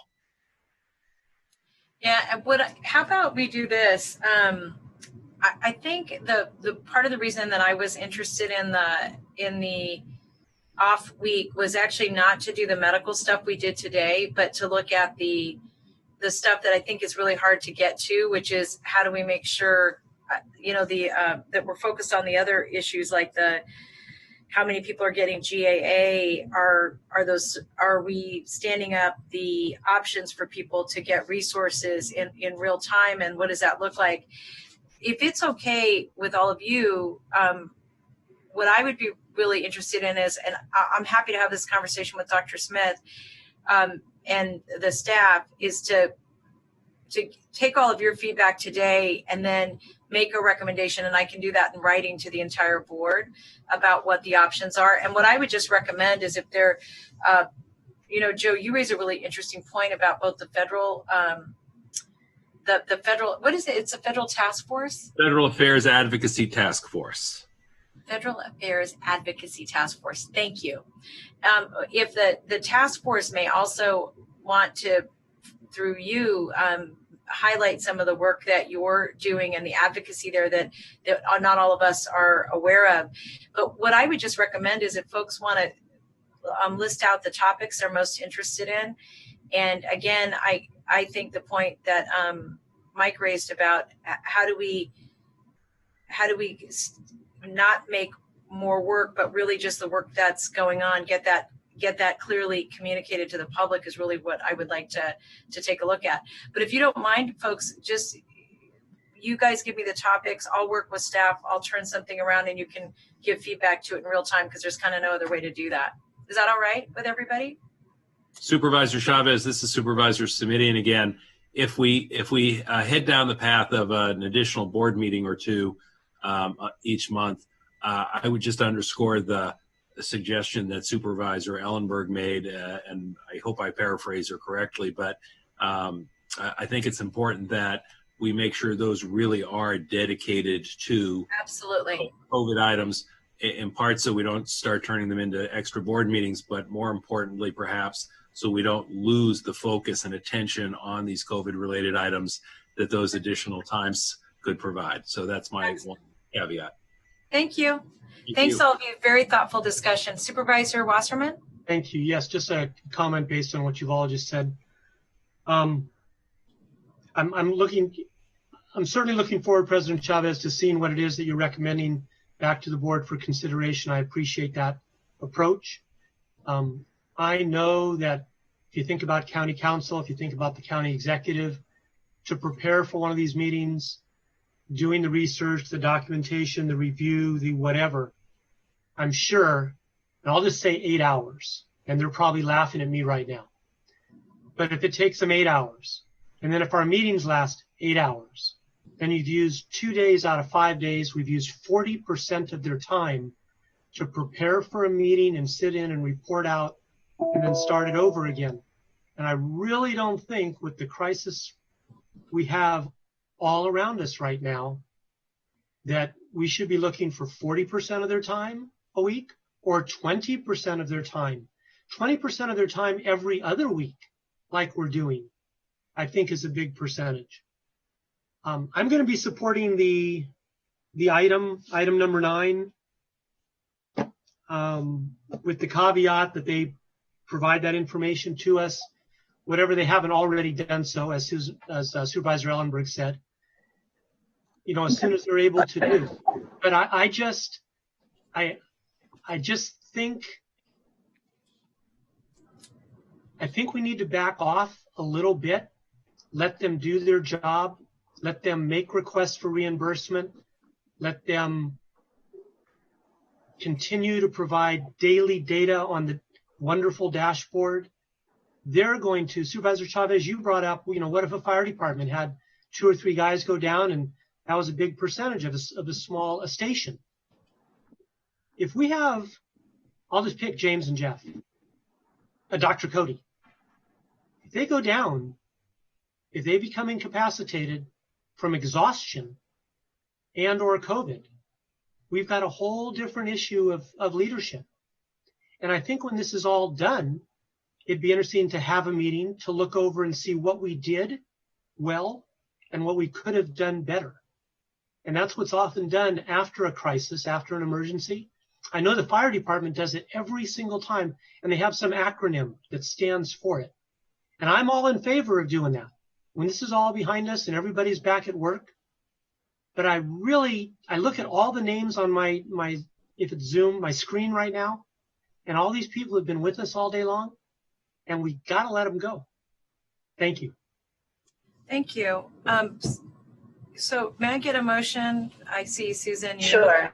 I'm happy to make a motion to accept, this might be complicated, so let me know if it's appropriate, to accept items 8, to accept item 8, the report for the public health officer, on item 9 to approve to send those recommendations to administration to come back with us with their reporting structure, to accept the report of number 45, and on 44B, that's my dog now, sorry, and on 44B, to have effectively removed the child care referral from the status of undetermined time to a report back in August.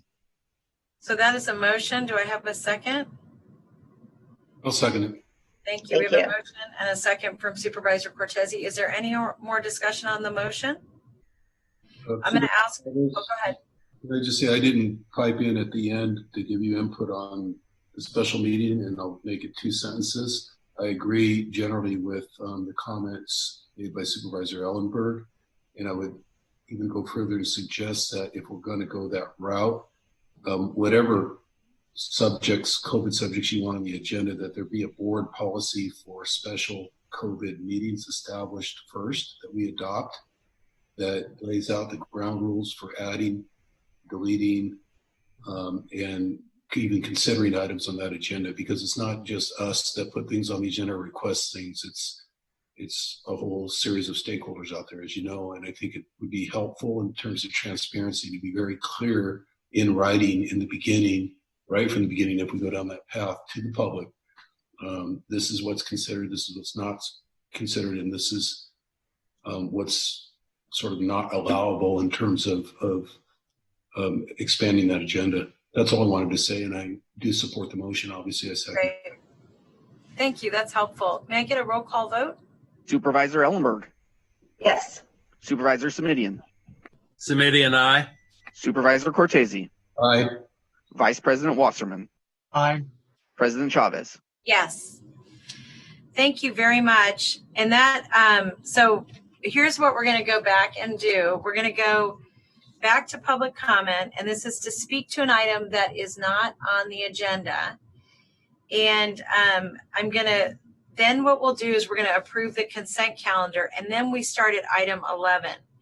So we'll first go to item 6, which is public comment. For folks who spoke earlier during public comment, this would not be a time to speak again. So if you've spoken already this morning, if you were one of our early speakers, then you will be unable to speak to public comment today. So I'm going to give just a few seconds more to let people who want to speak on public comment put their hand up.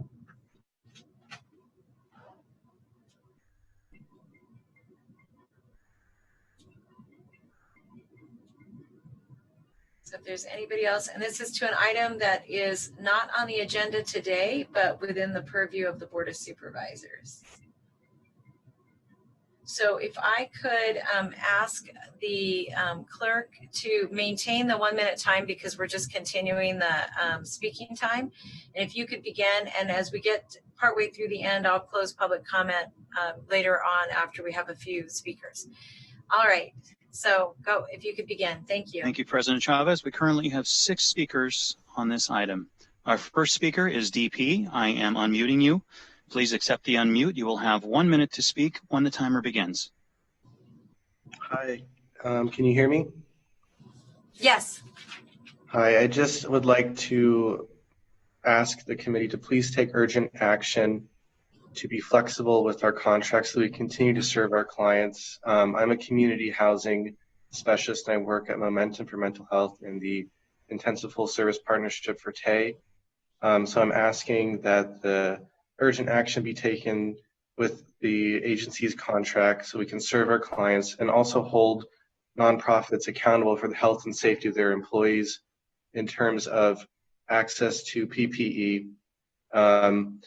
There's a lot of internal preoccupation with our management team on finances, and a lot of inaction has been taken for employee safety, and it has led a lot of employees to leave the agency because they fear that they're not being protected because focus is on finances. So I would like relief to be sent.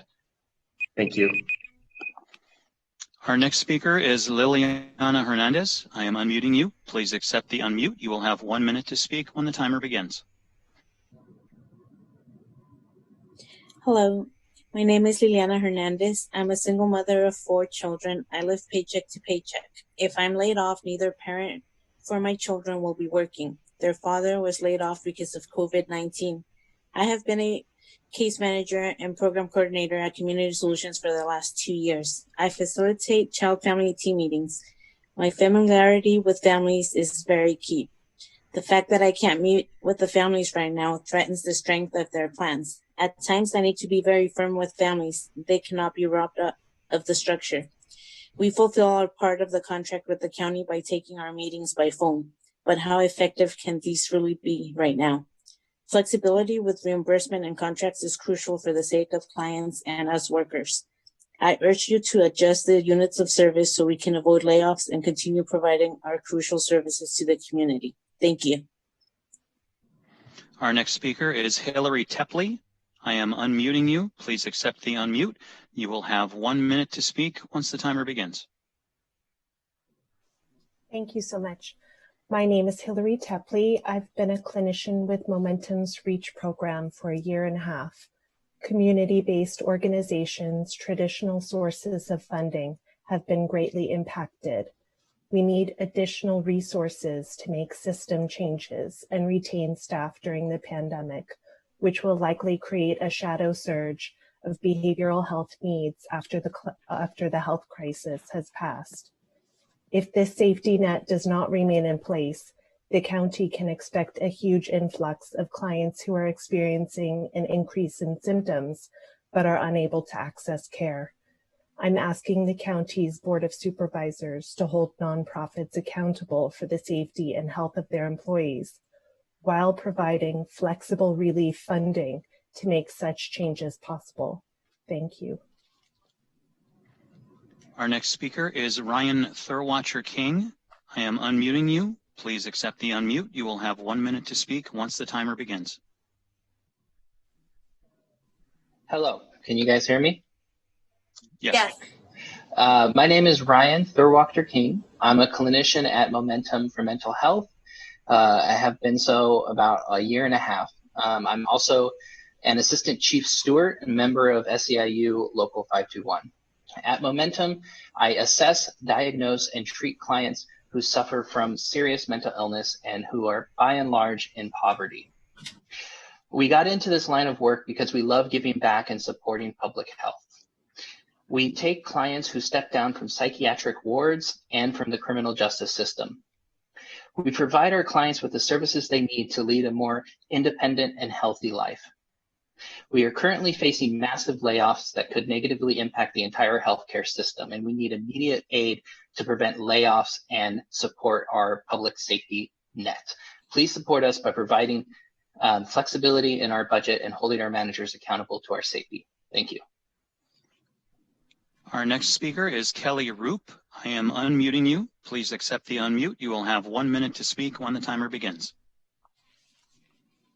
Hey, my name's Kelly Roop. I've been a therapist at Community Solutions for a little over a year, and I have a client that I would like to tell you about, who I've yet to meet in person. She has body dysmorphic disorder and can barely leave her house, which has impacted her engagement in services in the past. She's been hospitalized multiple times for suicide attempts, and she has a very unsupportive family that actually encourages this behavior. And she's currently stuck in a house with this family. I can hear them in the background calling her a liar while we talk every day. It's already extremely hard for someone like her to reach out for help. How can I reinforce this behavior and support her when I'm cutting my hours to file papers and do other admin work? I'm very appreciative of the funding being approved for nonprofits, but it simply does not go far enough.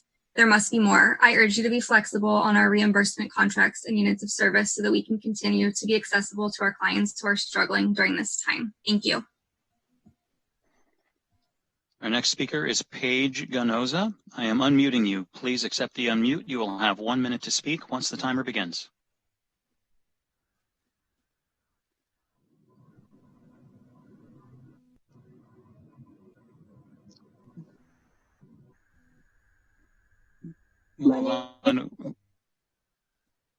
Sorry, we'll reset your time. Go ahead. My name is Paige Ganoza, and I'm speaking on behalf of Molly Ganoza, who is out in the field with a client and has her mask on. I have been a peer partner at Community Solutions since October. One of my clients, her therapist, Sunny was just let go. Due to this, the client is now disengaging so much I can barely even get a hold of her via text, let alone provide meaningful interactions. There are no respite options for minors with mental health issues at home. Trying to keep her from escalating and becoming hospitalized is a tremendous challenge now. It's been 6 months since she self-harmed. This is amazing progress, but this progress could be shattered by a reduction in interaction with staff like myself. I've tried to avoid using sick time to meet my productivity, and I'm greatly struggling. I do not have childcare for my 4-year-old. I am pleased about the funding being approved for nonprofits, but honestly, it does not go far enough. I urge you to be flexible with our reimbursement contracts and units of service. This will both avoid layoffs and help protect the vulnerable population I serve. Our next speaker is Naseem Nouri. I am unmuting you. Please accept the unmute. You will have 1 minute to speak when the timer begins. Hi, thank Thank you very much. Again, my name is Nassim. I'm with the Green Party of Santa Clara County. I am a retired microbiologist, and I wanted to speak briefly to the CDC interim guidance for public entities that are responding to COVID disease among people experiencing unsheltered homelessness. There are quite a few instructions and guidance produced by the CDC that I am sure our county is aware of and is following. Among these is the critical importance for access to nearby restroom facilities that have functional water taps and are stocked with hand hygiene materials, including soap and drying materials. Right now, we're aware that the city of San Jose has chosen to close many of the park's bathrooms, which serve our homeless community's needs for hygiene and cleanliness around the clock. With those bathrooms closing, with a few minor exceptions, we really desperately need the county to step in and provide those facilities. Thank you so much. Our next speaker is S. I am unmuting you. Please accept the unmute. You will have 1 minute to speak once the timer begins. I would like the county to have some way to take action if somebody has been exposed and knows that they've been exposed, to prevent them from being out serving food, working with unhoused people.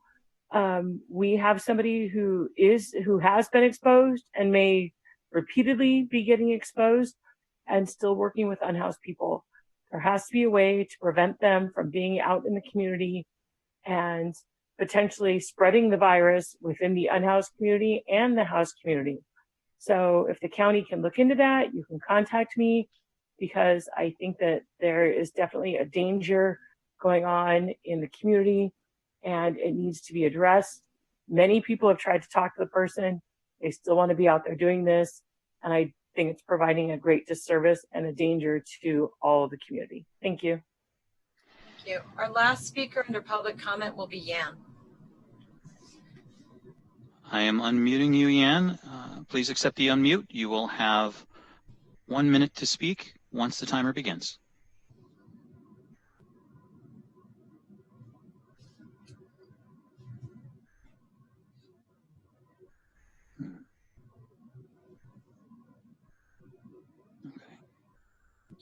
They have not unmuted. Oh, okay. President Chavez, we do have one additional person who I believe was raising their hand before Yan. Would you like to take that person as well? Yes. Okay. Our final speaker, Alyssa Granada, I am unmuting you. Please accept the unmute. You will have 1 minute to speak once the timer begins. Alyssa Granada. I am a therapist at Community. Worked in mental health for 5 years. I would like to tell you a little bit about my client. We'll call them Alex. Alex is 16 years old, pregnant, and homeless. She used to be able to depend on going to fast food restaurants to pick up their Wi-Fi to communicate with me. Right now, though, that is just impossible. All we can do, but our text messages are not considered billable hours. This loss in billable hours means a reduction in my hours, which in turn means less access to a stable contact for our clients. This is a vicious cycle and a major concern for client care, for their physical and emotional safety. I am thankful for the funding recently approved profits, but I must say it does not go far enough. I urge you to be flexible on our reimbursement service. Thank you.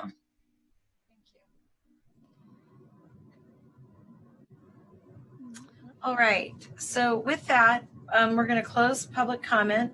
We're now going to move to item 7, and this is the approval of our consent calendar.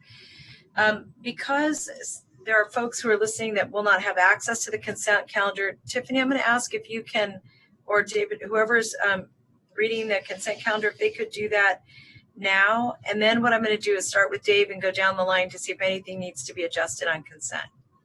All right, this is Colin Cooch, Deputy Clerk. We have a request from Supervisor Ellenberg to hold item numbers 27 and 28 to April 21st, 2020.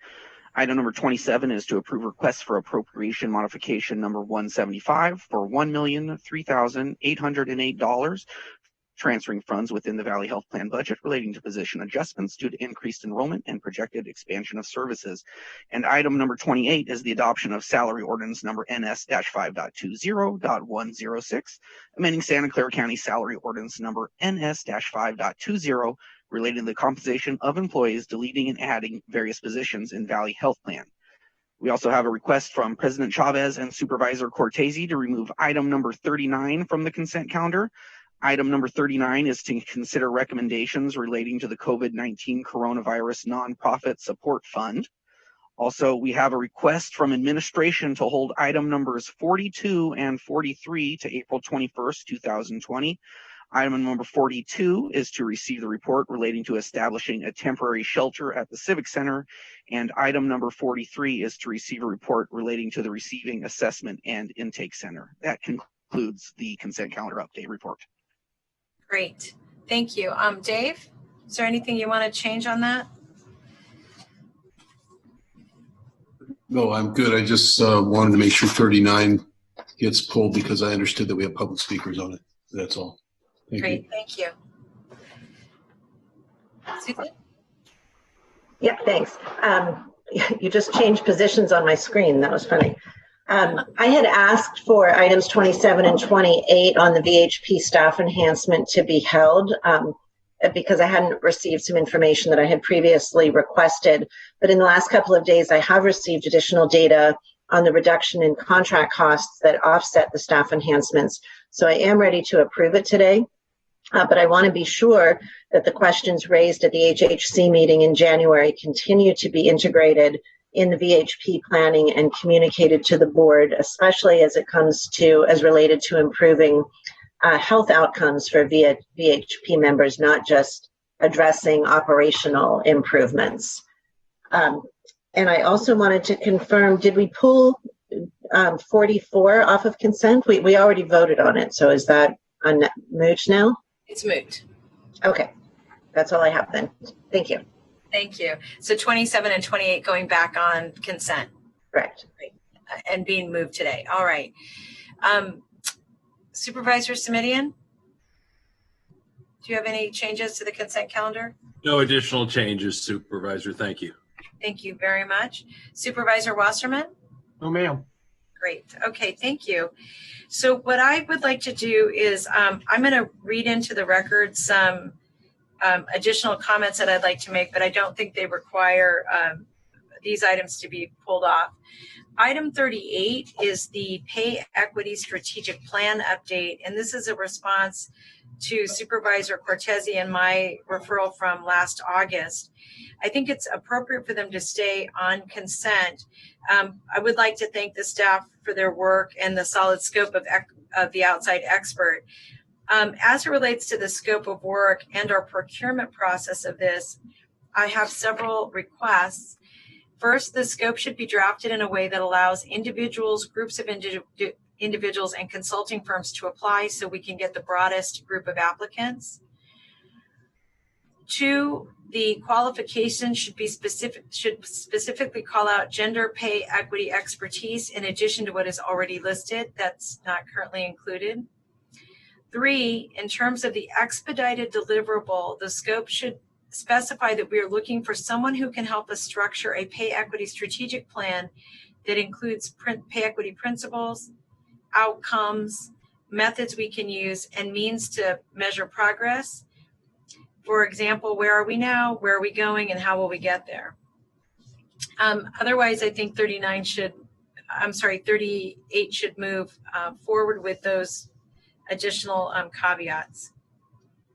Are there any concerns from my colleagues about item 38 and the adds I just made?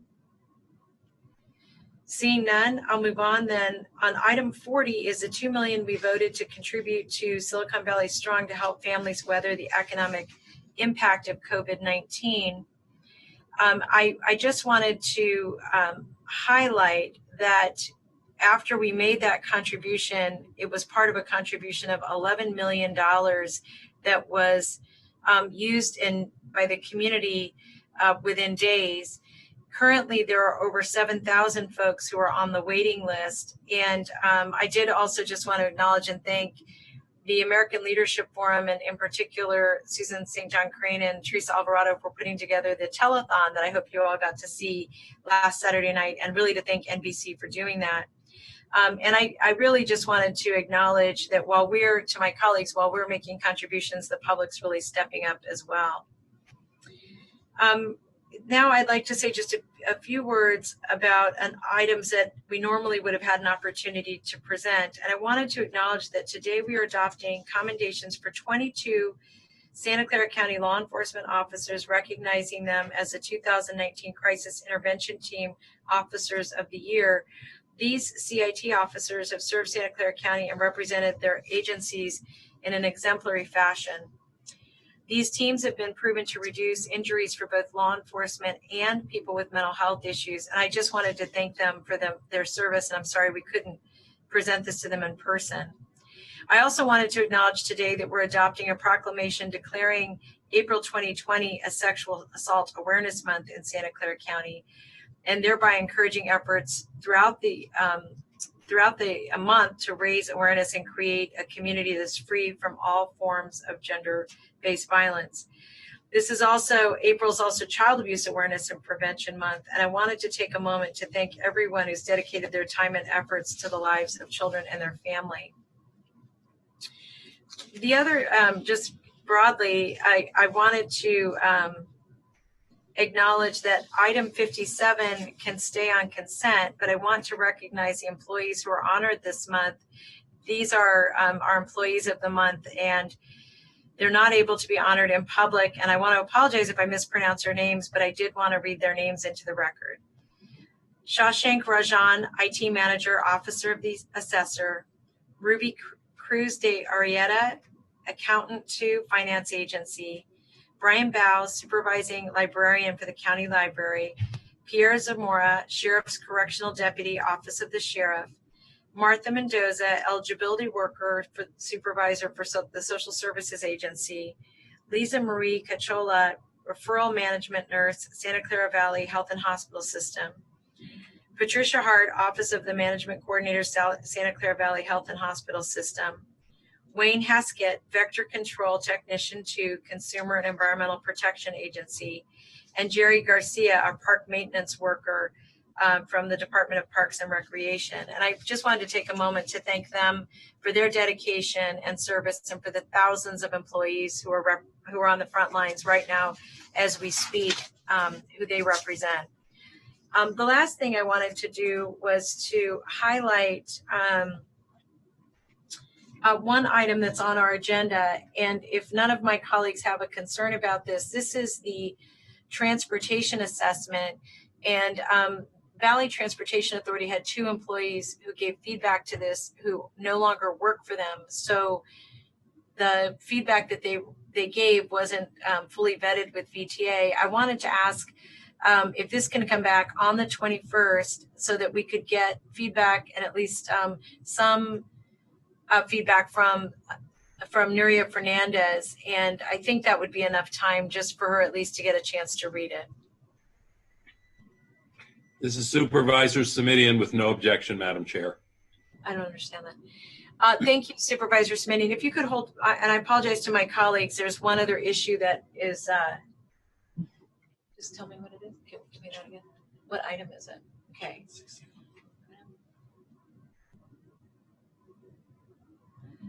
I apologize to my colleagues that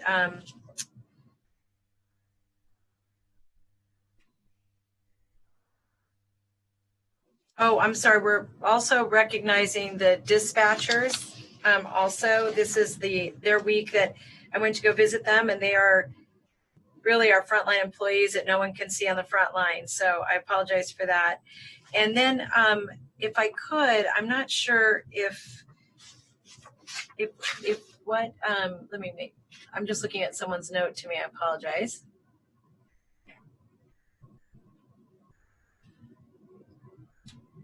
So item, I'm not sure what, could you ask what item they're referring to? What's the item number? What is it? 61. Item 61.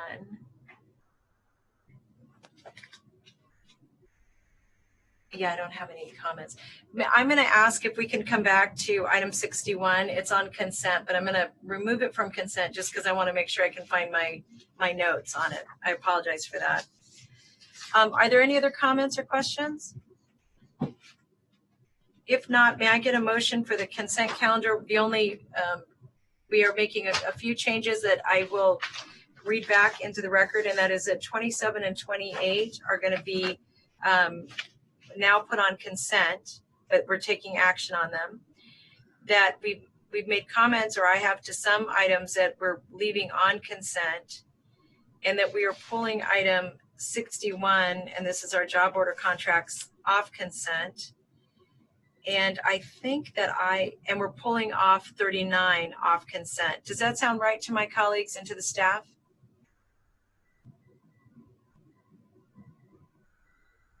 Yes.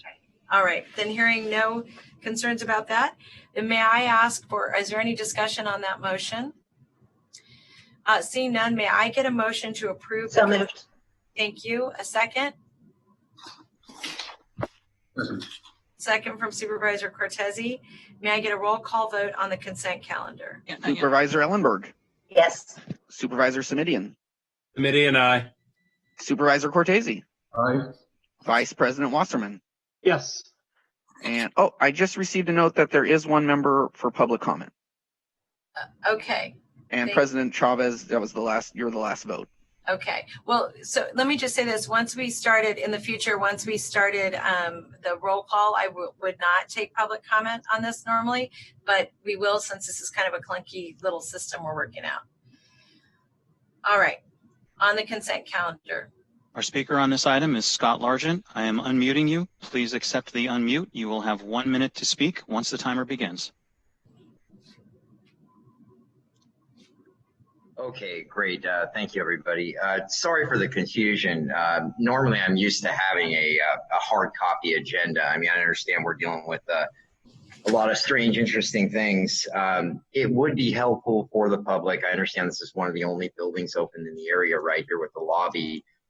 It would be nice to have some agendas. It would be nice to have an area where other people from the public that might not have a place to stay, might not have internet access, want to participate in the affairs of their government, or just want to kind of chime in. I'm worried we're very disconnected from that right now. We're kind of cut off in this area over here right now with light rail not running. This is very frustrating. Let's just say that. We have people that need a place to go right now. You guys have a cafeteria that's shut down, and you guys are kind of starting to push people in a way out of a building right now that we need access to. Thank you. Our last speaker on this item. Our final speaker is Diana Paz. I am unmuting you. Please accept the unmute. You will have 1 minute to speak when the timer begins. My name is Diana Paz. I work for Sacred Heart Community Service, a member of SEIU 521. I have been working on the financial assistance program due to COVID-19 with Destination Home. Here's one applicant story. She grew up in foster care, no family to turn to in these tough times.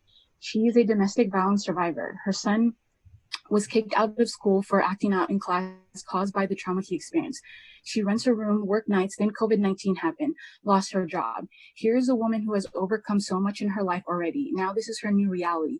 How will she buy food, pay for rent and bills? We were able to help her, at least for the time being. This is just the story of thousands of people we will touch. That's all due to thanks to the generosity of our funders and all the different organizations and people involved. We are breathing life and hope in each individual and family. Please approve this much needed funds to help combat the pandemic that has severely impacted our community and the world. Thank you.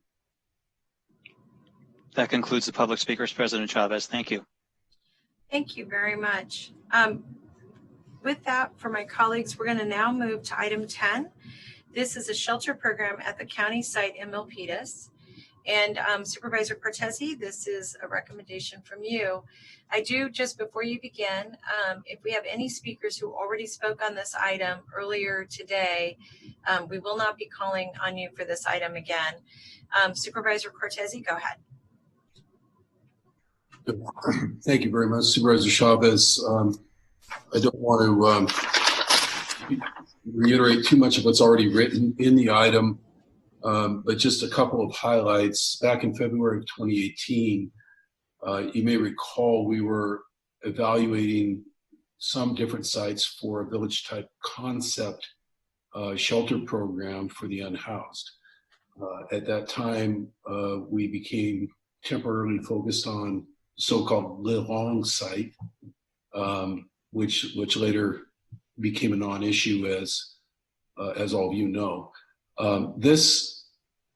During that time, though, the legislative file brought forward by the Office of Supportive Housing, the County Executive's Office, included a look and a description at a particular site in Milpitas near the Piercy Automobile Dealership in Elmwood along the freeway area, and gave a pretty good description of what even a partial piece of that property might look like with, in terms of a shelter program.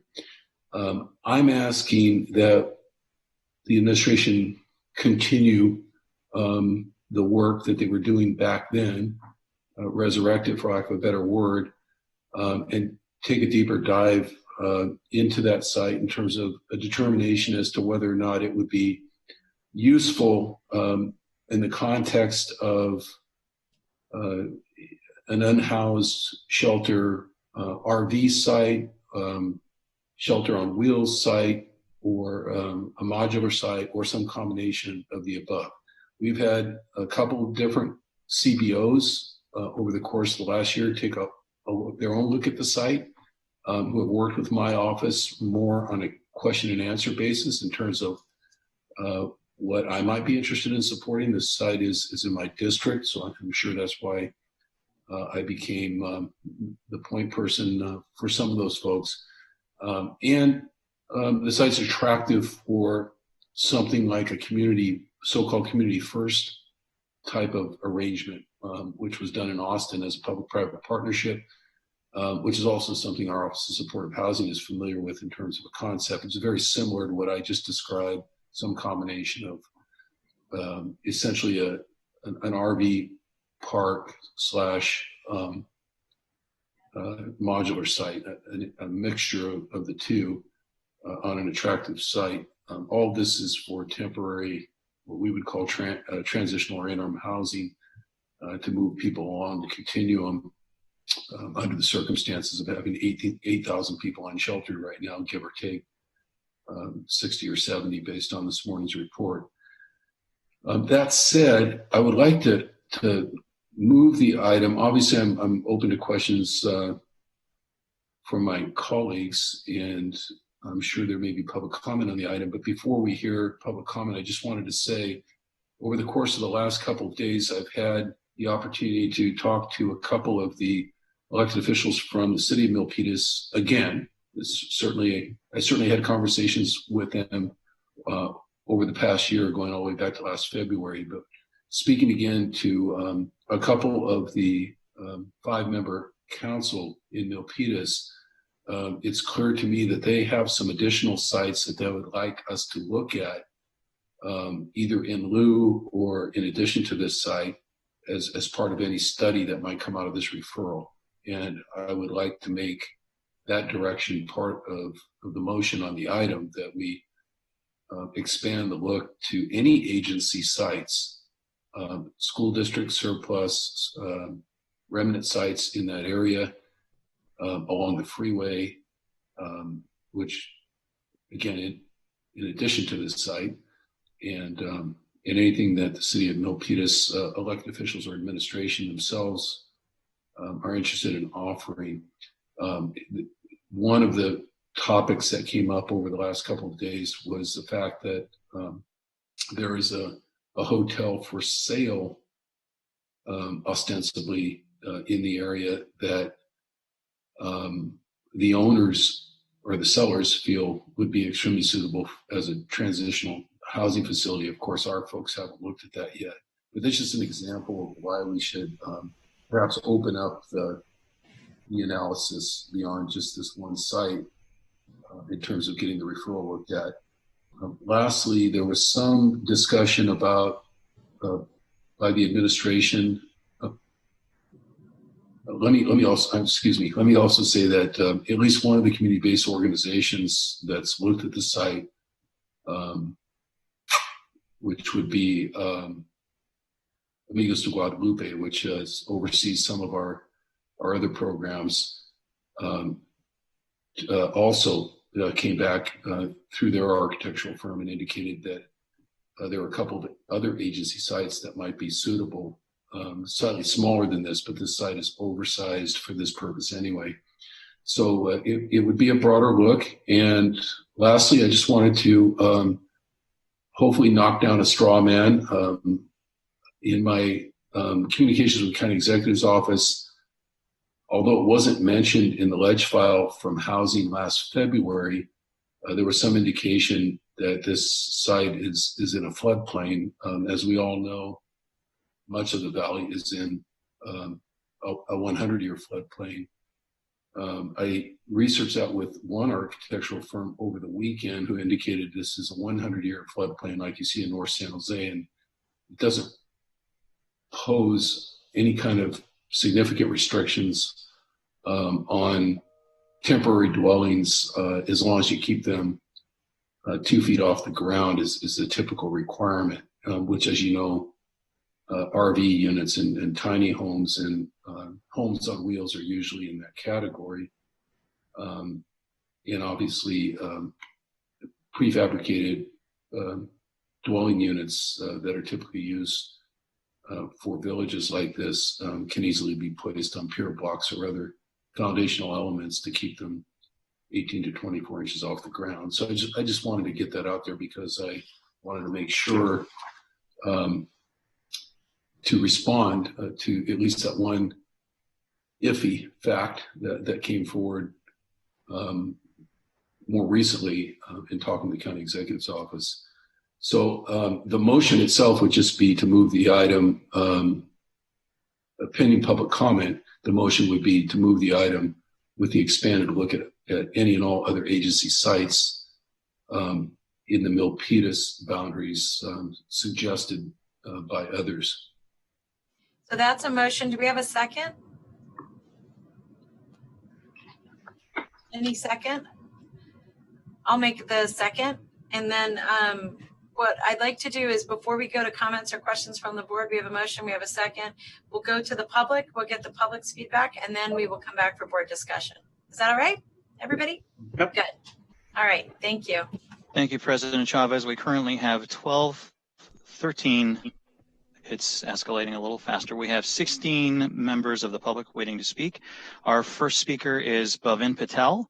I am unmuting you. Please accept the unmute. You will have 1 minute to speak when the timer begins.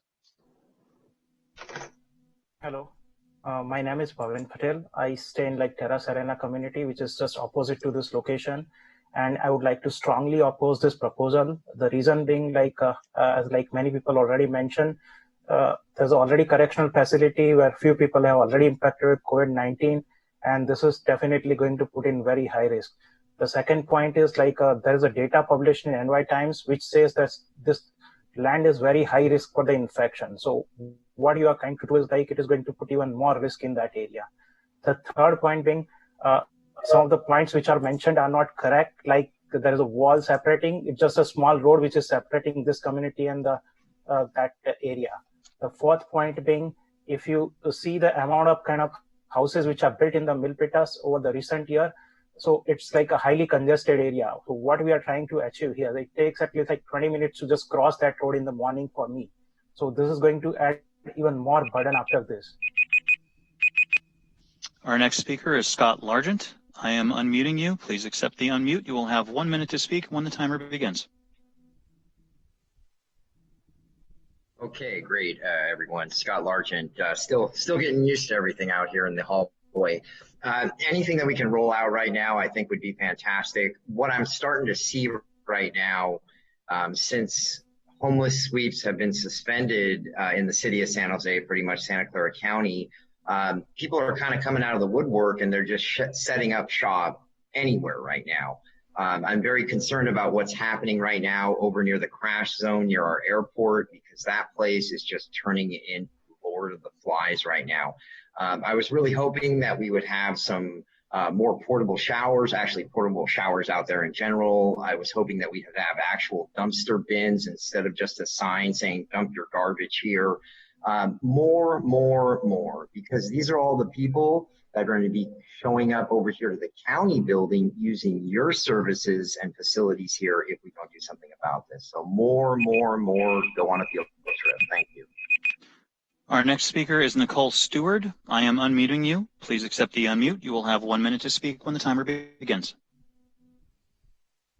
Hi, my name is Nicole Stewart. I'm a social worker, former member and past chair of the Child Abuse Prevention Council, current member of the County Child Death Review, and a stakeholder for the MHSA. I'm also privileged to be a schooling services coordinator in the northern part of this county, specifically serving Milpitas. As the McKinney-Vento liaison, I serve more than 400 K-12 students who identify as homeless. Our families are rarely on the streets because we find housing for them. I'm here today to advocate for meaningful shelter and resources for our families in the northern part of the county. Many of my families have to go to the southern part of the county or out of county for family shelter. Many of them are experiencing homelessness and are doubled up. They are currently experiencing job losses and mental health distress. So any opportunities for safe housing and co-location of services would change the lives of many of our families and allow these kids to further succeed in school. Thank you so much for this conversation, and I appreciate all the work you guys are doing. Our next speaker is Abby Chen. I am unmuting you. Please accept the unmute. You will have 1 minute to speak when the timer begins. I have lived in Santa Clara County for 2 years. I really appreciate the county to identify shelter sites to help unhoused people. However, I strongly don't agree with the proposed one in Milpitas. This proposed facility is next to the county jail that has multiple inmates tested positive for COVID-19. Putting shelter in this area will increase the housed people exposure to the virus. And this place is only 1 mile walking distance to VTA and bus stop. I'm very concerned about it may fasten the speed to spread out the virus among our whole county. Besides, the part of land now is completely empty and lack of power and sanitation services. I don't think it can be immediately used. Last year, I think the county has estimated a cost of $3 million to develop and operate this temporary site for only 16 months. I think this funding may be better utilized to support other supportive housing solutions. Yes, I appreciate your time and reconsideration on this proposal. Thank you. Our next speaker is Barbara Hansen. I am unmuting you. Please accept the unmute. You will have 1 minute to speak when the timer begins.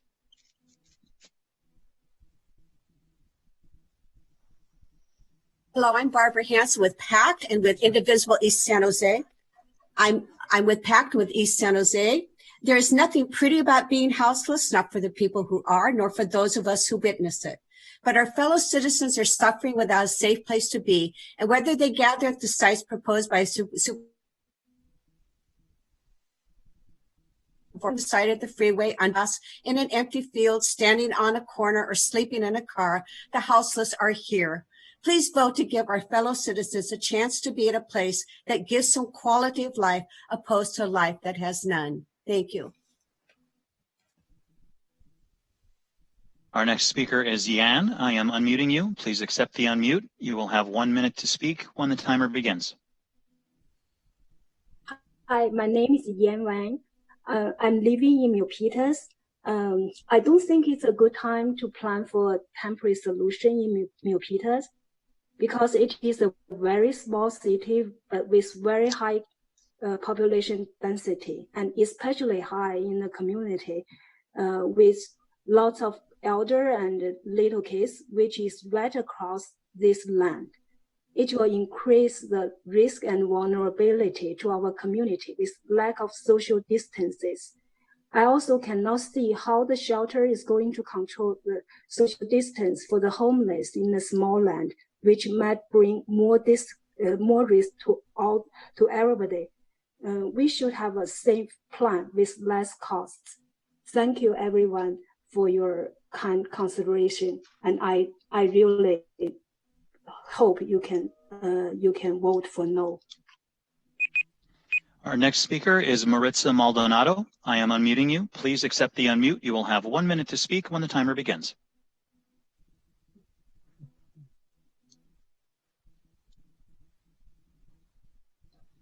Do we have her, Dave? No.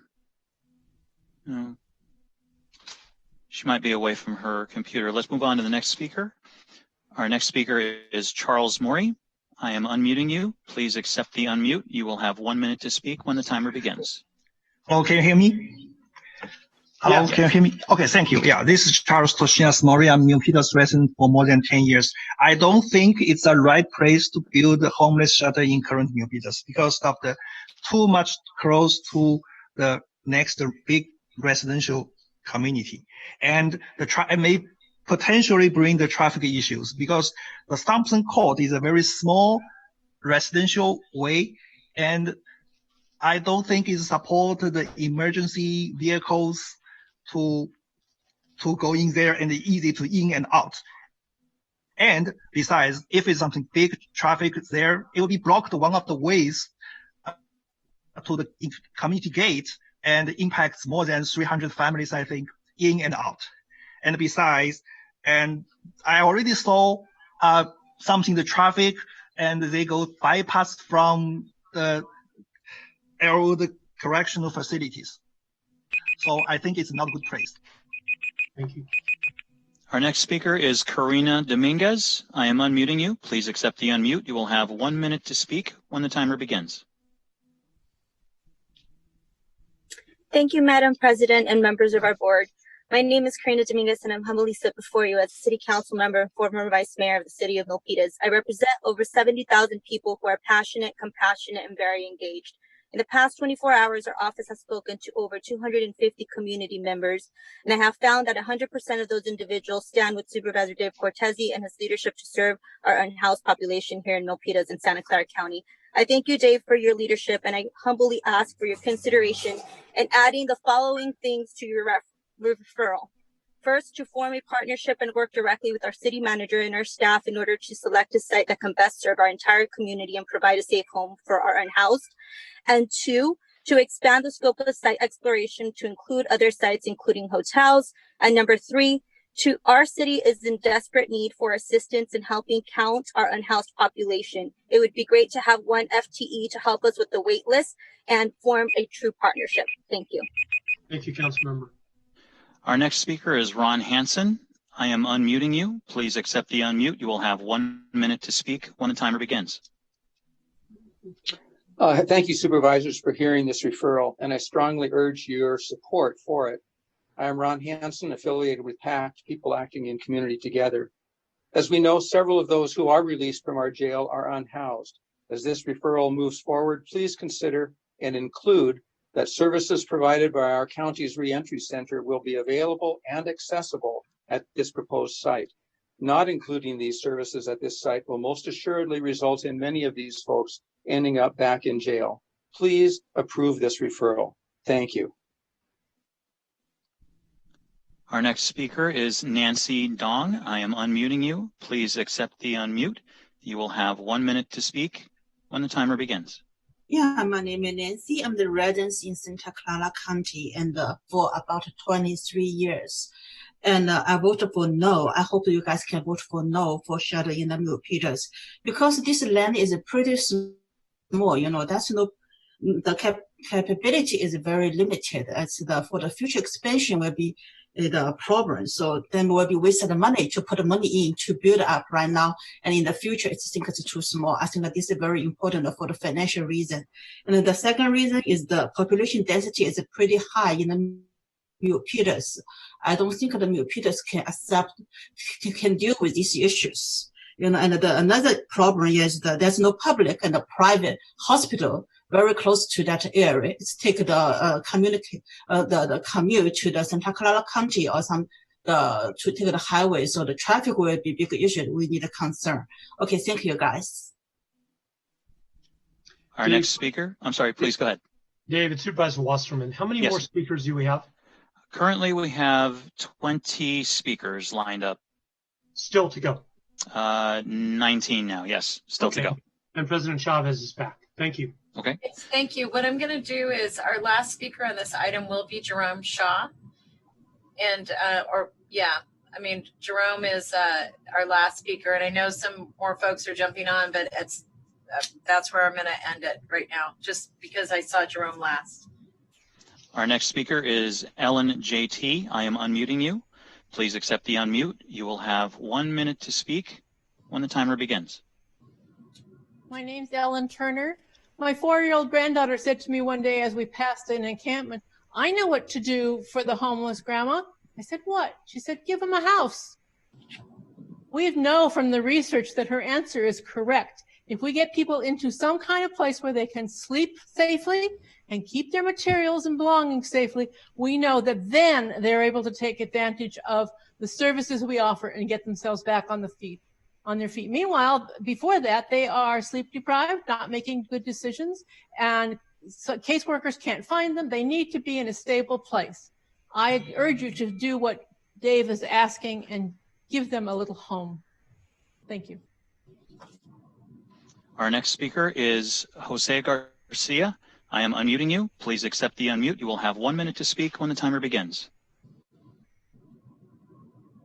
Hello, Board of Supervisors. This is Jose Garcia. Thank you for listening to my comments. I'm a resident of Terra Serena, which is across from the parcel of land in Milpitas that's under consideration. My main concern is that at the moment, there's pretty much limited access to this parcel of land.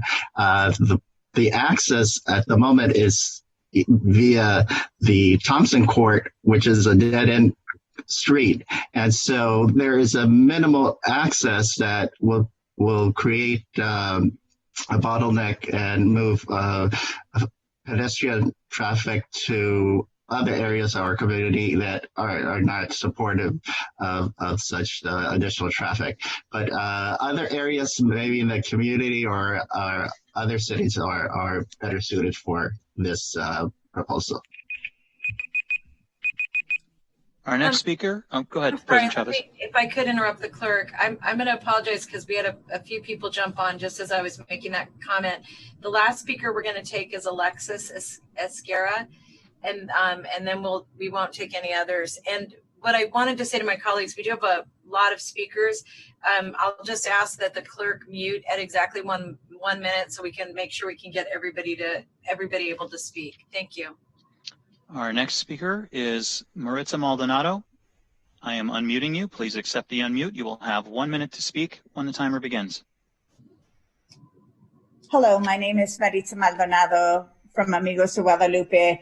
Just wanted to support Supervisor Cortesi's proposal of the site in Milpitas. As we know, we currently serve seniors and families and babies, month-old babies that are living in vehicles, and to have somewhere that they could call home, at least temporarily, out of their cars and into a tiny home is something that we have been looking for and have researched. We took a trip out to Community First and know that it's possible in our community, and we know that our community needs it more than ever now, especially in this crisis. So we strongly support Supervisor Cortesi's proposal. Thank you very much, and thank you for your good work, supervisors. Our next speaker is Chetan Popat. I am unmuting you. Please accept the unmute. You will have 1 minute to speak when the timer begins. Thank you. Hi, everybody. So thank you, supervisors. I understand and appreciate the problem we're trying to address here. And I also appreciate Supervisor Cortesi's willingness to expand to other sites on Milpitas.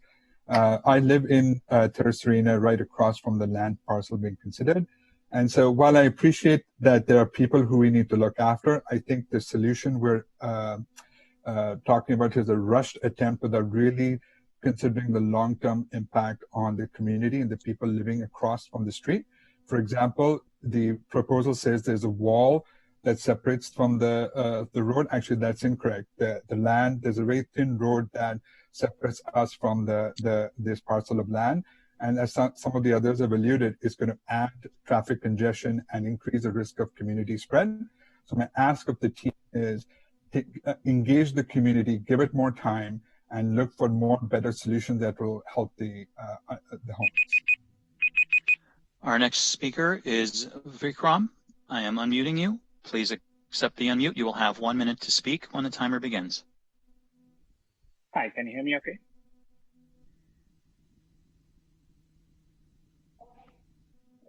Yep. So I'm a resident of Milpitas since 2016. I understand the need to support our homeless population. However, I do not agree that the proposal being considered is the best option we currently have. As this master mentioned, the assumption that is in the agenda is incorrect for a couple of reasons. There is no wall that is separating it from the other parts of the community. And the other fact is that it is right next to a Tom Everett Park that is seeing a high volume of staggered pedestrian traffic with children during the shelter in place time where folks come out to get some fresh air. And adding any sort of construction or more people at this time is going to add more risk and more stress to the citizens who are living around that area. So I strongly request the board to consider alternatives and do a more thorough thought process before rushing to a solution. Our next speaker is Todd Langton. I am unmuting you. Please accept the unmute. You will have 1 minute to speak once the timer begins. Yes, hi, my name is Todd Langton. I do a lot of outreach with sleeping bags for the homeless. I'm on the board for Villages of Hope, Silicon Valley. I strongly support Dave Cortese's initiative for the property in Milpitas. I emailed each of the supervisors an email during the meeting today with 2 links for 2 pallet shelter studies, one that was done in Riverside and also down in Sonoma County. I encourage all the people listening to Google those pallet shelter studies that were done in Riverside and Sonoma County and see what it looks like. We need this. We are living in the wealthiest county in the nation, and yet we have less than third world standards for our homeless. The cost of inaction will far outweigh the cost of sheltering these citizens. For those on the NIMBY, not in my backyard, I reach out to you and say they already are in your backyard. Support Cortese's initiative, please. Our next speaker is S. I am unmuting you. Please accept the unmute. You will have 1 minute to speak when the timer begins. I just want to remind everybody of certain statistics that I think are important. 161 unhoused people died on our streets last year, and nearly 500 of them died on the streets waiting for 40 tiny homes to be built in San Jose. We can't keep saying this isn't right and that's not right. I don't want it in my area. People are dying every single day, or every other day a homeless person dies on our streets waiting for housing, waiting for something to be built, waiting for some sort of shelter. We can't just keep pushing them along while they die because we say that this area isn't right, or it's inconvenient for me, or I just don't want to see them. And that's what we're saying here is we're saying, I just don't want it in my neighborhood. And when you say that, somebody's going to die. And I think we need to keep that in mind. 161 people died on our streets last year. 500 people died waiting for those tiny homes. Support Dave's measure. Our next speaker is Yuan. I am unmuting you. Please accept the unmute. You will have 1 minute to speak when the timer begins. Hi, this is Yuan. I strongly oppose this proposal. I live in the community next to that area. This is a very high density resident community, and that this proposal is adding more risks to that community, and because it's a lack of social distancing, and also it increase anxiety to the residents over there. And because that our community already have odor, and then also the theft increasing. So this is not a very good area to for this proposal. And I suggest to the board to look for other alternatives, like unused hotel rooms, as those are empty due to the COVID crisis. They're empty right now, so they're immediately available for those homeless people. So I agree, and we need a shelter for them. But right now, I think the unused hotel rooms is good for those. Our next speaker is Maria Cardeva. I am unmuting you. Please accept the unmute. You will have 1 minute to speak when the timer begins. So good afternoon, everybody. Thank you, Board of Supervisors, for your leadership in this difficult time. And thank you for the Supervisor Cortese for bringing your initiative. I'm a resident also in Terra Serena, not far from the proposed site. And my concerns are about really rushing into the decision right now under the COVID-19, because if you look at the plans, they take about 6+ months to implement, and the plans don't include anything to address the social distances areas, the ability to relieve the strained healthcare system. So I would encourage you to please make sure we think about it more with a long-term view. Let's engage with the city of Milpitas and our community to figure out what is the best way to address the problem while taking care of existing communities and also addressing the COVID-19 issue at hand. Thank you. Our next speaker is Nitin Gupta. I am unmuting you. Please accept the unmute. You will have 1 minute to speak when the timer begins. Hi, everyone. Thank you. I'm a resident of the community situated across from the land parcel under discussion. I strongly oppose this proposal. I believe the board needs to further analyze the pros and cons of this site. When would the site be ready and when would it cease operations? How much would it cost for setup and day-to-day operations? Without this info, how do you plan to earmark funds for this project? With cases peaking this week in most of the country, and then on a decline path thereafter, is this site really suitable for this crisis? Ideally, the board should be looking at move-in ready housing options for a temporary shelter, as the agenda item said. In the cost-benefit analysis, include the impact on the nearby community and consider them as a stakeholder and not only the homeless community as the stakeholder. There is no public infrastructure nearby to support the homeless in this area. Impact on young families, seeing 35% of the people in the homeless community suffer from alcohol and drug abuse, and 75% suffer from psychiatric conditions. Our next speaker is Tina. I am unmuting you. Please accept the unmute. You will have 1 minute to speak when the timer begins. Hi, my name is Tina. I suggest this item need more discussion and research before we rush in the decision. We are in this together, not only for the in-house neighbors, but also for the neighbors already living there. So my question is, how can we prevent the COVID-19 spreading among the shelter or nearby the neighborhood? We have 6 schools around the area and a great mall, which is the only one mall from the south, the biggest mall in the South Bay area. But now we are gathering more people in one place now. So I want to bring up that any family who infects COVID-19 will also die too. So I hope we can have more research and have a better decision. Thank you. Our next speaker is Eugenia Pastorskaya. I am unmuting you. Please accept the unmute. You will have 1 minute to speak when the timer begins. Thank you so much, dear members of the board. Thank you for your initiative and hard work in this hard time. I'm a resident of the Serena community, and I attended this application. I think that the rest of the community must have to give those in need shelters right away, but it will impact the community with more than 1,000 families involved. We definitely so the question definitely left with social distancing children. You can call, you can take without the proper walls installed.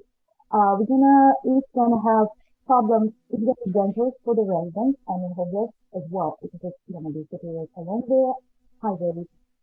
It's gonna be situated along the fluid area. One of the areas which will be highly affected by COVID-19, as you saw by the statistics. And it's going to have traffic issues. We need to think about it. Our next speaker is Lien. I am unmuting you. Please accept the unmute. You will have 1 minute to speak when the timer begins. Hi, my name is Lynn, and I'm a resident of Milpitas. And first of all, I would like to thank all the officials and the people working in the front line for your excellent service during this unprecedented time. While it is a great idea to keep everyone safe from the COVID-19, Milpitas is a small town with very dense population, which is considered as a COVID vulnerable high risk and flood zone. Having shelters for the unhoused next to the already crowded county jail and the popular Great Mall and a very high residential area, the lack of infrastructure and the lack of social distancing is a great concern for the residents. I ask the Board of Supervisors to reach out to the Milpitas communities and to explore a more robust solutions. Let's think for everybody, the families and the unhoused. Thank you. Our next speaker is Garima. I am unmuting you. Please accept the unmute. You will have 1 minute to speak when the timer begins. Respected sir, I appreciate your doing the needful for unhoused.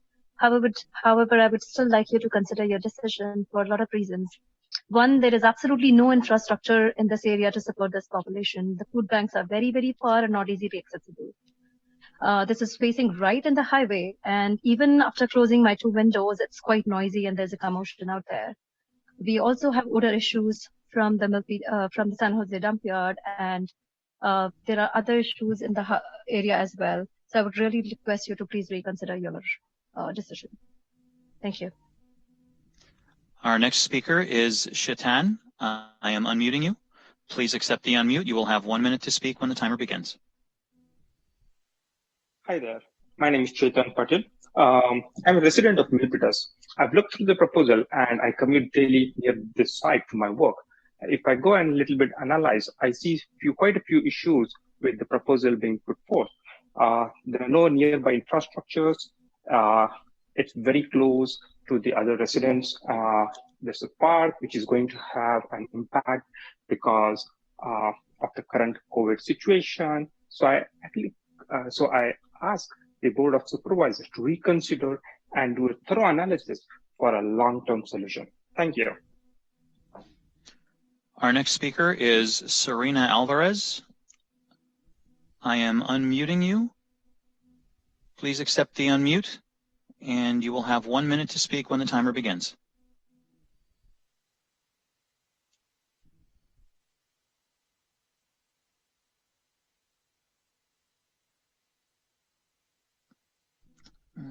Okay, we'll move on to the next speaker. Our next speaker is Jerome Shaw. I am unmuting you. Please accept the unmute. You will have 1 minute to speak when the timer begins.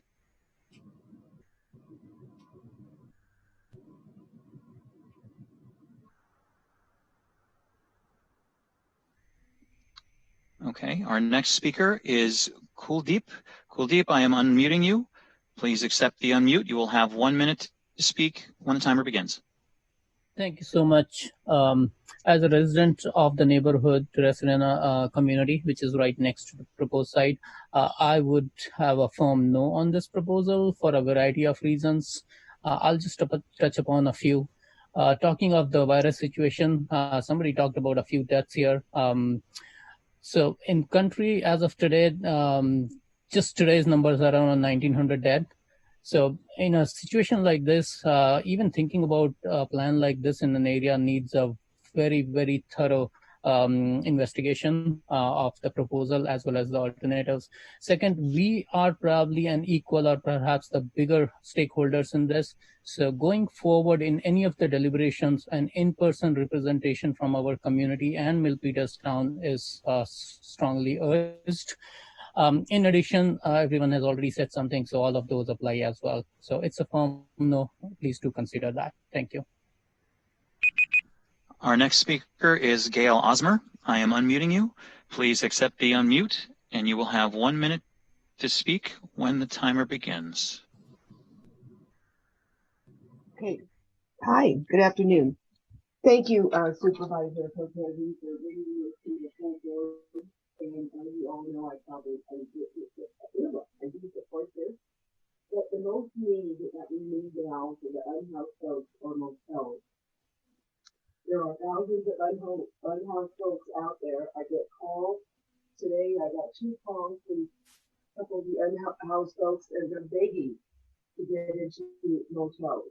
They're not sick, they're not 65, but they're scared and they need the motel. We need this now, not tomorrow, not in a week. Please do as much as you can to get more hotels online, so most of these unhoused folks will have a place. Thank you so much. Our next speaker is Maggie. I am unmuting you. Please accept the unmute. You will have 1 minute to speak when the timer begins.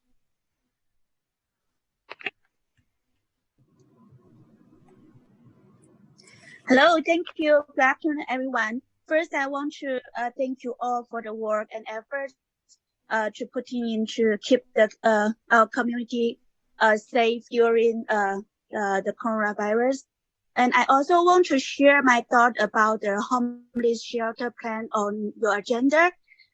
This proposed facility is next to the county jail, next to Green Mall, next to the BART, the light rail station, and is located at very high density and sensitive area. The homeless shelter nearby will add more risk to a highly sensitive zone for our community. As a resident, we are feeling less secure with this proposal on top of currently shelter in place situation. And this is certainly not a good time to increase anxiety among the community. And our final speaker is Alexis Escara. I am unmuting you. Please accept the unmute. You will have 1 minute to speak when the timer begins. Hi, I'm almost since I was tiny with my mom. I don't see a reason why there shouldn't be a shelter for community members in need. When we have the room and the money for the build, people saying they're concerned that inmates might give the homeless coronavirus are raising a false flag. Please support this item. There's always a need for more shelters. Help others out. Thank you.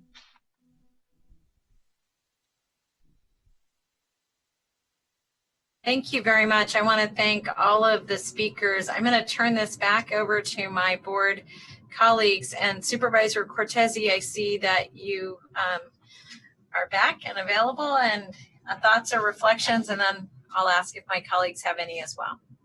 Yeah, thank you very much. And I was here the whole time. I want everyone to know that, of course, listening carefully to all the comments, pro and con.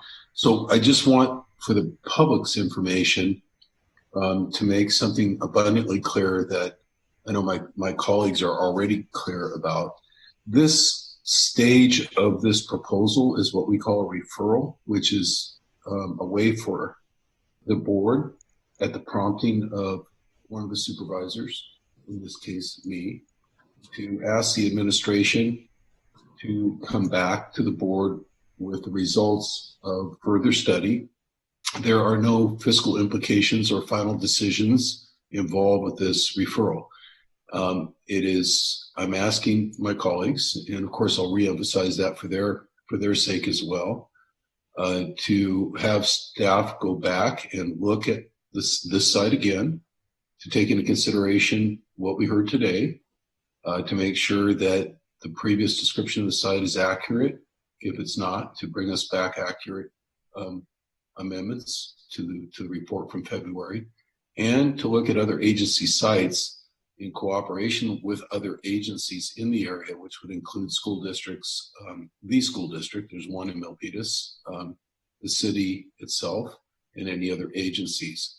I would suggest that as part of the analysis, if this referral is approved for further study, that our Office of Supportive Housing and County Executive's Office engage the City of Milpitas administration, the city manager's office, in other words, in a discussion as to whether or not they need any support on an ongoing basis relative to this kind of a shelter facility in their area. For example, it could be that a social worker FTE or something along those lines might be needed at some point in time going forward, just to support interagency work in the area. Certainly we've done that in many, many times with the city of San Jose. So I would want to afford that opportunity to the city of Milpitas, or at least understand what that would look like in any report coming back. That said, I'm just looking for a report to come back along the August timeline, which I think is the rough timeline for non-COVID related referrals at this point. We understand we're in a health crisis right now, and the shelter is important, but I think we all understand the likelihood of setting up a shelter anytime in the immediate future is very, very infeasible, and especially since we don't have a final report on a site at this point. God willing, we won't have shelter in place and significant health issues by the time a shelter like this becomes feasible in the area, but we'll see. I just want to get to the point where we can get the staff to come back and give us a final report on what this would look like from a site blueprinting standpoint, and what it would look like on another site if there is one. So that would be the motion, the description of the motion. I don't think anything I just said contradicts anything that's in the written version, so essentially I'm moving the written version of the referral, Supervisor Chavez. And I do thank all the public speakers again on both sides of the issue. We're not trying to rush anything up there. In fact, this is a site that we've been looking at for more than a year, and the request is to continue looking at it. Thank you. Do we have any comments or questions from our colleagues? This is Supervisor Wasserman will second the motion. All right, we have a motion. We have a second. Are there questions on the motion? Susan? Thanks. I really appreciate the motion and understand that this has been in place for a while, and appreciate Supervisor Cortesi's recognition that a lot of this was put into place, the layout, the population, the number who could be served, and the timeline before we entered this COVID crisis. What I would like to see come back from staff, and what I would like to add with your agreement, Supervisor Cortesi, is the maximum flexibility possible for our staff. $4.5 million is obviously a significant amount of money, and I really want to know that the EOC and the department heads have the flexibility to decide how best to use that funding, what the best location might be, how this type of arrangement or camp, for lack of a better word, might be used to address and combat the COVID-19 response. And I don't know either if maybe staff has already, talked about how to allocate these funds to make a good response. I appreciate that you acknowledge that the bandwidth of our county departments and offices are stretched really even beyond the maximum due to the COVID-19 response. And I'm concerned about the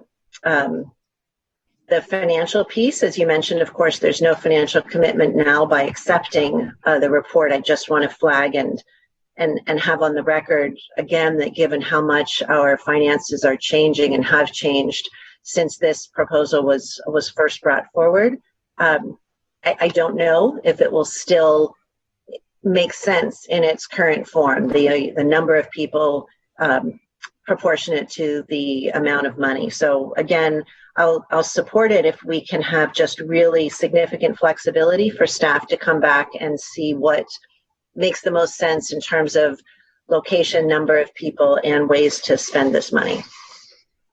Yes, absolutely. I'm fine with that. And honestly, we lift some of the cost information and such from the old staff report, the ledge file that came from staff back in February. So I should have noted that there's no intention to let us or the staff into any of the old figures that were used last February. Just just to give an idea that some analysis had been done. That's why we included those. But absolutely, there should be broad flexibility. I think in this particular geographic area, this part of the county, we may find ourselves fortunate there's actually more than one option. Good. I appreciate your willingness to consider everything on the table, other sites, other amounts of money, and other numbers of people. Thanks. Yes. Supervisor Simitian. Thank you. I appreciate the clarification that Supervisor Ellenberg just offered and that Supervisor Cortese was kind enough to confirm. Supervisor Cortese, if I could, through the chair, it sounds to me like this has evolved almost into a sort of a broader ask to find shelter resources in this particular area of the county, which your experience tells you is underserved. Am I getting that right? Yes, so Supervisor Simitian, and I think you and I have both been involved in similar beginnings to, affordable housing and shelter issues, even just during the time we both served together. You start somewhere, you take a look at where the alternatives are, you start getting some feedback from the public. And certainly at some point, if we start zeroing in on some kind of final facts, figures, and geography, there's going to need to be a more robust public input into the process. I'm absolutely willing to help, willing to manage as much of that as possible as chair of the FGOC committee in conjunction with the CSFC committee. So hopefully that answers your question. The short answer is yes. Thank you, Supervisor, and thank you, Madam President. With that understanding, I'm entirely comfortable being an aye vote. We'll cast my vote accordingly in a moment. Thank you. Are there any other comments? I just wanted to make one, and that is that on a number of occasions, different members of this board have brought forward opportunities for housing the homeless in communities that don't traditionally have as much of that kind of housing in them or shelters. And I know these are not easy things to bring forward. And I also appreciate Supervisor Cortese, your willingness to continue to work with the community and work with the city of Milpitas. And I was thinking about, it's funny that Supervisor Simitian, that you raised the way you asked the question. I was thinking a little bit about the beginnings of the Sunnyvale shelter and the corner of Hope and Mercy, or Hope and Joe, what is it? It is indeed the corner of Hope and Mercy in Mountain View. Yeah. So anyway, I think that's the beginning of Hope and Mercy here as well. So thank you for all of those comments. I'd like to ask the clerk for a roll call vote. Supervisor Ellenberg. Yes. Supervisor Simitian. Simitian, aye. Supervisor Cortese. Aye. Vice President Wasserman. Yes. President Chavez. Yes. Thank you. And thanks to all the speakers and everybody who came out to give input to that and all the letters that we got. I do appreciate getting feedback. We're now going to move to item 11, and this is a resolution to support healthcare workers that is brought forward by Supervisor Cortese and I. And this was a request to us from the union primarily that represents IHSS workers. And this is aspirational, I will say, in nature, that we are working to get our employees, making sure folks have the PPE they need, that there are opportunities for safe quarantine, that we are looking at and frankly, the federal government's now done, and the state have done some of this on the paid sick leave. But Dave, I didn't know if you wanted to make any comments to this item.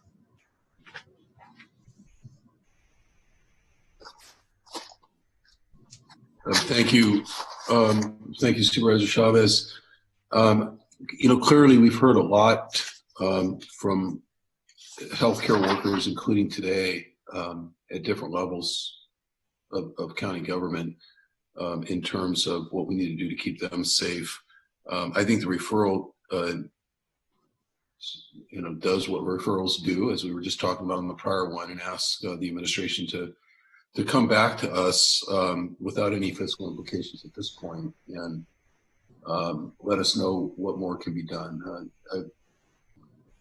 I'm hesitant to make it sound like I'm locking us into any very specific or particular path. But even when you talk about this, and this referral very specifically kind of zeroes in on IHSS workers as a key part of that mix. And we all know that we have well over 20,000 of those out there with the vulnerable and in a vulnerable situation themselves. What we can do and how much we can do could be a lot, I suppose, with the right kind of FEMA assistance, with the right kind of state assistance, which, as we all know, we've not had much luck with this particular classification of worker before. But whatever's out there, I think we need to come back because once again, this is one of those demographics within the larger demographic that is, we don't want to become a statistic. And, that's the more we can do to prevent that, the better. So again, I would just ask our colleagues to, support at least this initial direction to get back to the board what the possibilities are in terms of further protections for these frontline workers. And to the extent that any response to this referral, President Chavez, if you're in agreement, can also include any overlap, any sort of Venn diagram with what we can be doing with frontline healthcare workers in general. I think that would be useful to all of us. Thank you. Are there any comments or questions on this resolution? Seeing none, we have a motion from Supervisor Cortese, a second. Do we have a second from someone else other than me? Excuse me, Supervisor, I do have a question or two. Please. Thank you. Thank you. Forgive my slow response. I apologize. I wanted to confirm that the resolution that was attached as 11A was just a sample and not intended to be a template or something more significant. It's I gather it's drawn from San Francisco where they've taken similar action, and so that the county council knows what they're working with if we vote aye, which I expect we will in a moment. It's just a sample or an example. Am I understanding that correctly? Yes, exactly. Thank you. Yeah. And then if there is somebody from county counsel's office on, I just wanted to ask if the motion is in fact in their reading aspirational rather than binding, because I think the issue is important and more than legitimate. I think it's an essential issue to raise at this time. So I'm an aye vote, but I want to be clear about what level of legal effect it has. Is Mr. Williams available? Yes, I'm on. Yes, we will take a look at that sample resolution and build off of that.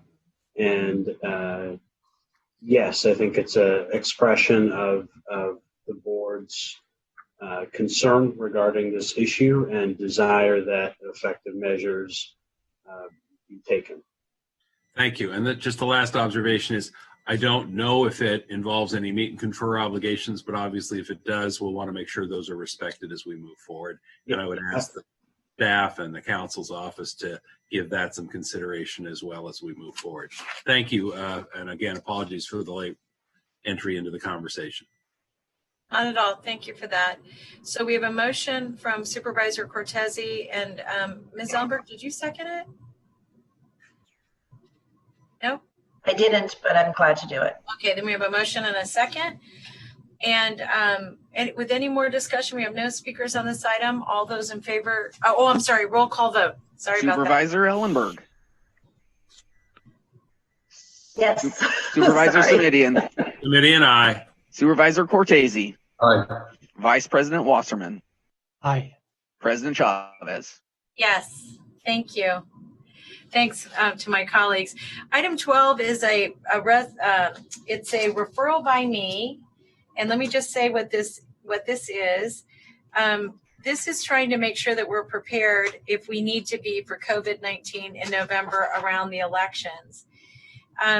This referral serves as a contingency plan for the November elections with the goals to safeguard and help facilitate the voting process.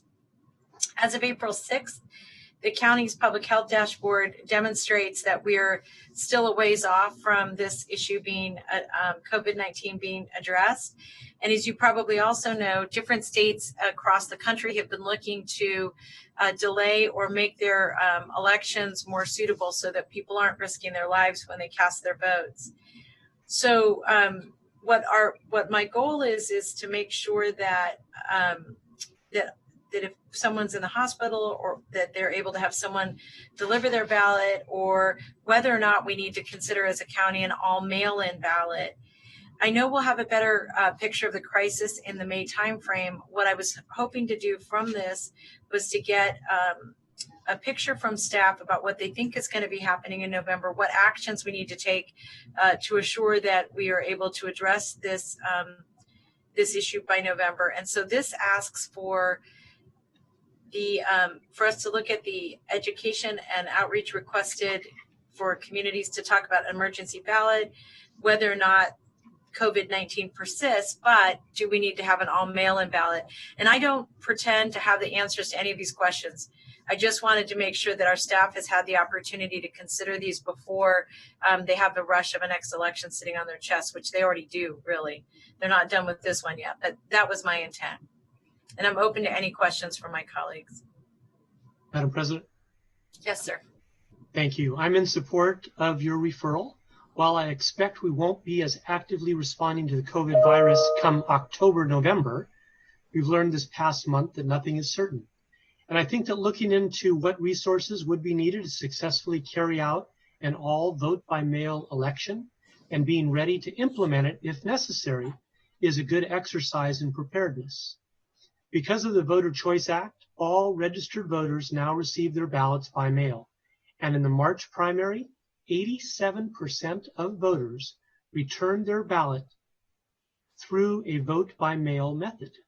If the state was willing to allow all vote by mail, at least under these circumstances, I feel that our residents would be willing to embrace the change.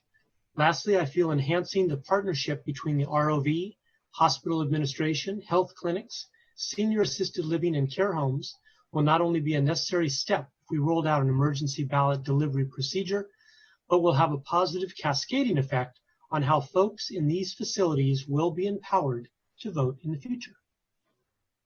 Well said. All right. Is there any other comments from my colleagues? Seeing none, Susan, did you have a comment? Just, given the nightmare that's happening in Wisconsin today, I think whether or not we're in any sort of sheltering in place status, I think that this is a really excellent move and the right time to do it. Oh, thank you very much. If my colleagues will indulge me, I'll make the motion on this. May I have a second? Second. And a second from Supervisor Wasserman. Is there any more discussion from my colleagues? I have no speakers on the item. Seeing no speakers, I'll then move to request a roll call vote. Supervisor Ellenberg. Yes. Supervisor Semidian. Semidian, aye. Supervisor Cortese. Aye. Vice President Wasserman. Aye. President Chavez. Yes. Thank you. We're now going to move to item 13, and this is a resolution to address xenophobia. And I just wanted to say to my colleagues that the reason I brought this forward was a number of leaders in the Asian American community, the API community in general, brought this forward and asked us to consider this. So this is an opportunity for us to show solidarity with our Asian American community partners during COVID-19 when we've seen hate rise against the API community. I'd like to thank our District Attorney, Jeff Rosen, and his team for releasing a public service announcement this last week, warning that anyone who harms or threatens to harm someone because of their ethnicity, race, religion, or gender will have to worry much more than just about the virus. They're going to have to worry about dealing with the DA. Along with the PSA, this resolution will encourage and empower individuals who've experienced hate as a result of COVID-19 to report the incidents to law enforcement. And as you may have heard in just the first week of online reporting that was launched on March 19th by the San Francisco State University's Asian American Studies Department and 2 other policy groups reported over 650 incidents of verbal harassment, shunning, and physical assault. The behaviors reported and the volume of incoming hate reports are really unacceptable. And I also just wanted to add that as we started to move this item forward, we received a number of emails from people telling their own stories of what's happened to them in our community, and it's really disheartening. And I was actually over at the Valley Medical Center Foundation dropping off a donation, and one of the things that they showed me was the room filled of gloves and masks and other items that were primarily donated by the Asian American community. And it made me both want to lift them up and appreciate them, and also to let them know that here in this community, we support them. So those are my comments. We have 2 public speakers on this item. If I could, I'll go to those public speakers, and then I will come back to my board colleagues for comments or questions. Our first speaker is Sarita Kohli. I am unmuting you. Please accept the unmute. You will have 1 minute to speak when the timer begins. So, Supervisor, Board President Chavez and Supervisors, thank you so much for bringing this resolution forward. I spoke a couple of weeks ago as well at the meeting, and thank you all and the county for really standing up for racial equity and and standing against any kind of xenophobia. I've submitted a letter of thanks to you, and as has our ACI's Board of Directors. And I'm very proud to say that the Black Kitchen Cabinet and La Raza Roundtable have also sent letters of support for the Asian community. So thank you so much for bringing this forward. This makes us feel welcomed and part of the community. And I don't wish to be anywhere else but in Santa Clara County. Thank you.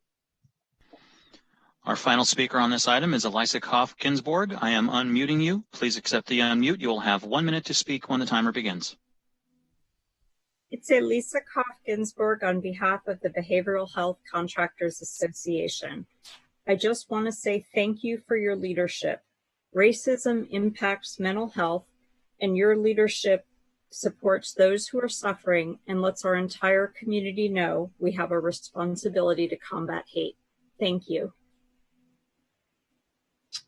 Thank you. And we have no other comments on that item. And so what I'd like to do is, if I could, I'm happy to make the motion. If I could get a second on that motion. I'll second. And we have a second from Supervisor Sumedian.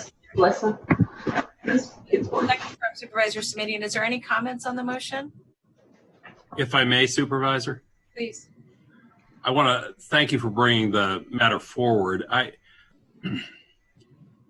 What makes this particularly disheartening conversation, I think, is that millions of people around the Bay Area, around the state, and around the country have stepped up in such extraordinary ways during a very difficult time, and have really let their best selves step forward. And so the contrast between that kind of behavior and the behavior that we are calling out here is particularly stark and striking.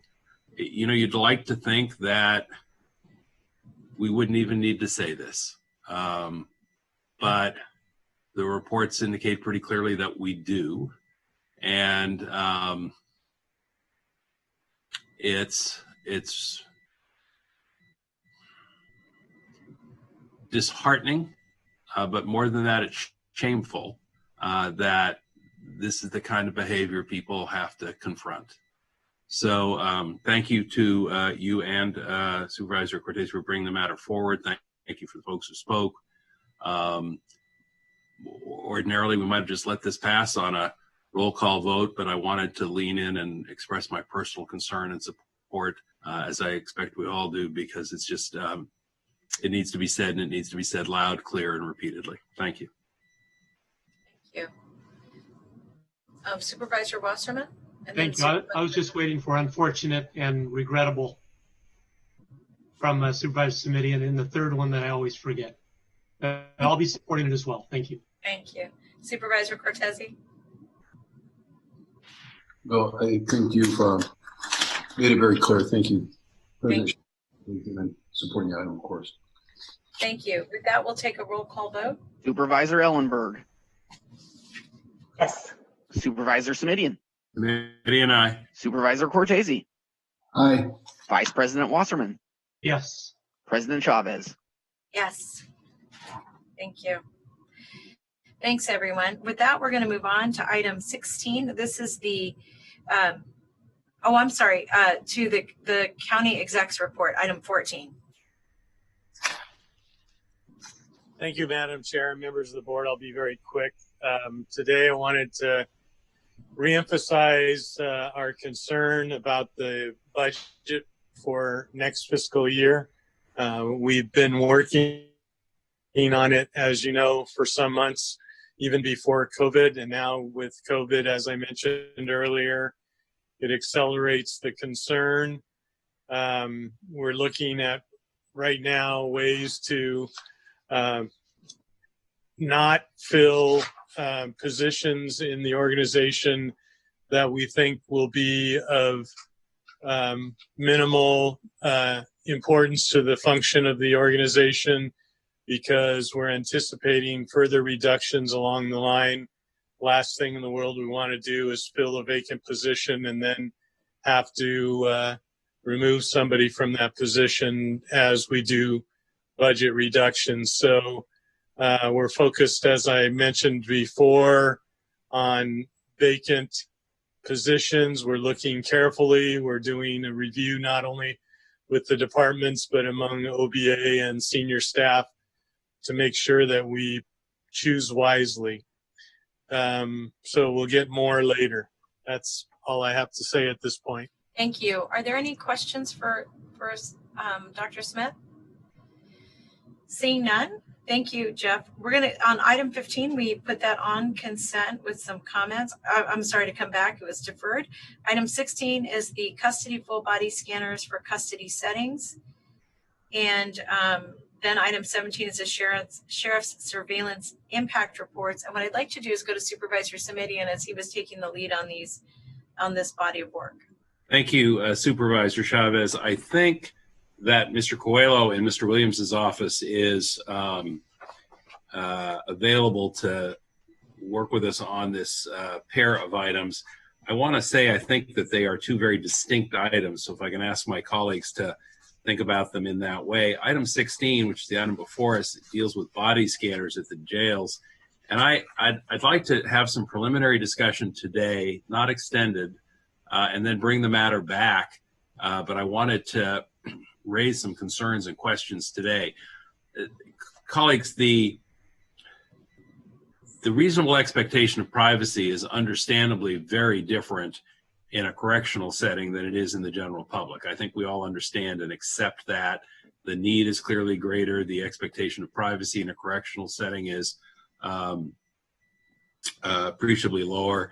There are safety and security concerns, both for folks who are incarcerated and for our employees, as well as members of the general public. But these full body scanners, screeners, have a bit of a history at the national level with TSA, where my understanding is, for the most part, they've been discontinued and pulled out of service because they really are quite revealing in most circumstances. And frankly, there's been some misuse and abuse of the images. So let me just ask if Mr. Coelho's on the line, and/or someone from the sheriff's office who could perhaps indicate whether they can come back to us in a month with a little bit more depth of information about just how revealing the images are. I mean, my understanding is that among those this would apply to would be, for example, a spouse, a mother who was visiting the jail and who might be visiting somebody who'd been charged but not convicted, and that essentially a full body screen is pretty intrusive and pretty revealing. I understand some people think it might be preferable to a pat down. I'm not sure that's a judgment I'd want to make for anybody else, but if there's somebody who could share a little bit more about just how revealing the full body scan is and why TSA has stepped away from the technology and why that shouldn't be a source of concern to us, I'd appreciate hearing a little of that now, and then, as I say, having the item come back in a month. Supervisor, it's Rob Coelho. Can you hear me? Yes. Loud and clear. Excellent. I believe that as it relates to the technology itself, either Ken Binder, the Assistant Sheriff, or Mike Shapiro, the Chief Privacy Officer, are in the best position to respond with respect to the technology itself. In terms of the culling together additional information and coming back within 30 days, that's clearly doable. But your specific technical question should best be answered by Sheriff's Administration or the Chief Privacy Officer. Both Mike and Ken are on the line. Mike, would you like to start, and then we can go to Assistant Sheriff Bender? Sure, that's Mike Shapiro, Chief Privacy Officer. So I have looked at the surveillance use policy, the impact report, and also what the scans actually reveal, what a scan looks like. And also in sort of discussion while we were coordinating through the use policy, we've wanted to make sure, for instance, that things like the angle of the display is not available to the public, that is actually angled away so that no one else can view it other than approved authorities. So that was one. Interrupting, Madam President. Yes. Mike, could you speak perhaps a little bit softer? I don't know if it's just my computer or if it's really coming loud to everyone. I can turn mine down, otherwise it's just unusual compared to the other speakers. Oh, I'm sorry. Is this better? Yes, thank you. Okay, sure. So with that in mind, as well as some of the other restrictions put in place that help sort of elevate the assurance that those images wouldn't be viewed by anyone other than authorized personnel.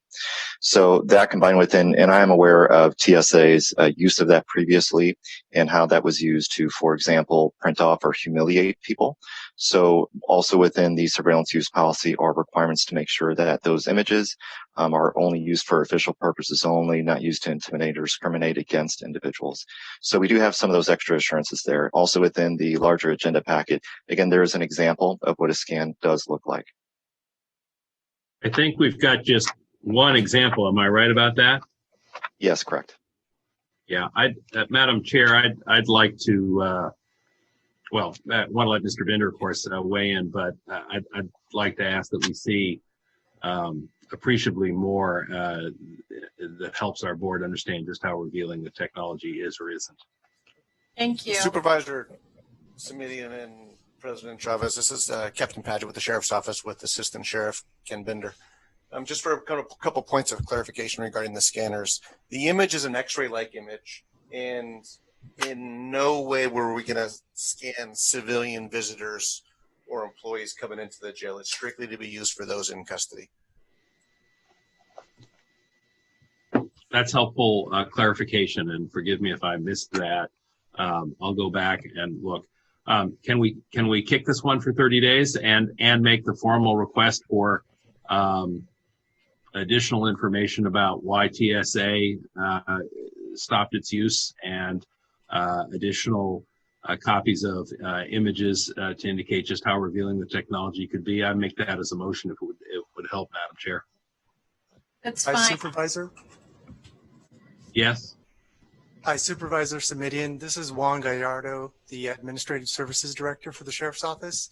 Our only concern with delaying it is that the funds have been rolled over for 2 fiscal years, and we would just want some assurance that if this were delayed beyond the end of this fiscal year, that we could continue to leverage that money and roll it over. Mr. Gallardo, could I ask, is this the first time this item's been before our board? Yes. With the contract, yes. Yeah. Then perhaps you can understand why I'm feeling jammed a little by that request for assurance. When items come to the board, they come to the board so that we can deliberate and make a decision, not so that we can rubber stamp under time pressure. And if this issue has been floating around for 2 years, all due respect, that rests with you and your team, not with our board. So the motion stands. as made. Thank you. And so we have a motion, and that motion is to defer this item with two pieces of information coming back. It sounds like actual examples of what the images look like. I almost called you Dr. Simidian. I don't know why. I think it's all those books, Joe. But Joe, that you want to make sure we have a couple of examples of the images in particular. And then I think one other issue that Juan raised that Joe raised that I think is really important is, does this mean, just to refine the usage of it and how the refinement of the usage would be carried on after we're long gone? Because I think that's, certainly one area that we'd want to make sure we understand. So we have a motion from Supervisor Simidian for additional information. Supervisor Simidian, this would come back then on April 21st, if they could do it by that quickly. I'd rather that we get it at the second meeting, the meeting after that, if we could, please. In the first meeting in May. Please. Thank you. So we have a motion. Do we have a second? Okay. We have a second from Ms. Ellenberg. Any more discussion on the motion? Yes, please. Thank you. Supervisor Wasserman. Sometimes Supervisor Simidian and I have a slight difference of opinion on levels of security, privacy. I understand him, he understands me. What I did want clarification through the president, please, to our sheriff's representatives, the individuals that are there right now, the scans being considered here with this equipment would be for in-custody personnel only. I didn't see that in the report either, and would not apply to visitors. Can I have confirmation of that through the president? Could a staff member, Juan, do you want to respond? Yes, that is correct. It is for in-custody individuals only. And this is Supervisor Simidian. Could you then tell us on what packet page and or what paragraph number that assurance is contained in the proposed use policy?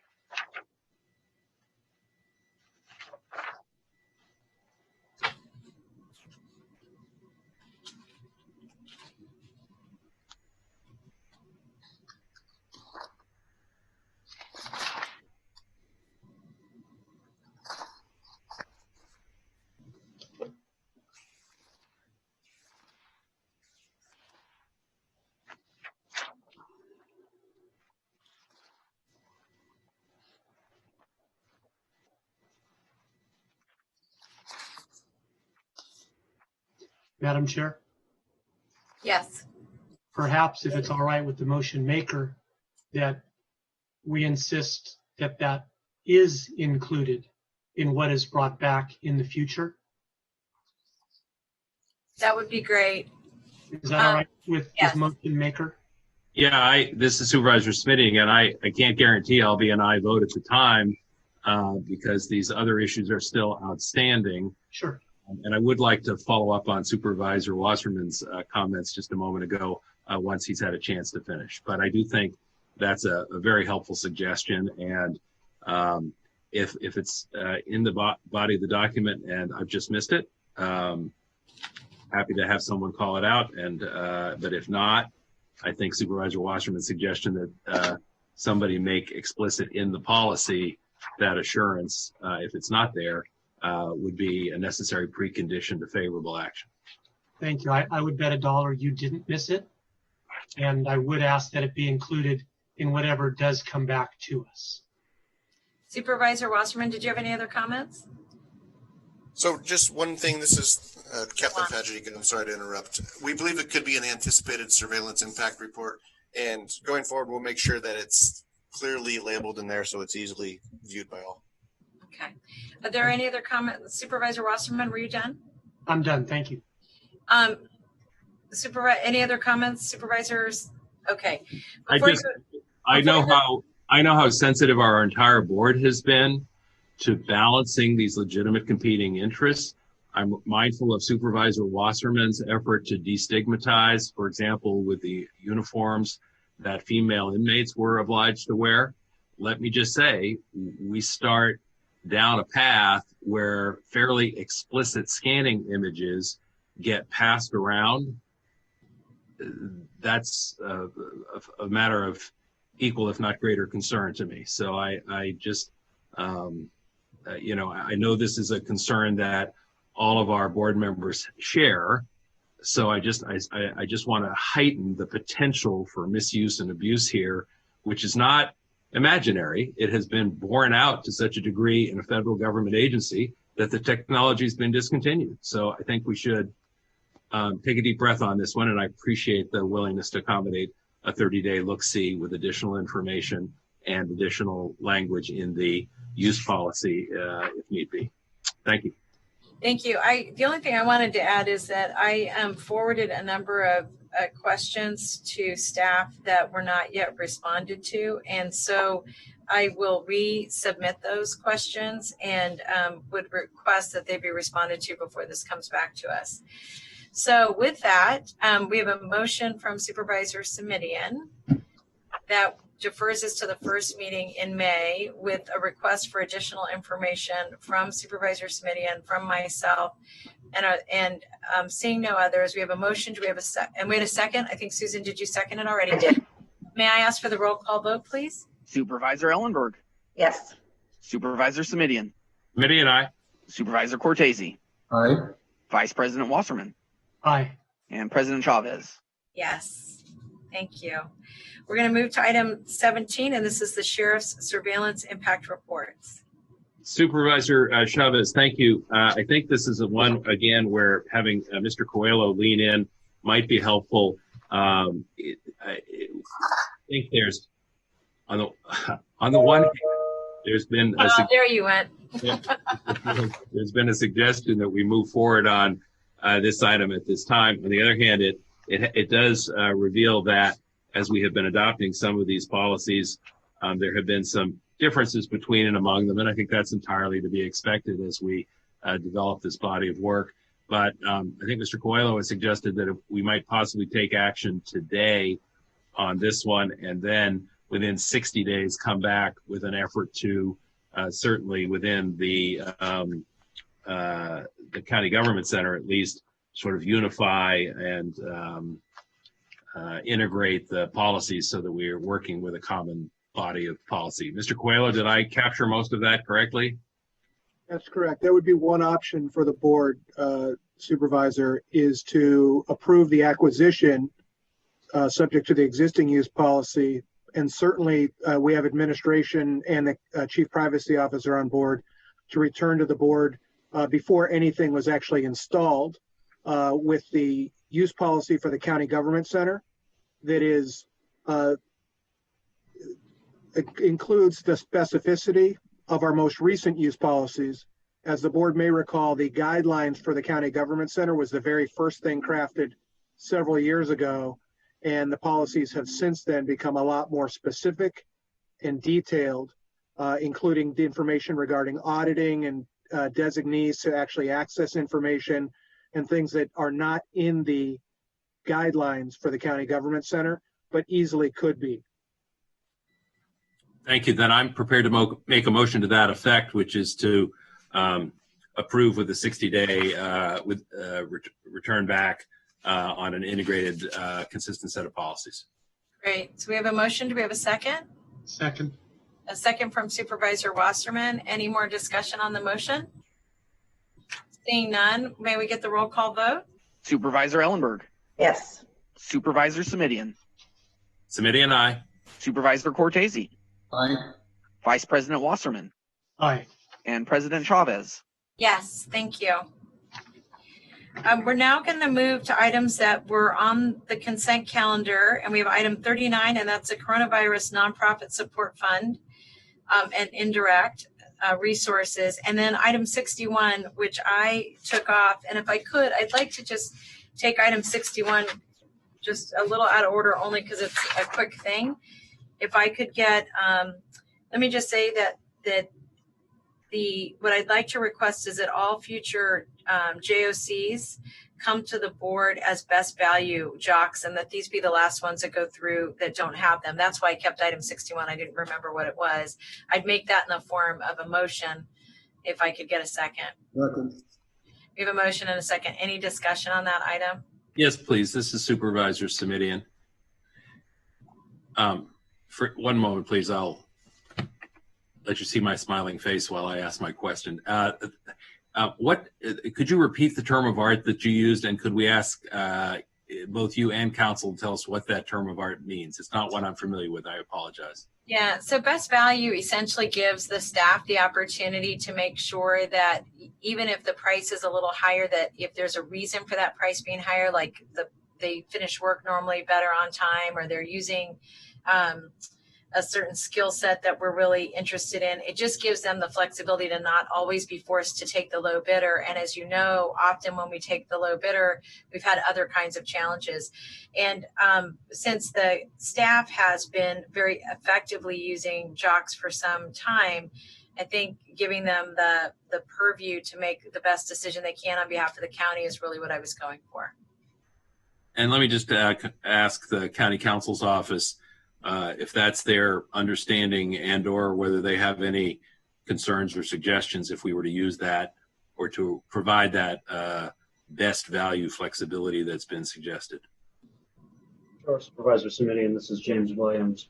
The state recently added Santa Clara County to a list of pilot counties to allow for best value contracting for jocks. There's a process, there's criteria, there's some other requirements. I know that FAF has reported on some of that to FGOC in memos that my office has reviewed, and I apologize that I don't have all those details at my fingertips right now. But there is some process involved with it, and I don't know where we're at in terms of being able to administer that process. That being said, the big picture is as Supervisor Chavez described, which is that the best value process does allow the county to award taking into consideration factors other than just cost. The other thing I'll just add is that the staff has been working on the procurement language for a while now. And what I was a little surprised at is that these two bids that we're taking today didn't have the language yet. And so that's why I was going to defer it, because I thought maybe we should wait for that language to be done. But I recognize that we've got a lot of needs right now, and I didn't want to slow the process down. Thank you.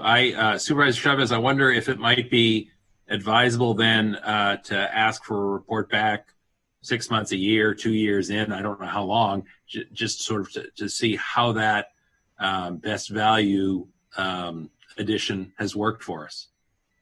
That's a great idea. And what I would ask is if FAF can help us just based on the number that of jocks that they're going to see over the next 6 months, if it's a 6 month or a year thing, I think that would be fine. But we should just let them tell us what the right timeline is, because I don't know when you'd be able to measure results.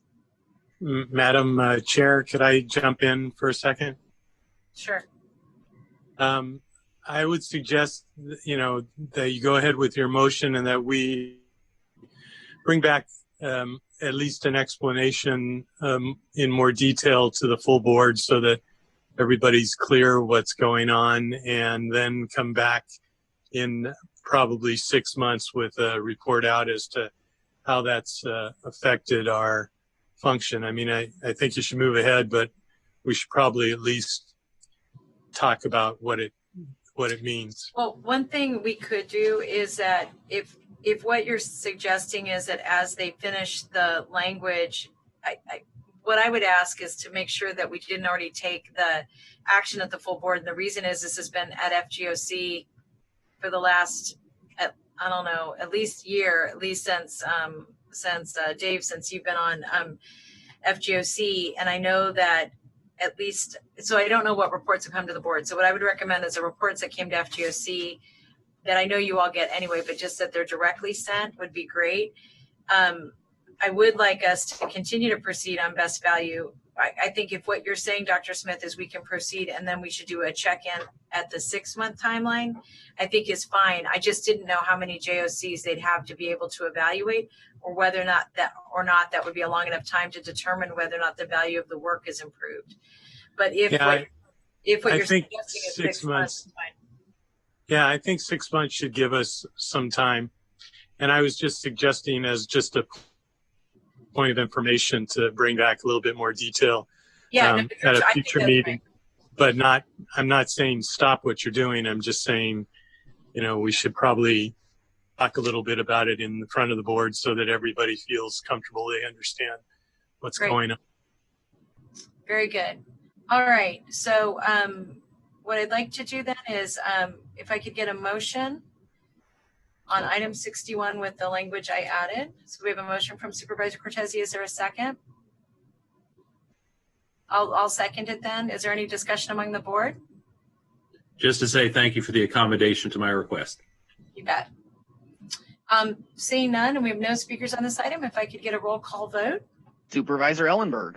Yes. Supervisor Simidian. Simidian, aye. Supervisor Cortese. Aye. Vice President Wasserman. Yes. President Chavez. Yes, thank you.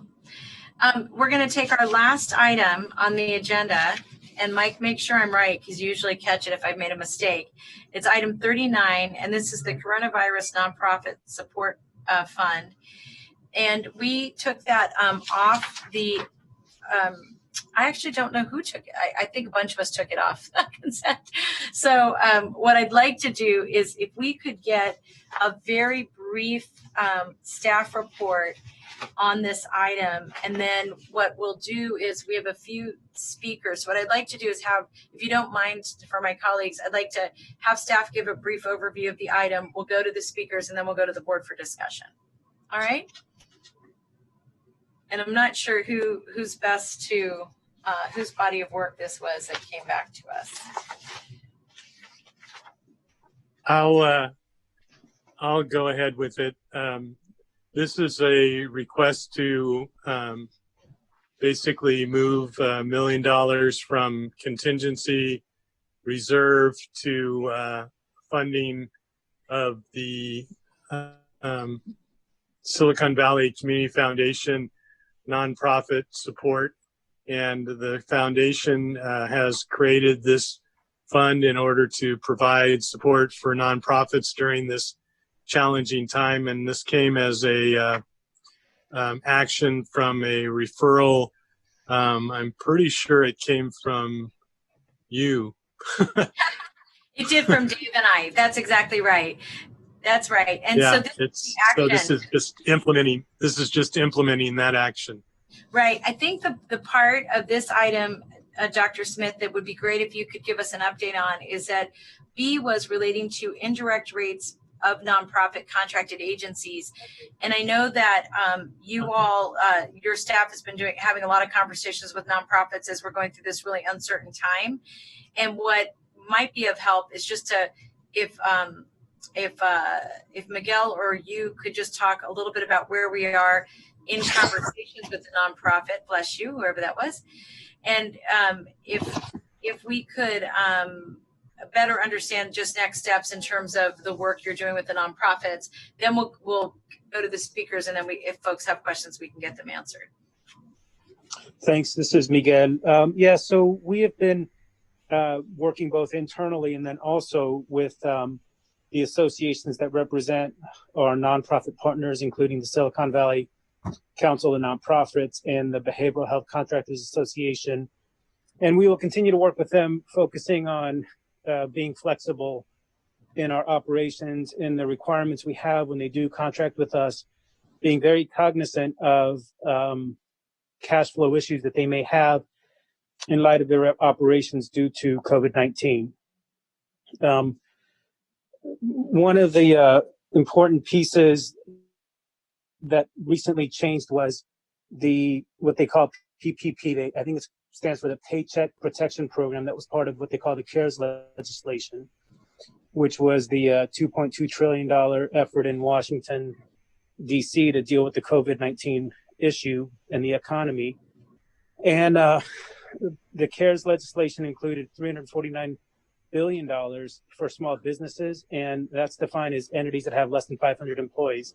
So many of our nonprofit CBO partners do fit that category and that eligibility, and they are actively seeking those funds. There have been, as reported in the press, many hiccups with those funds and lots of demand on them. But as I think Dr. Smith noted earlier, there are reports that they're also now seeking, because of the sort of run on that money, to add somewhere between $200 billion and $250 billion more. That fund would allow our CBO partners to get 2.5 times their monthly payroll, so long as they do not lay off any workers during an 8-week period. So we have a shared interest to work very closely with our partners to make sure that they can obtain that. It's actually in the form of a loan, but if you don't lay off anybody for 8 weeks, it becomes a forgivable loan, and that would really be helpful to our whole system to bring those dollars into the system. Now, at the same time, our partners have suggested some level of rate increase, and the referral that was made also asked us to look at the indirect rates that we are paying to our CBO providers. On the first part of it, with respect to the increases in rates that are being asked related to COVID-19, as is often the case when you look at federal funding that flows through the state and Medi-Cal reimbursement and all that, it's very complicated. So we are taking a deep dive to understand all the implications that would bring. And we continue to work with our partners on that. And then with respect to the indirect rates that are referenced in your referral, we also have a CBO contracting work group and any number of other stakeholders. And as set forth in the ledge file, we are going to continue that work and plan to bring back a report to you once we've gone through and spoken to all the stakeholders and gone through the process on May 5th. And with that, I'm happy to answer any questions. Thank you very much.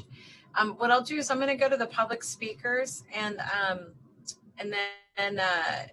then we'll go back to the board. Right now we have 8 public speakers. I'll let the clerk begin with the speakers. I'm going to ask Mike if you could share for just a moment.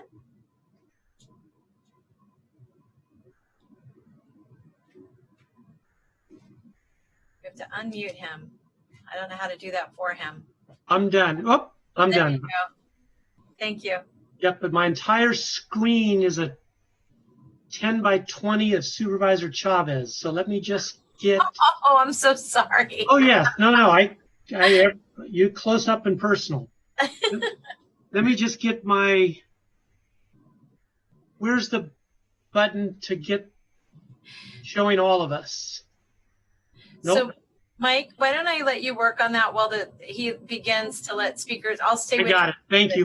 Okay, you ready? Yep. Okay, thank you. Our first speaker is Elisa Koff-Ginsburg. I am unmuting you. Please accept the unmute. You will have 1 minute to speak when the timer begins. Thanks, David. Good afternoon. I'm Elisa Koff-Ginsburg with BHCA, representing over 30 agencies serving vulnerable community members with mental illness and substance abuse challenges. These providers keep clients out of EPS and out of the hospital, something very important right now. Our request is on financing, which is very technical, but represents something very simple, preserving a safety net.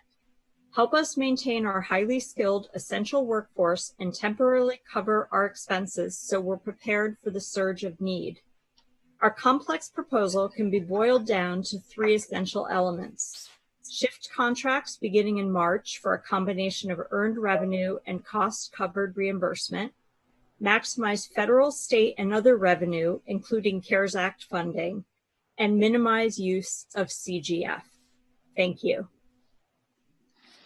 Our next speaker is Krista Gannon. I am unmuting you. Please accept the unmute. You will have 1 minute to speak when the timer starts.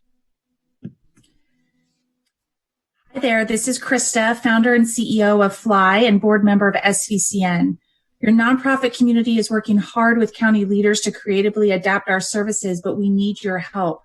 We need our current fee-for-service contracts to convert to cost reimbursement contracts to keep our staff working, as other Bay Area counties have done. We need a system to quickly modify budgets, having the ability to convert costs like program activities to grocery vouchers for clients. Your support is needed immediately. The CARES Act or PPP is not a viable solution right now. FLY is not alone in our experience. Our application was on the desk of our local Wells Fargo banker as soon as the act opened. They still have not accepted our application for processing and told us they don't know if they will. We also know the demand of foundation dollars far exceeds supply, and it is not a good strategic use of limited resources to take foundation dollars out of circulation for existing contracted allocated government contracts that can cover our nonprofit costs. Thank you. The next speaker is Aaron O'Brien. I am unmuting you. Please accept the unmute. You will have 1 minute to speak when the timer begins. Thank you. I'm speaking today on behalf of BHCA and continuing the comments from Elisa Koff-Ginsburg. What we want to make clear is that as providers, we will continue to serve our clients, including new referrals, and generate revenue as normal. The gap between the generated revenue and the cost for running the programs would be cost reimbursed. We recommend increasing provider rates to ensure that we are maximizing federal funds and other revenue streams, minimizing CGF impact.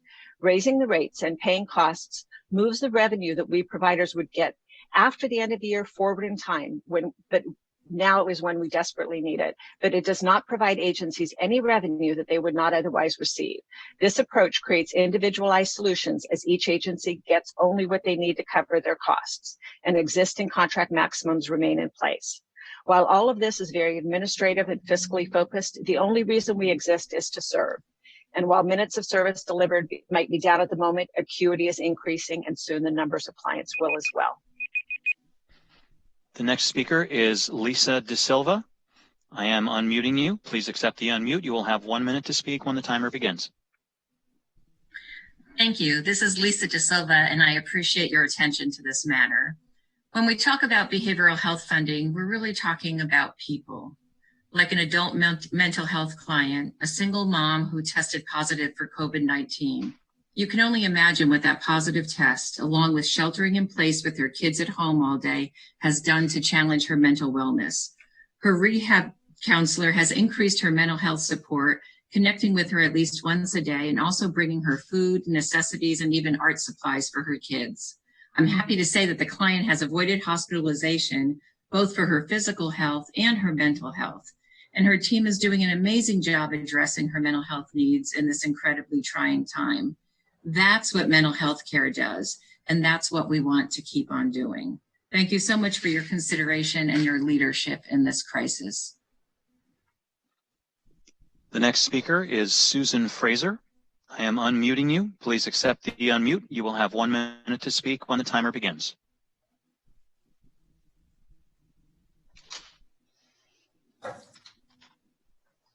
Thank you, Supervisors. I'm with the Institute on Aging, and I'm here to support my nonprofit brothers and sisters of Santa Clara County.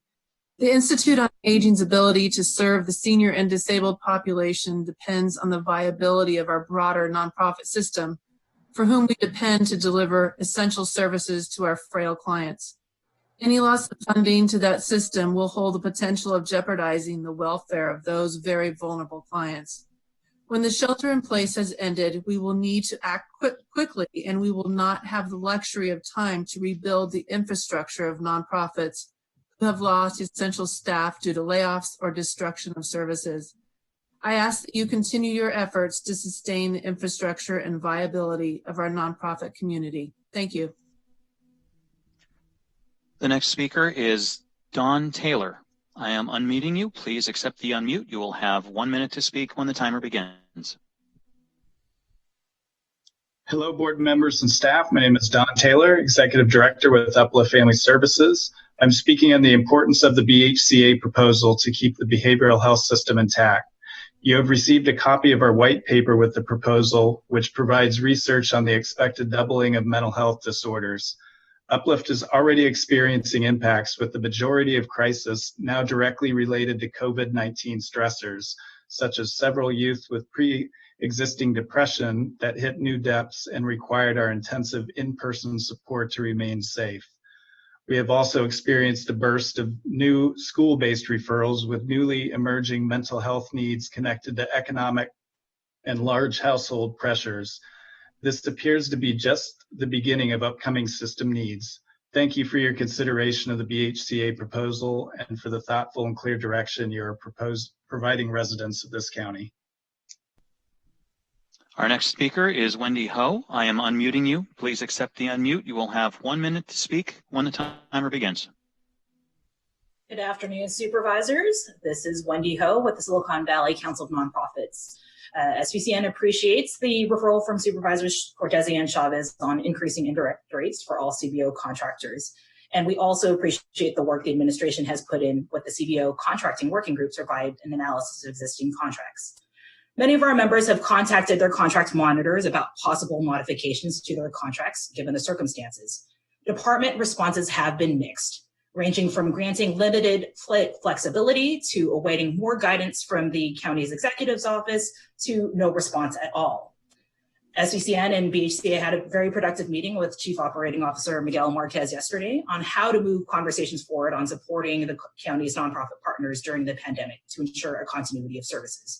We left that meeting feeling very encouraged, and as partners in the county safety net, we know that our residents trust us to be responsive and resilient. We hope that the county will continue to support and lift up its nonprofit partners. Thank you.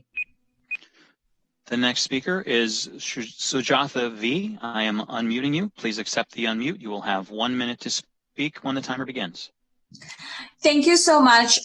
This is Sujatha Venkatraman, West Valley Community Services Co-Chair, Emergency Assistant Network and SVCN Board. Thank you to the board and staff for your continued support and partnership with the local CBO. In this crisis situation, as we look at the contract management, we need a uniform, equitable approach versus a case-by-case. If a case-by-case approach is necessary, then please don't make it overly burdensome for nonprofits and CBO, as we are already very stretched very thin. WVCS itself has like 8 contracts, so we appreciate if this process can be handled smoothly and in a timely manner. Thank you so much. Our next speaker is Sarita Kohli. I am unmuting you. Please accept the unmute. You will have 1 minute to speak when the timer begins. Supervisors, this is Sarita Kohli. I'm CEO of AKI and also president of BHCA. Thank you for putting this referral forward. All of our agencies serve a very diverse, ethnically diverse, older adult population, and they are pretty technologically challenged.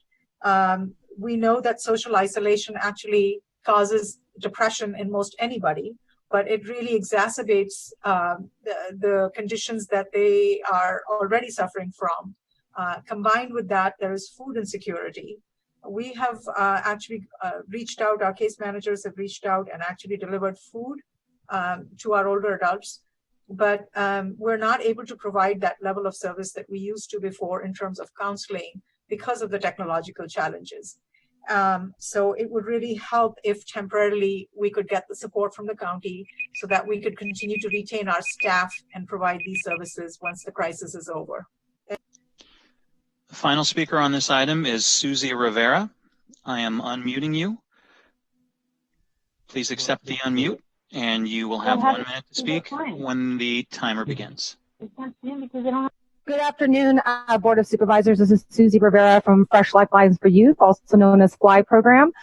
Flexibility of our contracts is extremely important to ensure we can continue to be inventive, creative, responsive, and of service to our youth who need us most. We have worked really hard to creatively connect with our youth virtually in a way that's meaningful, and we're seeing there's even more of a demand by our youth and our families for more support, as human connection is crucial to the well-being of humans in need. Different ways that we've been doing that is through different virtual platforms like Zoom, Google Hangouts, to provide one-on-one support, group connections, connection to resources, healing circles, and much more.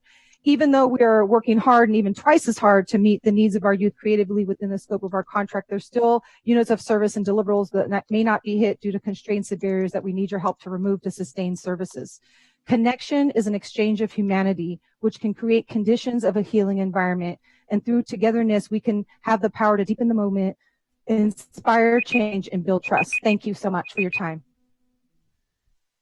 I want to say thank you to all the speakers. These are, nonprofits that are on the front lines with us. So I do really just want to say a very special thank you. What I'd like to do, if it's okay, let me see if Miguel, if you or Dr. Smith want to say anything before we go to board questions and comments.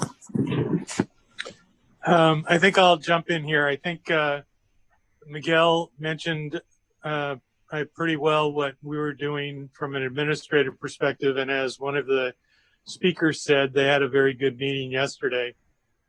What our intention was administratively is to continue the discussion and come up with a plan that we would then bring to the board.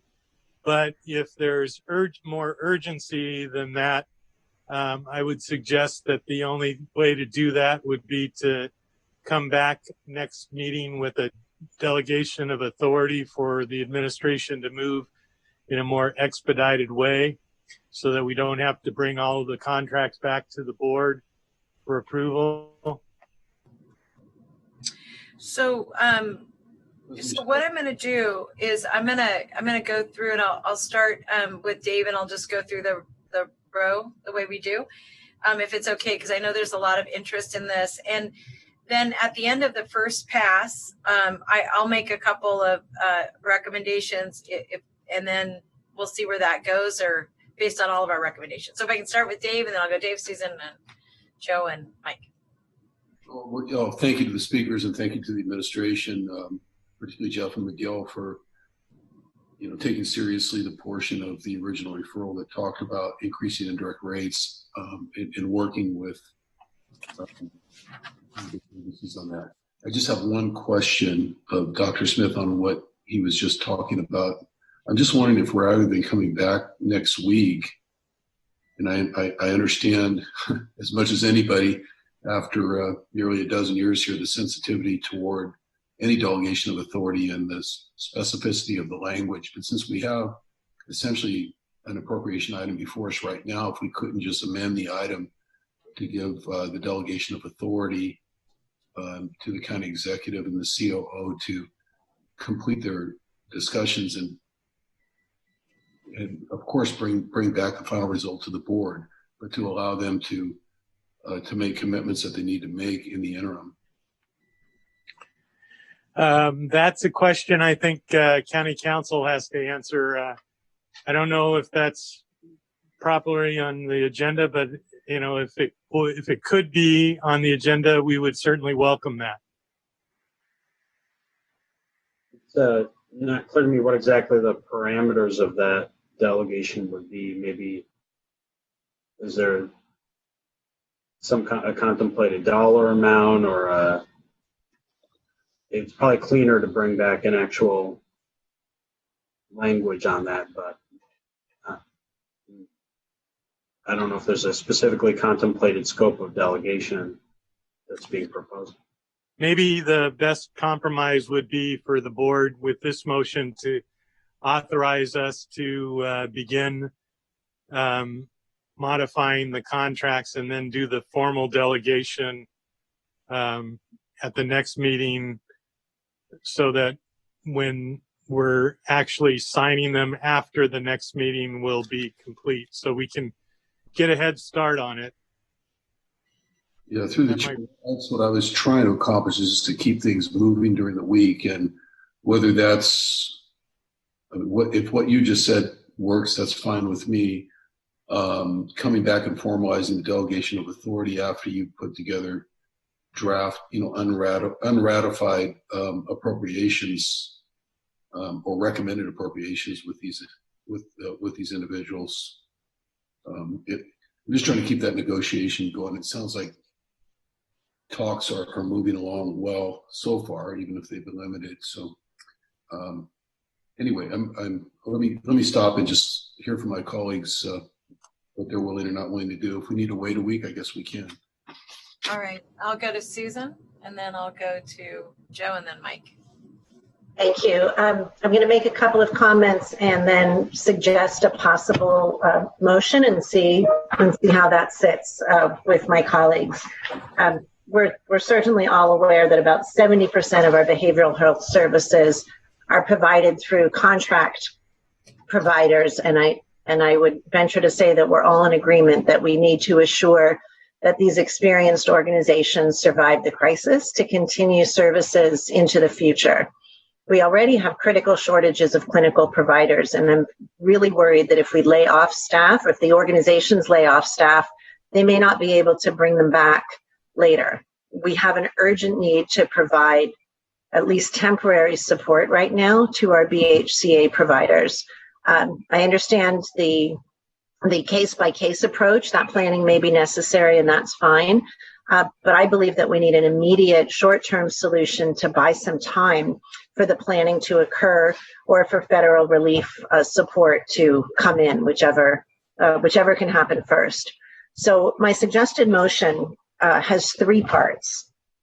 The first would be to add an additional $500,000 to the $1 million to be transferred from the reserve fund to be used by the CEO, not to go to the community foundation, to be used by the CEO to address the immediate cash flow issues, specifically for county contracted behavioral health providers, to bridge their support until funds become available through federal relief loans or until departmental adjustments to contracts are negotiated. The second part of my motion is to expedite department planning for BHCA providers to be reported back to the Board of Supervisors at the next meeting on April 21st. The third, final part, is to immediately pay out any invoices received by BHCA providers, from BHCA providers for services through March 2020 that are pending with the Finance Department to support cash flow to our providers. I'm fully aware that this motion is a strong one and is not a cheap one, but I think that if we do not take really significant action right now, we are in significant danger of losing the ability of our BHCA providers to provide the essential services that we know are going to increase in need very rapidly. Thanks. Can I jump in, Madam President? Yes, please. Yeah, we would certainly be supportive of that motion. I'll second it. Wait, I didn't first it. Well, Susan made it. Mike seconded it. Thank you. Supervisor Simidian? Thank you. My question for County Council is, could you refresh my memory at least on what authority we have to act in an emergency situation or an urgency basis with a supermajority of the board? Are you referring to Supervisor Smitty adding items that are not on the agenda, or are you referring to appropriation modification? I am. I have a faint recollection of these provisions, and I don't have my copy of the Brown Act handy in front of me today, but my recollection is that with a supermajority vote of the board, we can sometimes take action on items which have not been agendized if we are prepared to make a finding of urgency and or emergency. And I was wondering if you could refresh my memory as to how far that authority would extend with either a 2/3, 4/5, or unanimous vote of the board. Yes, by supermajority vote of the board can take action if there is an emergency situation that comes to the attention of the board after publication of the agenda. I don't think this is going to meet that factual predicate, because obviously the emergency situation has been in the board's knowledge and awareness more than 72 hours ago. So that particular piece of the prong isn't going to be met here. That being said, we do have under item 39, the language regarding providing specific support to nonprofits. And so I think a modification of the existing recommended action to augment the funds and add some parameters to it can fit within the scope of what's on the agenda. But that's why my response to the earlier question was really seeking some clarification on what was exactly being proposed to see if it's something that could fit within the scope of what is agendized under item 39. Thank you. Madam Chair, with your permission, if I could, through the chair, have a little back and forth with Dr. Smith about the motion that's before us. And I guess one of the challenges, Dr. Smith, is that, each of these contracts is unique, as I understand it, rather than sort of a template that can be wholly applied to each and every one of the 30 plus contractors in the behavioral health contract setting. Is that a correct recollection on my part? You're right. They're all a little different. One contract is not equal to another, and some of them are at different points in the maximum financial obligation. And as was mentioned by Supervisor Ellenberg, some of them have pending claims, others don't. So it really does require some individual attention.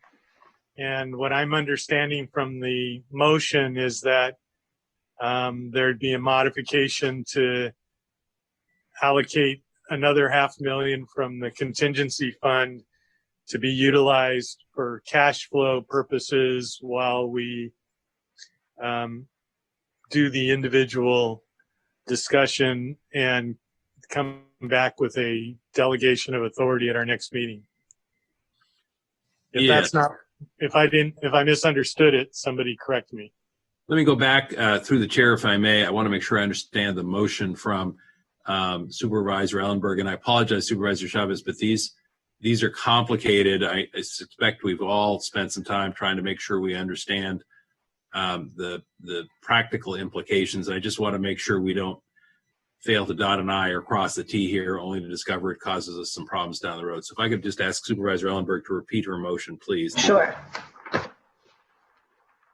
Yes, it has 3 parts. The first is to request an additional $500,000 to be transferred from the reserve fund to be used by the CEO to address immediate cash flow issues for county contracted behavioral health providers so that we can help bridge their support until funds become available. The second part is to expedite department planning for BHCA providers that can be reported to us at the April 21st meeting. And the third is to immediately pay out any invoices from BHCA providers for services through March 20th that are pending, so services already rendered, pending with the finance department to support cash flow to those providers. What I'm really looking for is immediate relief for them while we go through the slightly slower process of working through contract by contract. Thank you. Dr. Smith, I'm prepared to support the motion. I think one of the challenges here is that any federal relief is likely to be both a long time coming and certainly a long time in being reconciled, not talking matters of weeks or months, but talking matters of years. So, the reason I asked the question about the individual nature of each contracts is that even if your staff were working night and day on each one of these contracts on an individual basis, absent some broad delegation or understanding of where the board is, I think it would take a very long time to march through 30 plus contracts. And I think that's the benefit of the approach that Supervisor Ellenberg is suggesting. There is the term of art that's been tossed out as the maximum financial obligation. I think I've not heard anything in the proposals that has suggested to me that anyone is expecting anything more than the maximum financial obligations. Quite the opposite. What I've heard them say is they're just worried that they can't draw down the funding in the absence of folks who are able to access services. So I'm one of the members who's sometimes troubled by delegations, but I think in this instance, the delegation of authority is entirely appropriate. I think, there are many different ways to describe this. I think what I'm looking for is an approach across the board, and I want to underscore that phrase, across the board, that keeps people whole for the months of March, April, May, and June while we see how things develop, and essentially funds them based on their actual costs necessary to provide salaries, benefits, and overhead for the services they have contracted for, so that once we get things back to, quote, normal, they're still in a position to provide the services at that level.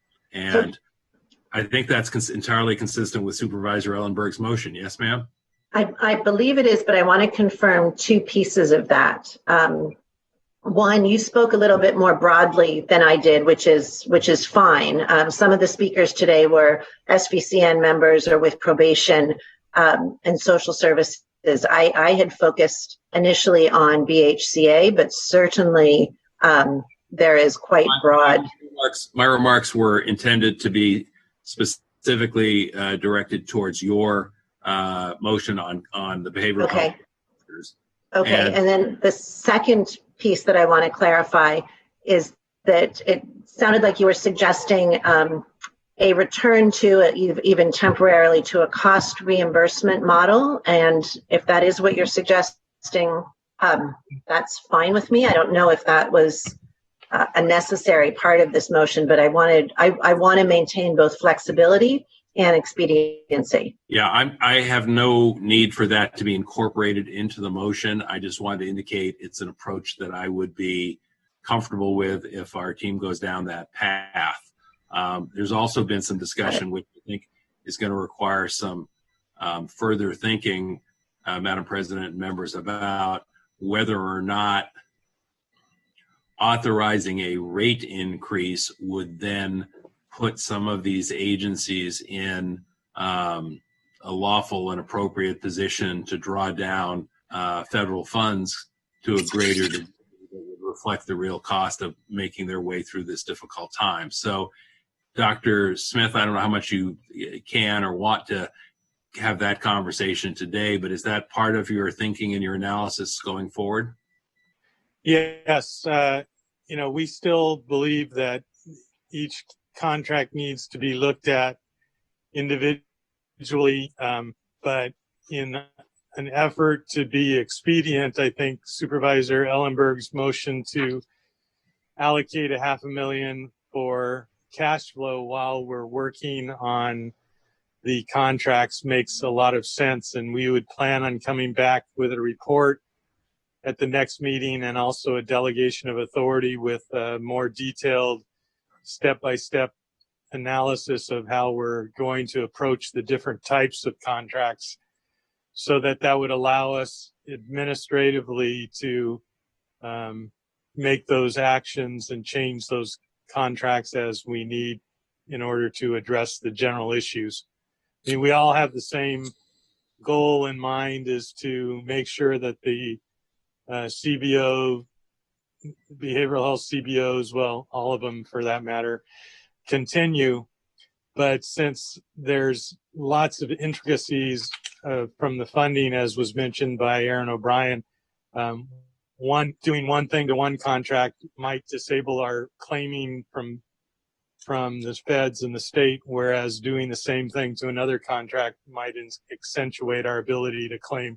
So we want to make sure we do it the right way and not in a way that prevents us from bringing down as much money from the feds and the state as possible, at the same time that we want to make sure the cash flow and the function of the CBOs continues.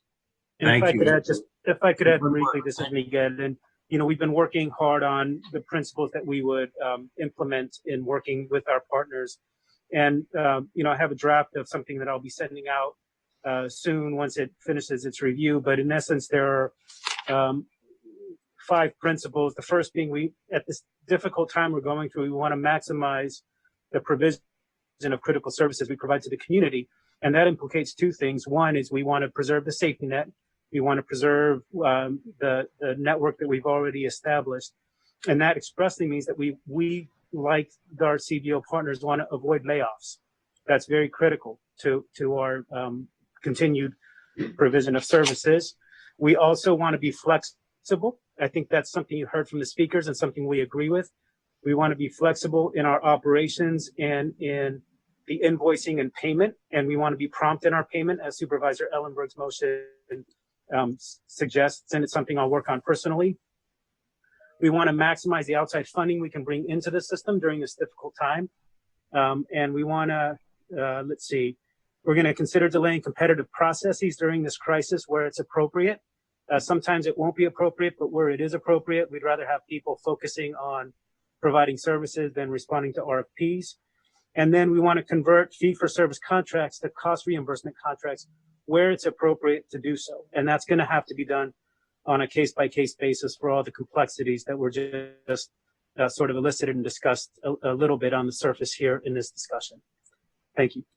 And two more follow-up questions, please. One, Supervisor, is, and do we really think you can do all of that in the relatively short period of time between now and the report back date?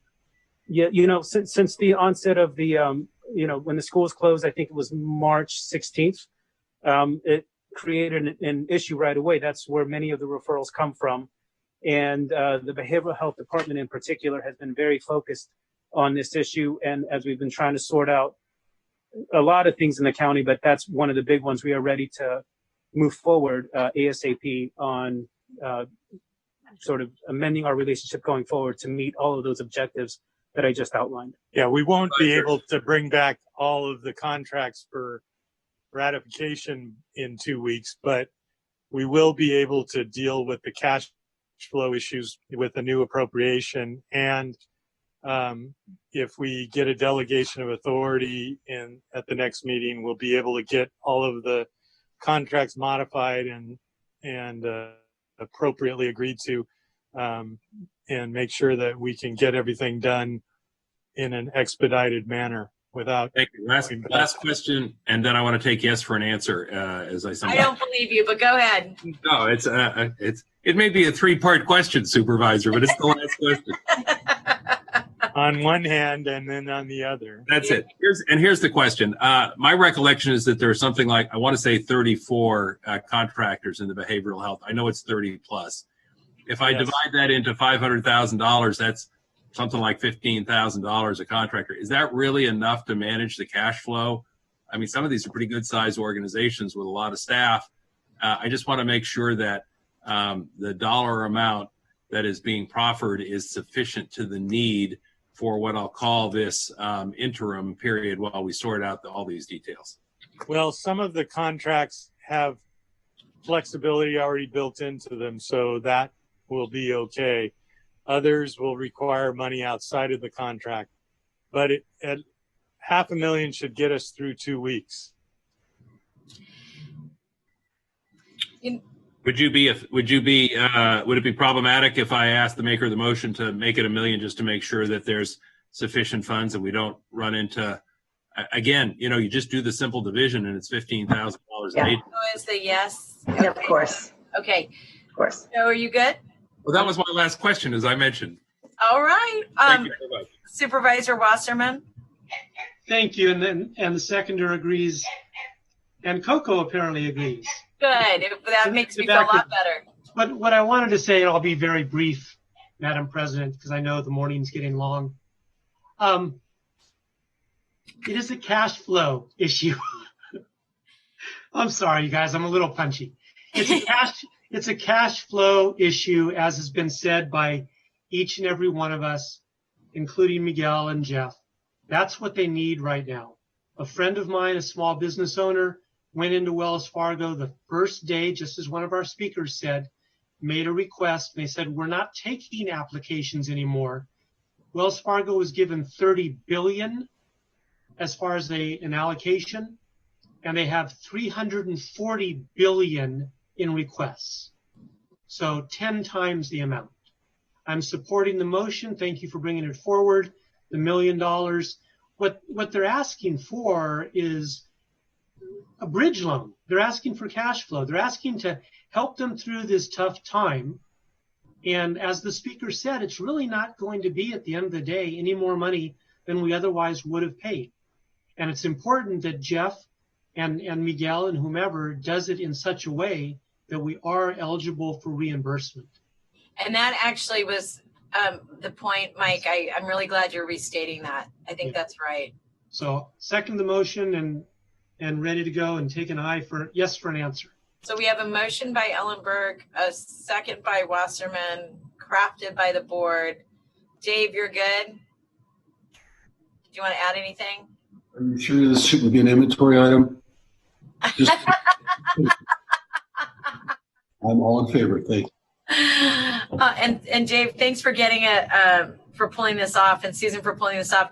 What I just wanted to share with my colleagues is that I do really appreciate, and I know we all do, Miguel, the framework you're using, and to my colleagues, the restraint that you're using, because it's hard not to just to say, okay, whatever we have, but this striking this balance of making sure that we're looking at FEMA, we're looking at reimbursements.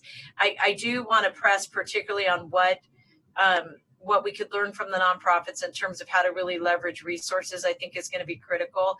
But Miguel, I think the framework that you're using really gets us to where we need to be.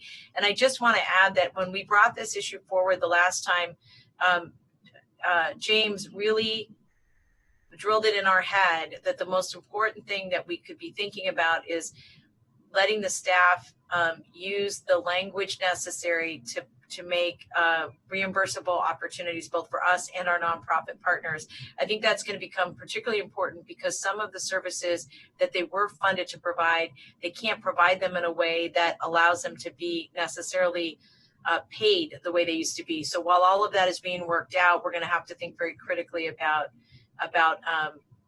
those strategic opportunities. So with that, we have a motion and a second. And may I get a roll call vote, please? Supervisor Ellenberg. Yes. Supervisor Simidian. Simidian, aye. Supervisor Cortese. Aye. Vice President Wasserman. Yes. And President Chavez. Yes. Thank you.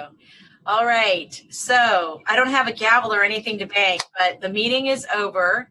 Oh, we have a closed session. Sorry about that. I know. Oh, that's right. We have to come back. Okay. So I think we have an announcement from County Council, Yes. Madam Chair. Yes. Thank you for reminding me. Is this close? Nice try. Okay, so the board will meet in closed session to discuss items 1 through 3. April meeting. With respect to item number 2, John Mills, Director of the Employee Services Agency, is the county's designated representative. Does any board member of the county executive have a conflict of interest with any item listed on today's closed session agenda for which you need to recuse yourself? If so, please indicate at this time before we move into closed session. Supervisor Wasserman? Thank you, Madam President. Yes, I need to recuse myself from item number 1 because of my financial interest in Citigroup, JP Morgan, Morgan Stanley. And I would ask, Madam Chair, since we're going to be doing closed session by phone, if perhaps we could schedule number 1 to be at the end. Okay. I wouldn't be off and then back on and then off and then back on. Okay. That's a good idea. Thank you. Thank you. So we are going to move to closed session where we will hear those items. We're going to get on a different line and then we will come back to the meeting. So thank you, everyone. Thank you. And Madam Chair, are we calling in now? Yes. Thank you. Yes, but not you. We're going to call you in. You're calling me in. I'm calling in now. You're doing one at the end? Got it. Perfect. Yeah. Call in now. Okay. Thank you.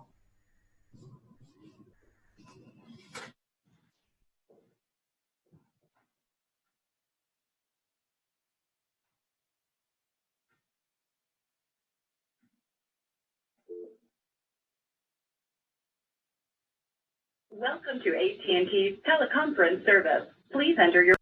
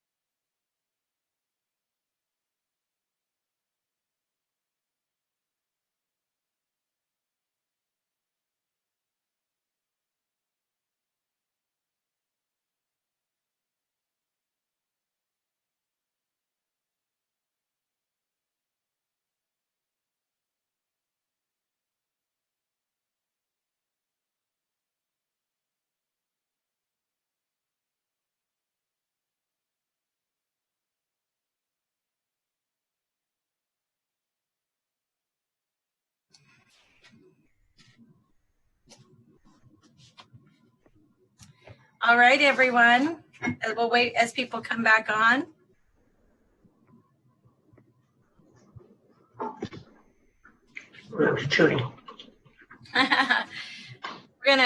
We have Supervisor, thank you, Supervisor Ellenberg, and I feel like Miss Marianne. Do you all remember I think it was romper room. I can see you. We're looking, yes, we're on, and we're looking for, we've got Dave, and we're just waiting for Supervisor Wasserman.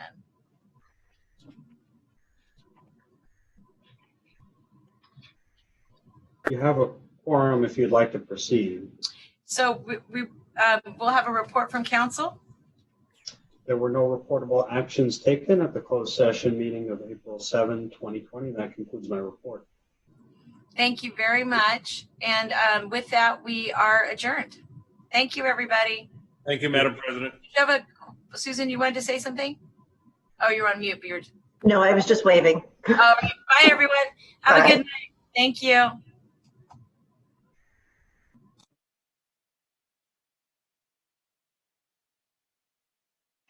This is Colin Cooch, Deputy Clerk, reading the Ordinance Record List Report for the Board of Supervisors meeting of Tuesday, April 7th, 2020. Item number 26, Introduction and Preliminary Adoption of Salary Ordinance number NS-5.20.109, amending Santa Clara County Salary Ordinance number NS-5.20, relating to the compensation of employees, deleting one application administrative position and adding one senior management analyst or management analyst position in Santa Clara Valley Medical Center. Item number 28, Introduction and Preliminary Adoption of Salary Ordinance number NS-5.20.106, amending Santa Clara County Salary Ordinance number NS-5.20, relating to the compensation of employees, deleting one coder 2 or coder 1 position, and adding one accountant 3 or accountant 2 or accountant 1 position, 3 business configuration analyst or associate business configuration analyst positions, 1 community outreach specialist position, 6 healthcare service business development analyst positions, 4 management analyst or associate management analyst positions, 1 medical social worker 2 or medical social worker 1 position, 1 pharmacist specialist position, 1 pharmacy data specialist Valley Health Plan position,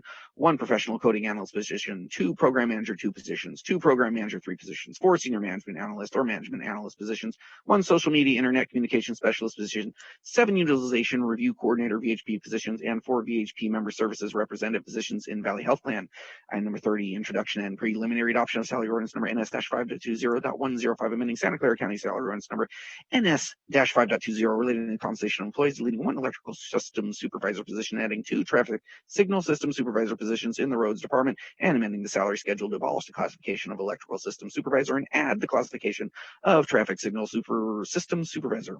Item number 32, Introduction and Preliminary Adoption of Executive Leadership Salary Ordinance number NS-20.19.05, amending Santa Clara County Executive Leadership Salary Ordinance number NS-20.19, relating to compensation of employees, adding 1 California Children's Services Medical Director position in the Santa Clara Valley Health and Hospital System, Public Health Department, and amending Exhibit A of Executive Leadership Salary Ordinance number NS-20.19 to the classification of California Children's Services Medical Director. Item number 34, Introduction and Preliminary Adoption of Salary Ordinance number NS-5.20.107, amending Santa Clara County Salary Ordinance number NS-5.20, relating to compensation of employees, adjusting salaries for classifications represented by County Employees Management Association, Operating Engineers Local number 3, American Federation of Labor, Congress of Industrial Organizations, providing for 3% general wage increases and various salary realignments.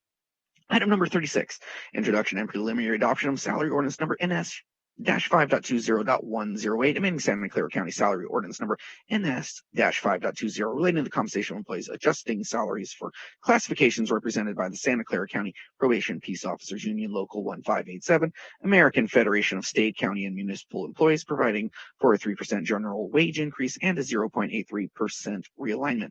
This concludes the Ordinance Record List Report for the Board of Supervisors meeting of Tuesday, April 7th, 2020.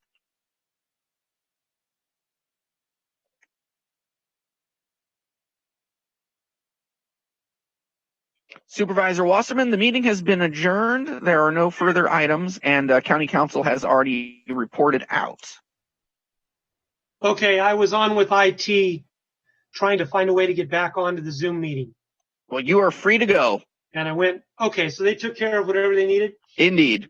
Wonderful. Thank you very much. Thank you. Bye-bye.